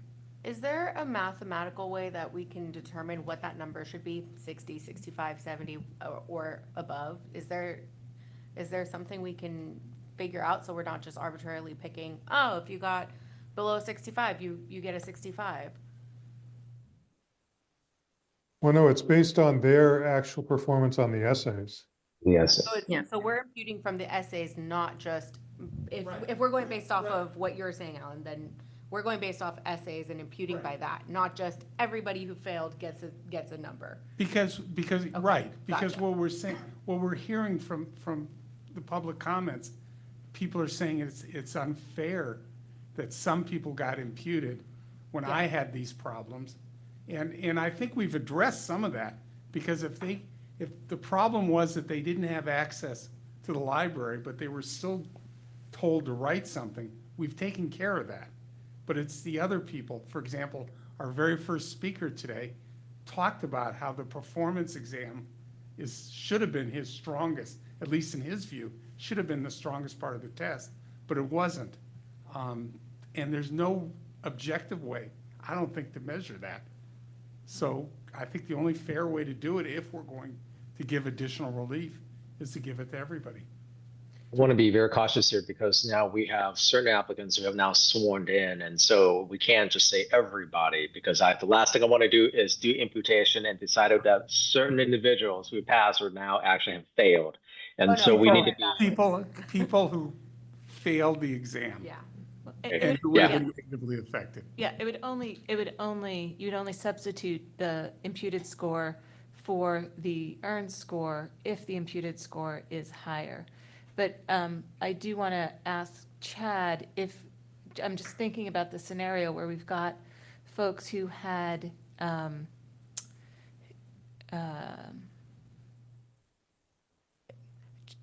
just mathematically, sort of how would it work if somebody already, one of their essays was already an imputed score? Would that pose any challenges to then using their essays and that already imputed score in imputing for the performance test?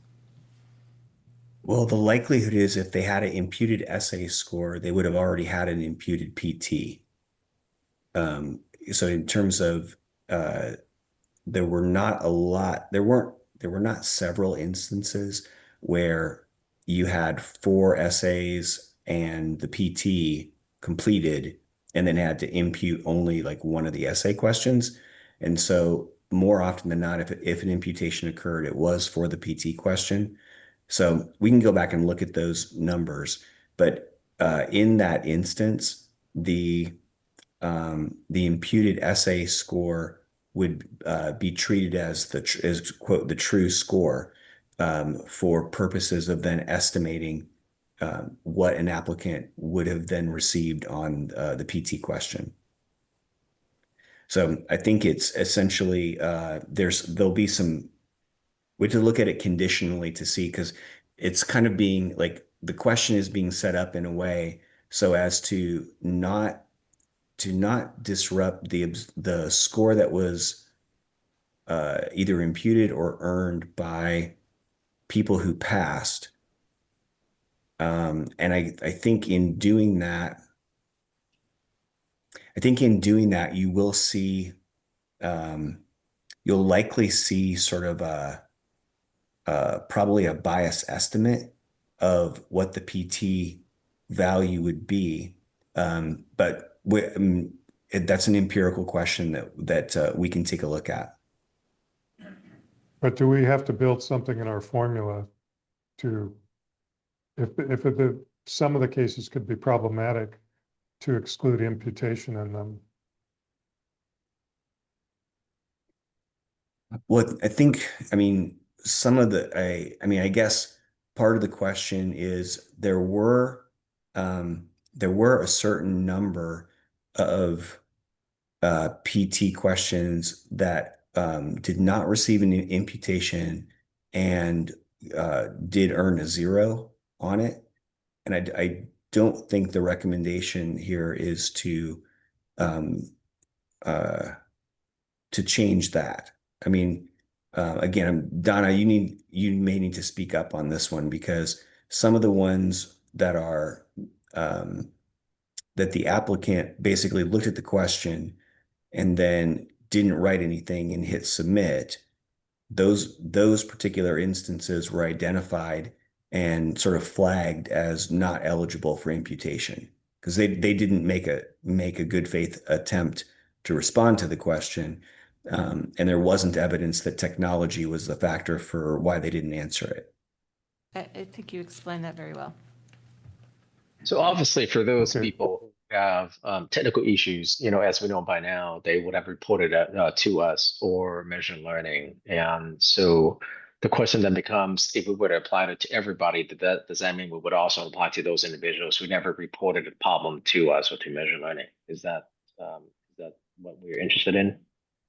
I think that's what you're asking, Chad. So I just wanted to maybe make it. Yeah, I think that is part of the question, and my sense is, whether they identified it or whether Measure identified it, if we can't necessarily fully trust either of those data sources, then basically do the imputation. And if the score is higher than the score that was observed, then that becomes if that's the will of the committee, that would end up being then the replaced score for the PT question. Is there any rationale from any committee members as far as why we would want to consider providing remedies to those individuals who may not have been impacted? So hard to tell who really was and who wasn't. Yeah, well, don't we have statistics on that though? I thought and Donna, do speak to that. I thought we have statistics, 8% or whatever the number is, where those applicants were at least either did not report any glitches or we don't believe anything were that they had experienced anything other than just a normal, typical software glitch. But do let us know. Yeah, we have survey data, and most of the people who responded to the survey, the vast majority of people who responded to the survey indicated that they had one or more technological issues. We did try and put together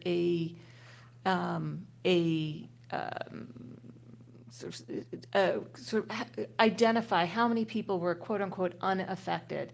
And depending on how you defined it, it was as low as 370 people, I think, and as high as 1,500 and something, right? So there really was so much variation depending on how you define unaffected that ultimately was part of the rationale for why this committee went with not creating individualized adjustments, because it was too hard to categorize who was affected, who was significantly affected, who would get 40 points versus 20 points, et cetera. And that's why the committee went with the recommendation to lower the minimum raw passing score overall. Okay, but if we're coming to a position that because of the technical problems that are unique to the PT, the cut and paste problem and the others, that we can't rely on it to evaluate our candidates. And we have the other 5 essays to use to make that determination. I don't see why we should be excluding the people who just hit submit on a blank answer. Maybe they were just frustrated. Probably not everyone has complained. Although, some days it does seem like everyone, but it's under that theory, we're still getting a fairly reliable result. And I don't know why we should try to figure out who intentionally just gave up and why, and So exclude them. We did observe, looking at some of the videos, we did observe individuals who, from the beginning, got the question, looked at it for a couple minutes, hit submit. Got the second question, looked at it, hit submit. I don't know if they were question harvesting. I don't know what was happening, but there was no attempt. And that does, to the extent that we've identified that, it would seem inappropriate. I mean, that person has 0 scores, right? So there'd be no way to impute for them. That's concerning. That's very concerning. But if we pass them, then they could no longer be harvesters. But they've got nothing. They actually would have nothing to impute based on. We're still looking at people who have at least 4 responses, 4 essay responses to impute from. So I think what would be best is we have applied imputation to certain candidates in any essay. We should do the same for the entire, for everything, including PT. We should not be applying imputation only on one essay, because like I said, these glitches permeate throughout the exam. It's not just a specific essay or a specific question. So I think it makes sense if we were to apply imputation across the board for a specific applicant, regardless of whether it's the essay or the PT. Any thought on that? Well, that's really expanding it. Yeah, I prefer Alan's suggestion. I think that is a much more narrow, and I mean, not to say that nobody had issues with essays. Obviously, there were issues with the essays, but it seems like, and based on the statistics, the issue is right now what we're discussing, the PT and the discrepancy between the performance on the PT normally and under this administration. So I would hesitate to go broader, I think, than that, for now at least. And I don't think we've actually, maybe, I think we've been on this PT issue for a while now, but we also haven't, I don't think, come to like a consensus on what we're doing with the first versus second read, which also could affect the essays, which would also address some of those issues with imputation. Because if we're going, I mean, it won't address everybody. I'm a big proponent of using the higher of the 2 scores, and I think that we should do that for all of our administrations, not just this one. So I think that if we can maybe also address those, that would kind of address some of your concerns regarding the essays in general. And then we've come to something that makes sense, I think, for the PT version, or the PT administration.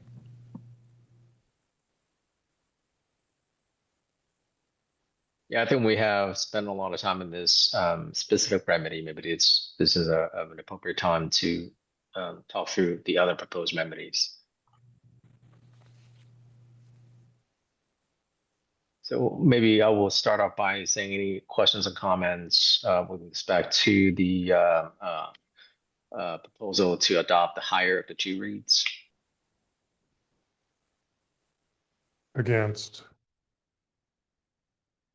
Opposite to that. You're taking a. I'd be Just for, to I be think clear, this- that you're taking a straw poll, if Yeah. that's what you're doing? I'd be for, I think someone made a comment that just the, you know, the luck of the draw of who they got for first read versus second read, I think is a little unfair. And I think, you know, this is something that we can, you know, discuss as well for future ones. But I think for this cohort specifically, you know, for the equity portion of it to have the higher score, especially when grading can be so subjective anyway. I also think that especially if we're trusting these graders to be the arbiters of who's been meeting that minimum competence, someone said that they would in a variety of the grades. So I think that's why, to me, taking the higher of the 2 scores, while obviously would increase the pass rate further, makes the most sense, I guess, to me. Is just we've determined that this person is a grader and they know what a passing score looks like. One person out of those 2 agreed that they were minimally competent on that essay. So I think that should be kind of the standard that we're applying. And yeah, I think like we mentioned, for this cohort specifically, but also I'm going a little bit broader, and that's not on the agenda, but I think broader, that the higher of the 2 scores should be considered in future administrations too. You know, our focus, on the one hand, I also support just taking the higher of the 2, but our focus here is on demonstrating minimal competence and by extension, public protection. So are 2 heads better than 1? Or should we just go with what, you know, we seem to be, you know, favoring? It just seems like if 2 people looked at it, and we put a lot of faith in these graders, we should probably take the input from both, which is a harsher result, but that seems to be more of our focus, which is public protection. And I will echo Alan's sentiment. We have been doing 2 reads for many years now, and this is not something new. And perhaps the staff can entertain us by giving us some information as far as when we started this 2 read approach, but it's not something new. And we did that for a specific reason. For a fairness perspective, oftentimes we have new graders coming into the picture. And every administration, we may have new graders. And that's why we have calibration sessions in hopes to help graders calibrate the way they review or grade the exams. And this is part of the very critical process. And I know some of you may not have attended a calibration session, but I can sort of attest to the fact that these graders are phenomenal. They are experts in the field. We have district attorneys, we have general counsels We have literally attorneys from all walks of life participating as graders, and they do not know the identity of any applicants, and they certainly do not know the grade that each applicant may have received from from the other essays. And again, I think this is where I feel like information is power. Perhaps the staff can speak to how graders generally grade the exam to truly understand how we could potentially have a some variation between the first two reads. And my understanding is, again, this is not anything specific to this administration. The fact that we have variation between two reads is quite common for a variety of reasons. And Audrey, Donna, would you like to speak to as far as why we would have, some applicants may have received, a higher score on the first read and then lower score on the second read? It's just the variability in the person grading. So in terms of the large discrepancies, we talked about how we used to have resolution grading, but if one read gives you a 55 and the next is 60, I mean, that's just inherent variability, I believe. So I just wanted to piggyback on something that was said by Alex, is if we trust these graders and we trust the calibration and there is variability, and then I also go back to something that Bethany said before she left, is some of what we're stuck here with is a situation where we had a calamity of a bar exam and we have to come up with equitable solutions just for this bar exam, right? I'm not speaking for any other bar exam. I'm just speaking for this bar exam where we've had two graders, both of who have been trained the same way, who have been calibrated the same way, and one of them thinks that the essay should be scored as more in an equitable resolution, where our exam takers have been subject to the worst of conditions. Why wouldn't we give them the higher score in this examination only, especially when we don't have any doubts about the quality, I would think, of any of our graders, and each one of them has been calibrated and gone through this rigorous process.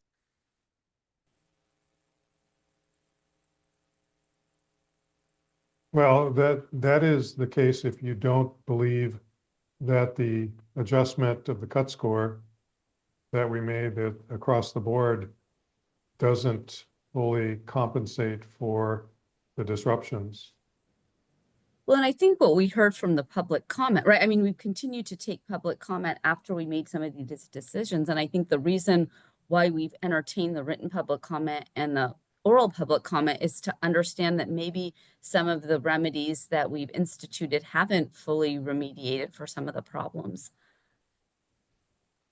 And am I right that, and maybe this is a factual question, the fact that, we have two reads, it's because we have now applied to score the two SEM scoring adjustments, right? That would then create this specific pool of applicants that are now subject to the second read. So meaning these applicants are in the second read after they have received their SEMs, meaning they have already received a compensation, right? Am I right that I want to make sure that these applicants have in fact received some remedies from us and not individuals who haven't received anything from the CBE. Yes. Is that right, Audrey? Yes, that's how it worked. That's why there were even more second read in this. Right. Sorry, go ahead. So that means, again, I'm just thinking logically. I'm not taking any position. I just want to make sure that we all understand the situation that we're in. Meaning, had we not applied the scoring adjustment, there wouldn't be a second read, right? There'd be different people in it. Right. Or had we applied only one SEM, we still wouldn't have this pool of special pool of applicants, right? And so basically we're in this predicament because we have applied two SEMs, right? The remedies that we decided on and that the court approved, that's how we sort of created this pool of applicants. Am I right? I mean, I think there'd be like a Venn diagram, right? Depending on what was set, some of them would still be in second read and some would not. So here's the question I have is, if we were to apply this, let's, I certainly think it's something that we need to consider, adopting the higher of two reads. But my question here is, what if we do that, and then we have applicants after adopting the higher read are still on the borderline, let's say by one couple of points. And if they were to come back and say, it's still not enough, then what are we going to do? I think there's always going to be those people that are going to come back and say, it's not enough, I'm right at the cusp, please push it. But the point isn't, oh, we should try to be perfect for everybody. We should try to choose what the best solution is and know that every year we have an administration where people are right at the cusp and can't do anything. But we're in a special circumstance right now where, because of all of the issues that happened, we have a lot of people that are right on the cusp, or that had a lot of issues that are different, that never would have happened in a normal administration of the bar. And I think that is what is, we can't treat it like it's just a regular bar and we're worried about people coming and saying that I'm right at the cusp. I think we have to do and make the decision that addresses as many problems as we can. And I don't think that we're adjusting that because we're worried about people coming and trying to advocate for more solutions. I think we're doing that because it's the fair and just decision, and we're all just trying to get to that. So I think I would put aside knowing that there's always going to be somebody, and we just kind of have to make that decision for how we think it makes sense, for what we think is the most fair and just decision, regardless of whether or not people are going to come back and say, we want more, we want more.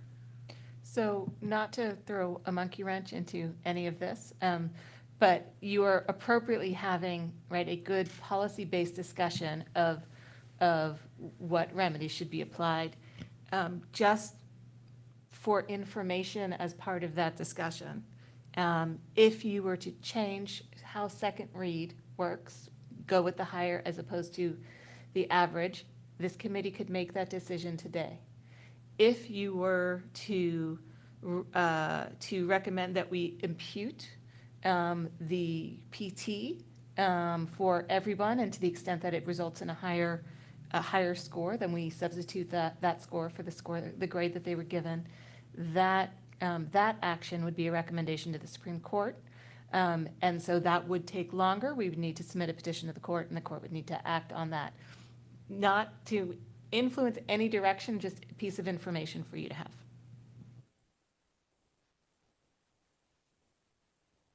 Comments, questions from any members?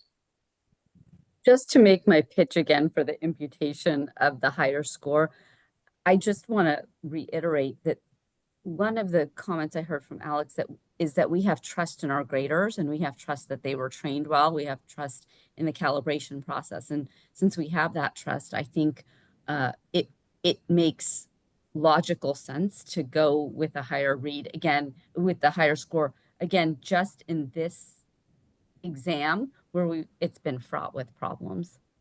And I like the fact, Donna, thank you for reminding us of that. This is a remedy we can institute immediately for our test takers that wouldn't, not to say that there are other remedies that we may still want to recommend for the Supreme Court, but this is one that we can institute that would have an immediate effect, and we know would go into effect.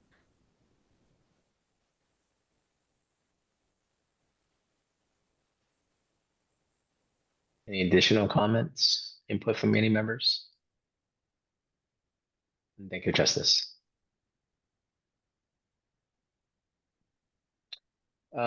If we have no additional discussion, I think what's appropriate now would be just to go through each of the proposed remedies and see, if anyone is willing to move on any of them. Obviously, we have had a lot of interest or a lot of discussions on the on imputation with respect to the PT, and perhaps we could start on that because this is not something that is specific to any specific remedy, but it's sort of a carve out. So if anyone is interested in bringing a motion, this is probably an appropriate time now.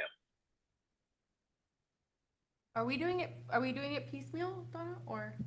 So it would be easier if you want to sort of take the straw poll and say which ones you want to adopt, because then we can give all the recitals and the relevant resolved all in one batch. It'll be a little bit more difficult to pull them apart.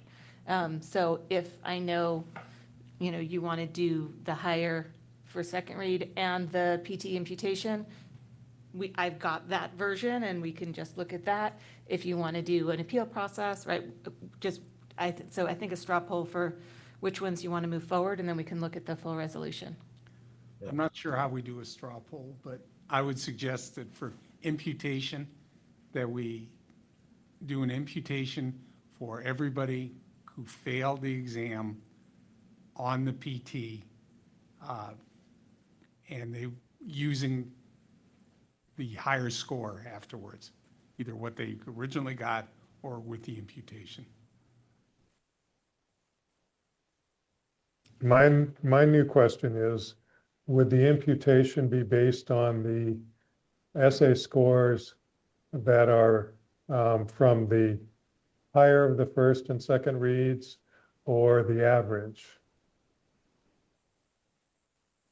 Because then we're ratcheting up the PT even more if we take the higher score. I would advocate for the higher score, because again, I go back to this idea that we have trust and confidence in our graders. And if one grader has graded with a higher score and that has been calibrated in terms of the grader has been calibrated, I have trust and confidence that that is an appropriate score. And I understand, Paul, where it would lead then with the imputation of a PT. That's my suggestion. Well, maybe we should. Okay, my confidence is more in the group mind of the graders, and so the more graders who look at it and averaging their scores increases my confidence level.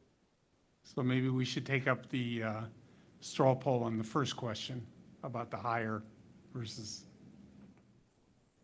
the average. Right. And I will echo what Paul said. I'm really torn on this because I want to provide the applicants as much chance as possible, but I'm also mindful of our core mission, which is demonstrating minimal competence and public protection.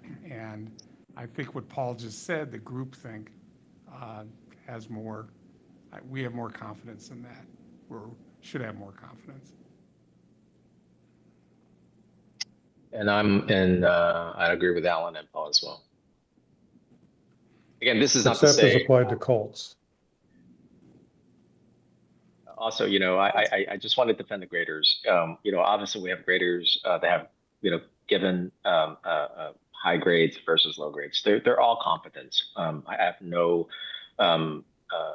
doubt about their capability. Of course, like everyone says, everything's subjective, and that's why we use the average, right, to reduce reduce any potential prejudice on the scoring system. And if I can just add to that, and I would agree with that as a general statement. I just think we find ourselves hopefully in a situation that we will never find ourselves in again, where what has happened to these test takers is so anomalous and so horrible that because we can place confidence in one grader, and that one grader has given a test taker a higher score, in this very unique circumstance, I think it makes sense to go with that higher score. So we still may not reach, consensus on this, but I just had to say that. And I say if you want to reduce the cut score, you do it that way.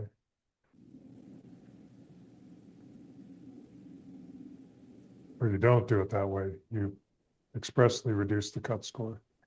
And I think we've done that already.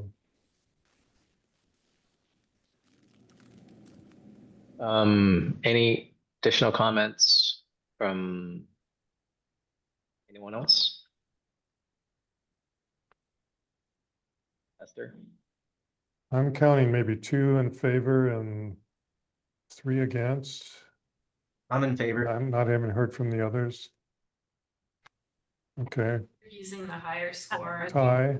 Yeah, I think it's in favor of the higher score, but I think we might just need to vote separately to know. Yeah, I'll make the motion for the higher score. Well, yeah, we can make a motion for higher scores And vote one. It looks like the question is, do you want to make a motion for higher score and PT imputation? And then you can take the vote on that, or Just No. higher score. I think just higher score, because I think different people are gonna agree on different things, so we need to go piecemeal, I think. So I'm willing to make the motion for the higher score right now and just leave it at that, and then we'll just go piecemeal from there. Second motion. Thank you, yeah, so we have a second. I guess now, oh, sorry, I'm like taking over this meeting, I think it's discussion now, but.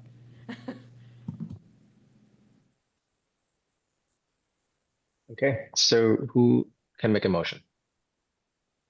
I think we have a motion and a second, so. Okay, the staff needs to capture the language of the motion, so Yeah, got it. We've okay, got good. Adrian, if you can share the screen with the resolution, I will highlight which one we're talking about.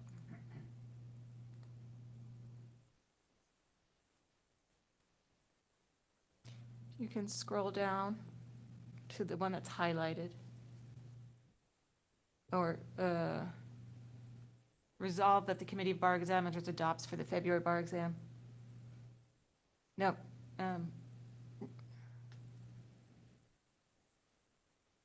That, yeah, with the higher read.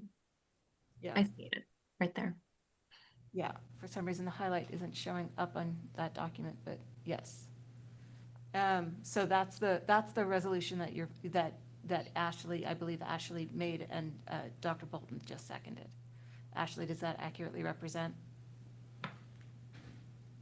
Before we call for a vote, I would ask that we make sure that the committee is comfortable with the recitals too. And Donna, you may have been getting to that, but I want to make sure that they're able to read those as well. Well, but the recitals relate to, some of them would come out depending on which resolution. So at this point, I think we've just got to vote on the resolutions. The recitals relate to certain resolutions. What if we consider this a straw vote? And then we'll come back with a combination. Yeah, I'm open to that. And this language is what I'm motioning. I guess, I don't know if they're moving. Yeah, I don't know if there's also a need if we're doing a straw vote, but. Okay, any additional discussions or questions? Hearing none. Adrian? Are we taking a straw? I want to be very clear about this. Are we taking a straw poll Good right point. now, or are you guys voting on the motion? Because we need to make sure that we have a clear record for purposes of how we move forward. And while this is something that the CBE could adopt on their own, if there are other remedies adopted, we need to know where those go. So I just want to be very clear. Is this a straw poll right now, or are you voting on the motion? I think the interest is doing a straw poll, am I right? Yeah, agreed. So Great, as long let's as do everybody one. understands that. Okay, thank you.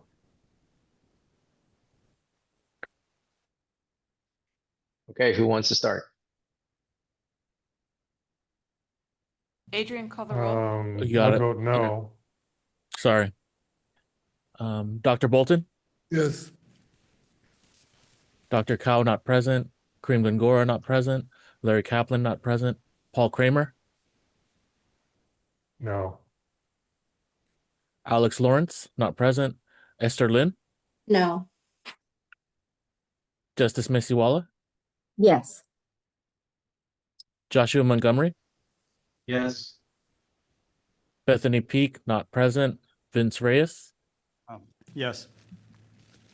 Judge Reyna not present, Ashley Silva Guzman, Yes. Julianne Smith, Yes. Alan Yelkelson, No. and Alex Chan. Well, I'm sorry.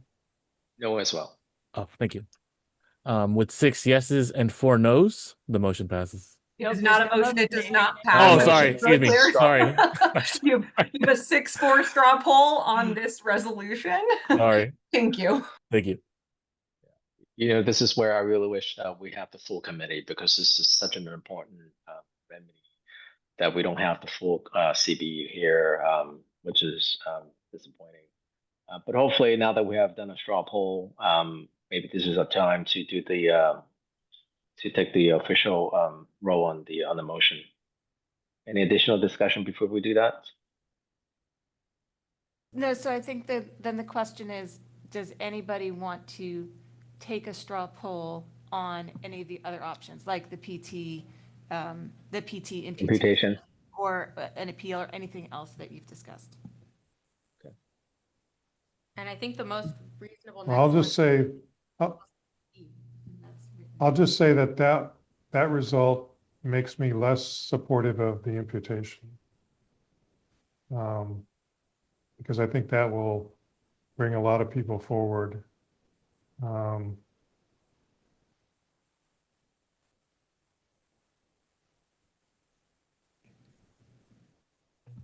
for this, so sorry, to be clear, is it the green? It is. Okay, so would it be, would we need to be more clear about what's being imputed from? Because right now it's just, the scores are gonna be imputed, but we have no defining feature of what we're imputing from.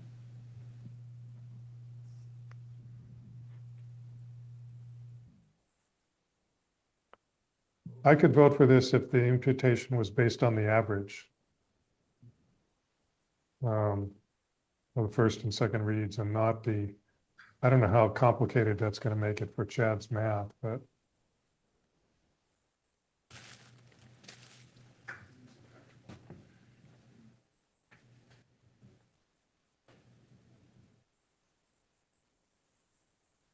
We are down to quorum right now.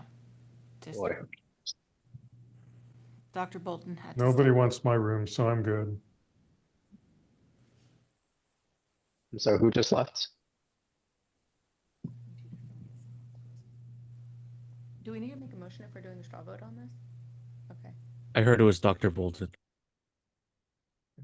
All right, folks. Donna, and committee, can I make one suggestion just to track with our prior resolutions regarding imputation is I would add the word psychometrically imputed, so that it's consistent with what we did on what action you took on April 18th. Did anyone make a motion on this? If not, I think it's okay. We don't need to ask for. Yeah, we don't need a motion necessarily to do the straw poll. Right.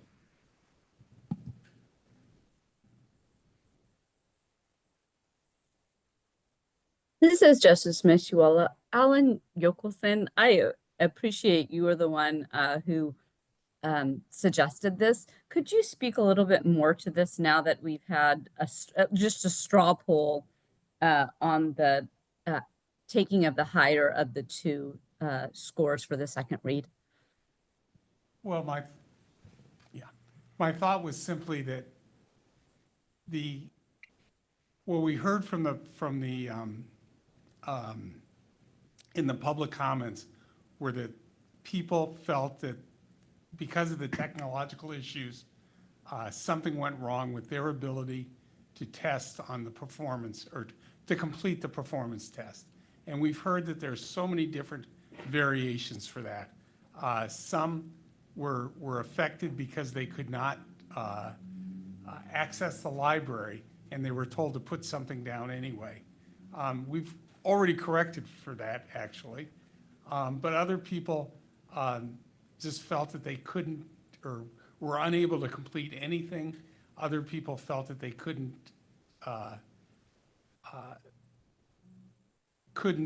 complete it adequately.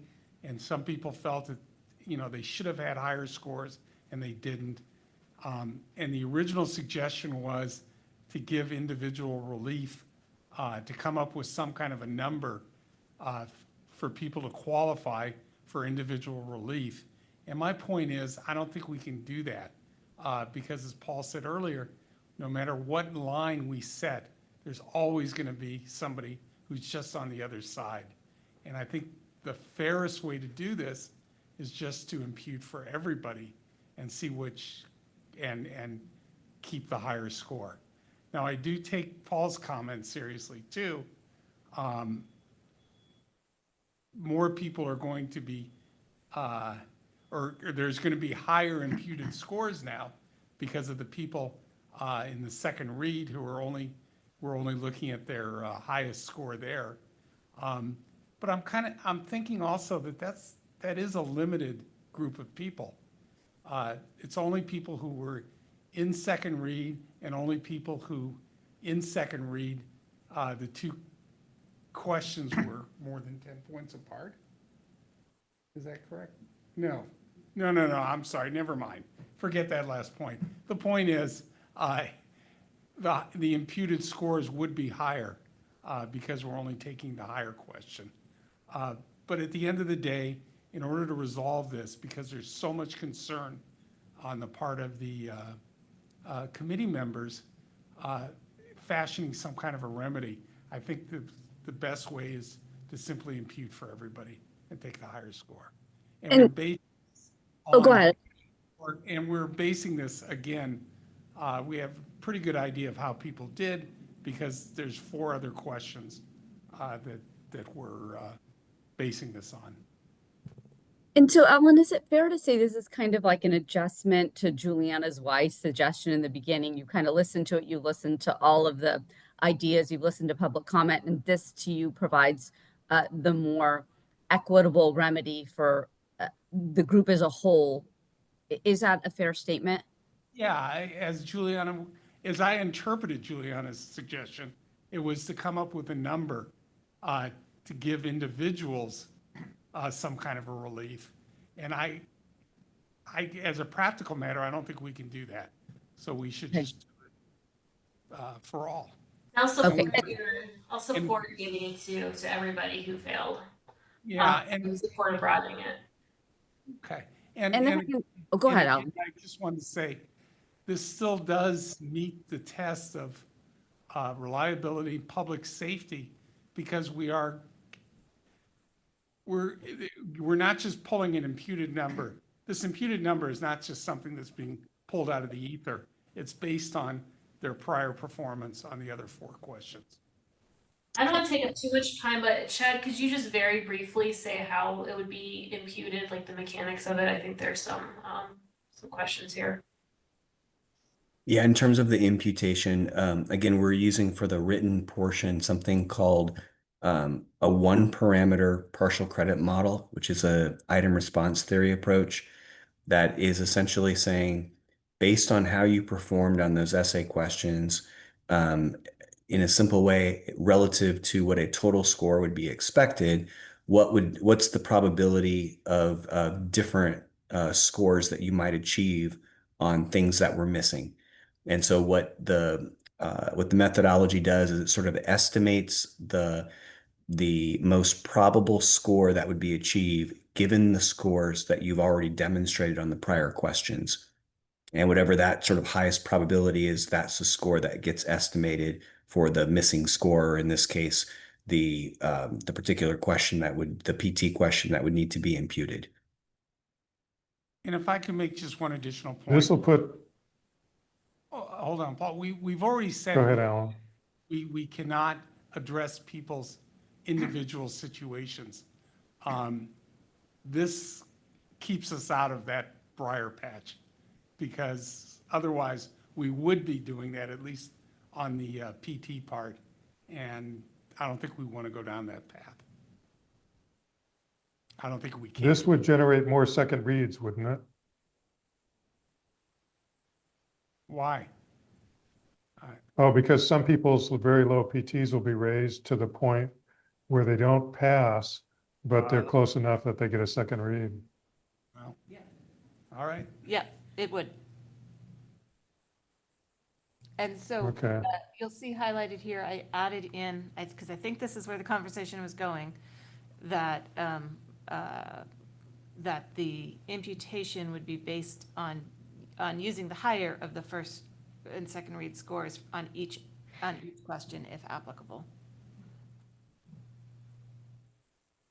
I just want to add something about the public protection element to make sure that I'm making myself very clear. I take the public protection aspect of our job very seriously. And I just will remind folks that when it comes to these essay questions, again, we have reliable graders. We have graders that we've put our trust in. And one of the graders has given an applicant a higher score. And I feel confident in relying on that higher score, again, in these very unusual and turbulent circumstances. So I don't think that the idea that we would use the higher score and then psychometrically impute using that higher score to the PT diminishes public safety. Thank you. But what you're saying is you're trusting one of the two graders and not the other one.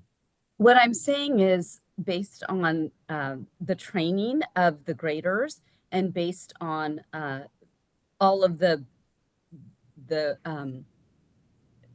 I forget the word that we used, but all of not just the training, but The all of calibration. exactly. Thank you, Donna or Audrey. The calibration that we used, those ideas are built in. So if we had to rely on only one grader, I would still have faith in that one grader because of the calibration that that grader has gone through and other valid measures that we've put the grader through. So I don't think it diminishes the trust and confidence for the public in relying on that one grader. Again, in this circumstance of this test.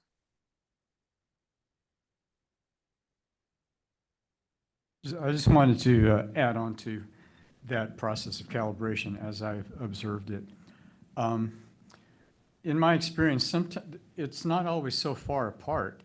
And what they're trying to do is come to a middle ground on the grading. So it's a group discussion to get to the final recommendation of the grade.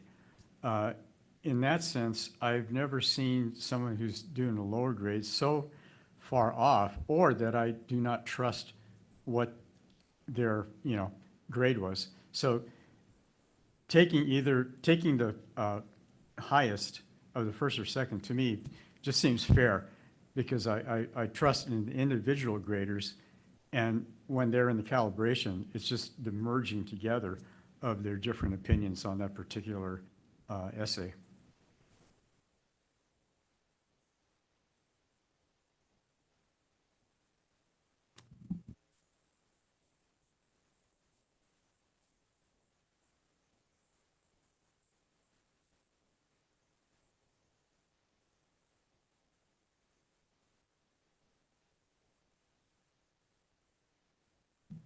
Anyway, should we take a straw poll at this point? Or Yeah, should I- before we do that, sorry, I was actually talking, I muted myself, but I was hoping to see if anyone wants to consider adding some limitation to the language so that no one is interpreting this as being applicable to future administration. I guess in the same way we have with respect to the previous resolve where we're limiting this remedy to only this past cohort. Yeah. Or yeah. is the, right. So, okay, just want to make sure that this is only limited to the February bar exam and not applicable to future administrations. Yes, and this is Yeah. our recommendation. There should be a paragraph to that effect in here. Let's I don't know add- if there was. I can't remember. Yeah. Any All of suggestions? this is, I added it into this resolve, but yes, it is, I think it's sort of contextually, yes, but I added it into this resolve to be 100% clear. You're absolutely right.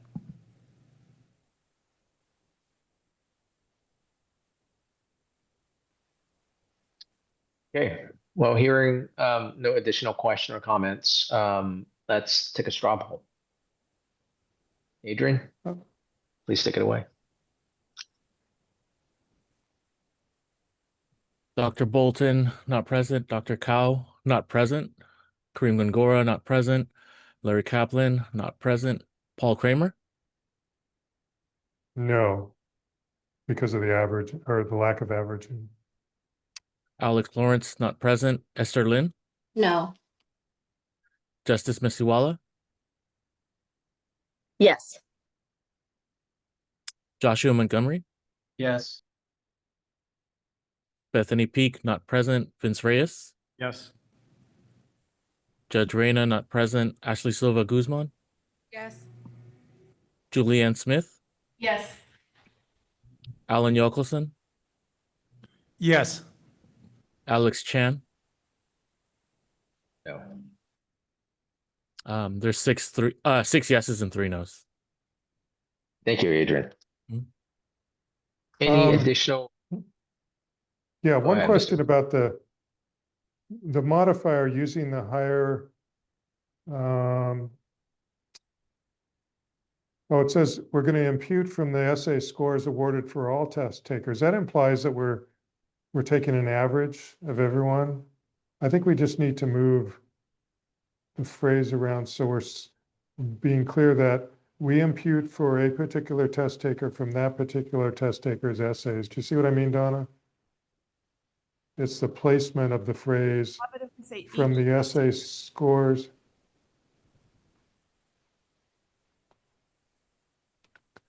Right, for each test taker who did not achieve a passing score, as opposed to all test takers. Yeah, how about On each essay for that test taker. It says the court is going to give me crap for this run-on sentence, but we've got all the issues covered. Yeah, I think just each seems to cover it. That raises the question, we kind of got a not quite infinite loop here. So if this brings somebody into second read for the first time, do they get a re-imputation after the second read gives 2 scores to be, see what I'm saying? And do we need any language to that effect, that we will not further consider imputation after doing this? Because I think this is one of your concerns, right, Mr. Kramer? That we somehow want to at least put an end to this, meaning once we have imputed the score, that we will not further impute to the extent there are still individuals who may be, sitting on the borderline. Yeah, so, yeah, I guess we could say if this imputation brings an applicant into the second read range, there shall be no, or No further review. or maybe we could say that this imputation shall not cause an applicant to receive a second read if one had not been earlier granted or something like that.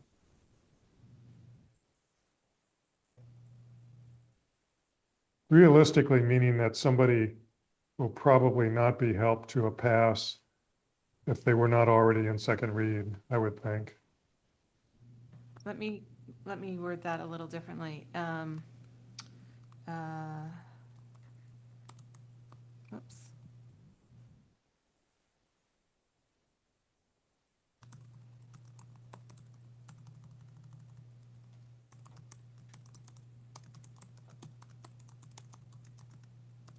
Is this what you're saying? Donna, could you hit save? Maybe I think the edits are not showing up for us in the document we're seeing.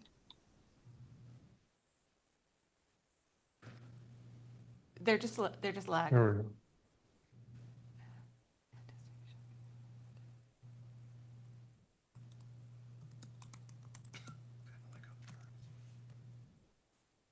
This is what I heard you say, that after the imputation, you're not entitled to a second read. Should the test taker's scaled score be between 1350 and 13?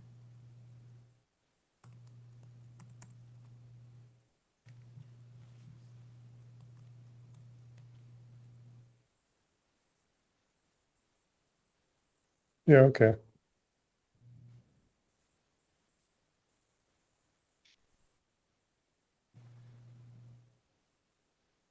I mean, I don't think that's being harsh.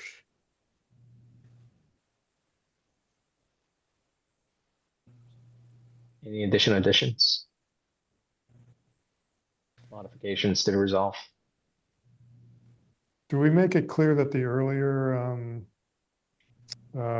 change to the averaging versus highest score is only for February? Yes, it says adopts The for the very top. 2025 bar exam. Okay. Maybe how about for the February 2025 bar exam only?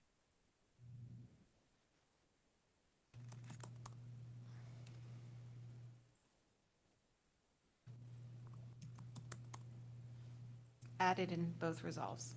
Just to be Does that clear help? on the committee's intent and to ensure that this reflects it accurately is that once an applicant's higher scores of their essays, if there are two, is used as the score, and then a PT score is imputed from those higher scores. If somebody ends up in the 13 to below 1390 band, there will be no additional second read. Is that correct? Yeah. That's my understanding, yeah. Okay, I just Mr. want to make Kramer? sure we're capturing it correctly. Yeah. You haven't changed my vote, but I just wanted to end this all at some point. For any members of the committee, if this is not your understanding, please speak up now.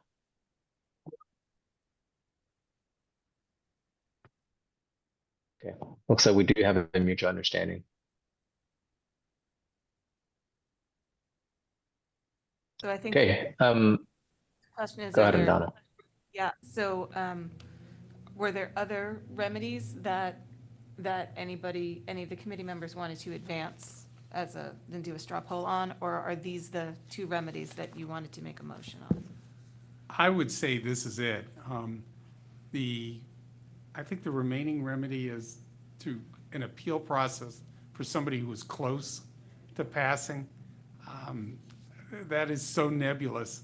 I don't see how we practically do that, and I think we've addressed it with what we've done already. I think I agree. I think that the only thing I would want to know is when we'll have the investigation data about the testing accommodated applicants. Jean, do you want to speak to that? I'm sorry, Ashley, could you say that one more time? Yeah, when we'll have the data on the testing accommodated applicants. I think there was that investigation we had talked about earlier. I think she's referring to the outside consultant. Yes. Right. Is that what you're referring to, Ashley? Yes, the timeline. And I'm sorry, what's the question, Ashley? Is it when will we get that data? What will we do with that data? What's the question? I'm sorry. Honestly, all of that. Mine was just the timeline, but also an excellent next question is what we're doing with it. Sure. I think that those questions are questions we're still evaluating. As you guys are all aware, there have been a number of complaints related to accommodated applicants indicating that they did not receive their accommodations, and evaluating whether that is the case, and to the extent to which that is the case is going to be a time-consuming project and one that we're working on. So we're working with an outside vendor to get an estimate as to when we can really expect that. And what the committee elects to do with that information, once we have it, is something that I think we can discuss at a future point. And we will continue to keep you updated on that as we have information. And it goes without saying, it's, as I said before, it's very important that we pay very close attention to each of these individuals. They deserve a lot more than what they experience. And so I would rather take the time for the consultant to fully examine and assess each individual than rushing it. But at the same time, as I said before, as we have a July exam coming up, I want to make sure that we are able to evaluate and assess and decide on the final outcome well before they have to withdraw from the exam. And speaking for myself, nothing we do here today will foreclose exploring the issues that these folks had.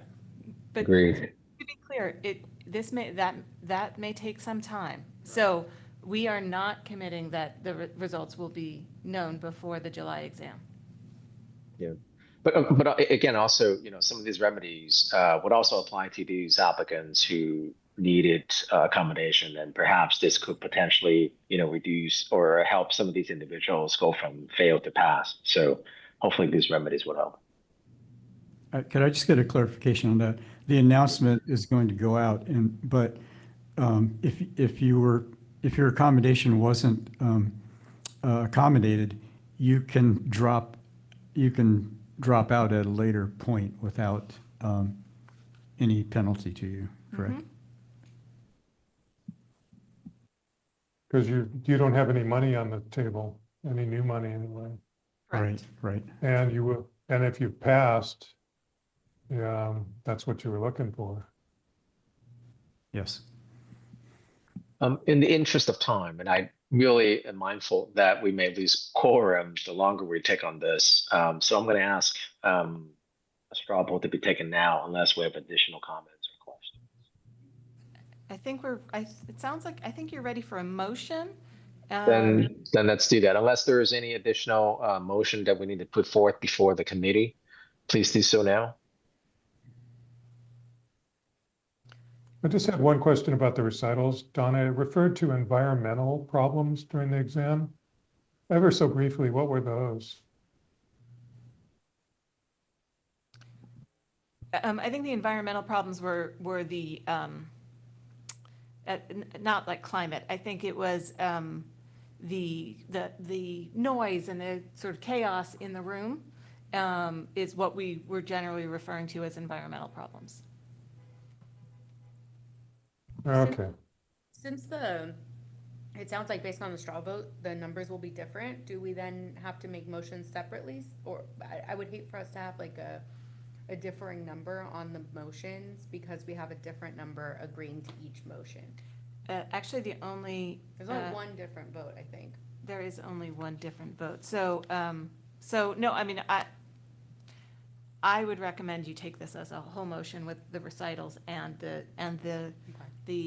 what is now 3 resolutions, because the one that you haven't discussed, but that I left here, was that the Committee of Bar Examiners delegates to the committee chair or his designee responsibility to work with staff in developing the priorities for the privileged independent consultant review described in the staff report to ensure an expeditious review for those whose outcome could change from fail to pass.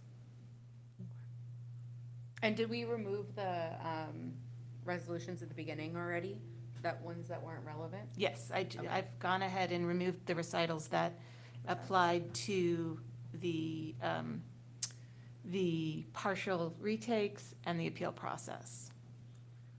And so there are strikeouts in the document that Adrian's got on the screen. Adrian, maybe you could do a quick, I know we're interested in time, but if you could go to the top and scroll down slowly so people could read the recitals before we take the motion.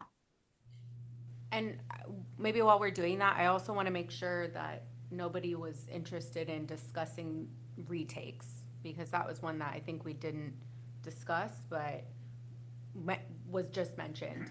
I'm against a retake, but if anyone else has a different opinion.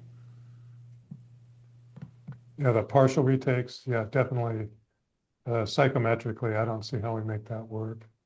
And it's a lot of extra work for folks who have too much to do already.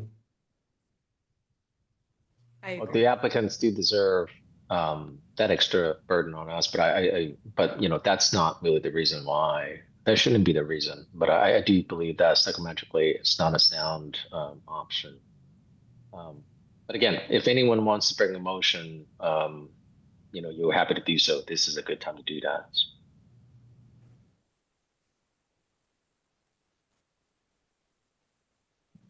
Alex, you're talking about The retake op. Oh, the motion, retake. right? The motion for a retake to at least consider and accept that remedy or proposed remedy.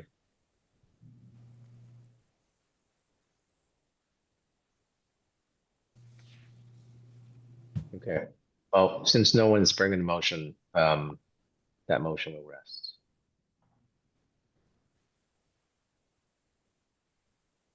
Well, I'll move the resolution and Recitals. the recitals as currently stated. I'll second. Any second? Thank you. Who was the second? Sorry. Ashley Silva Guzman. Thank you, Ashley. Any additional questions or comments? There are some, you haven't scrolled down there yet, but there were some statements in the original about keeping the averaging for as our policy, and I guess we're not deciding that policy for the future right now, is my assumption. Mm-hmm. Although I would like to maintain it, but I don't think we want to get into that. No, specifically indicated for the February 2025 bar exam only. And so to be clear, this is an omnibus motion for both remedies, meaning we're not doing a separate motion for the PT imputation. Am I correct? Correct. Correct. Hey, folks, hearing no additional questions or comments, Adrian, the floor is yours. Well, actually, let me just stop there for a second. I really want to make sure I give everyone the time to look at the recitals, truly understand the language. Maybe I'll give you another minute or two to look through it before we start taking the roll.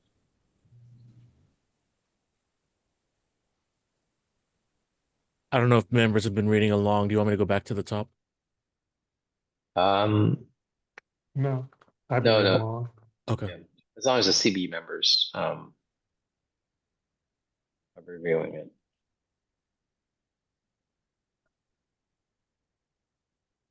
Should we be talking about accommodations at this point, since we don't have any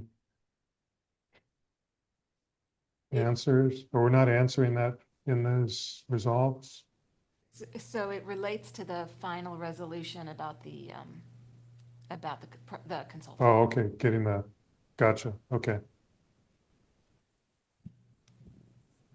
Sorry if I'm a little confused. Was there two consultants, one for all issues and one for accommodations, or is it just one consultant? It will be a single single consultancy. I'm not sure if it's a single consultant, but it's a single engagement.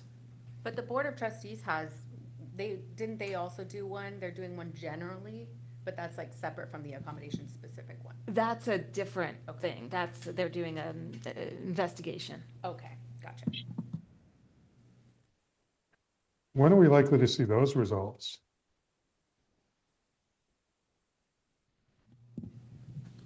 I don't have an answer for you, and that's certainly not agendized today. Yeah, okay. I'll just note that, that's even in their principles, receiving and processing that information is a prerequisite to going forward with the apparent effort to return to remote testing as soon as we can.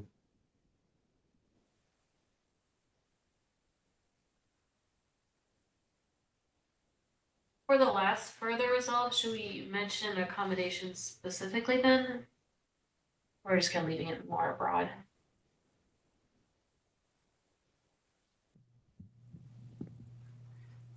So since the consultant will be looking at testing accommodations in particular, as well as everybody who failed, I think it's fine the way it is. Just sort of broadly talking about the developing priorities for the review. Okay, that makes sense. Thanks. What are you trying to get at by describing the independent consultant as privileged? Paul, the consultant is going to be asked to look at information as to whether individuals were granted their testing accommodations or not, and that will include that may include recommendations to legal counsel.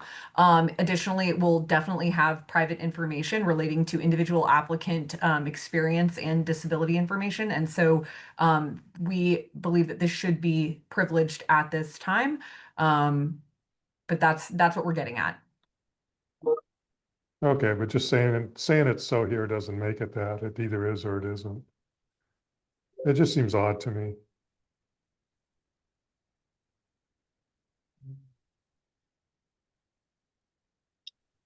Okay, in the interest of time, any additional comments, edits, or modifications? Okay, Adrian, the floor is yours. Dr. Bolton, not present. Dr. Cow, not present. Kareem Gongora, not present. Larry Kaplan, not present. Paul Kramer. No. Alex Lawrence, not present. Esther Lynn. No. Justice Mesiwala. Yes. Joshua Montgomery. Yes. Bethany Peak, not present. Vince Reyes. Yes. Judge Reyna, not present. Ashley Silva Guzman. Yes. Julianne Smith. Yes. Alan Yokelson. Yes. Alex Chan. No. With 6 yeses and 3 nos, the motion passes. Thank you all. Even though we don't always agree, we always do it in the most civil and professional manner, which is why I so cherish this specific group of committee members. So thank you again for all your time. I know we still have a agenda item for the closed session. And so unless anyone has additional comments before we go into closed, I will now say that this concludes our agenda for the open session. And for the other members, you may now switch over to the closed session using the link that Audrey had previously sent you. And for the public, we will return back to the open session upon completing our agenda items scheduled for that session. Thank you again for your time. Concluded, and thank you and have a great weekend.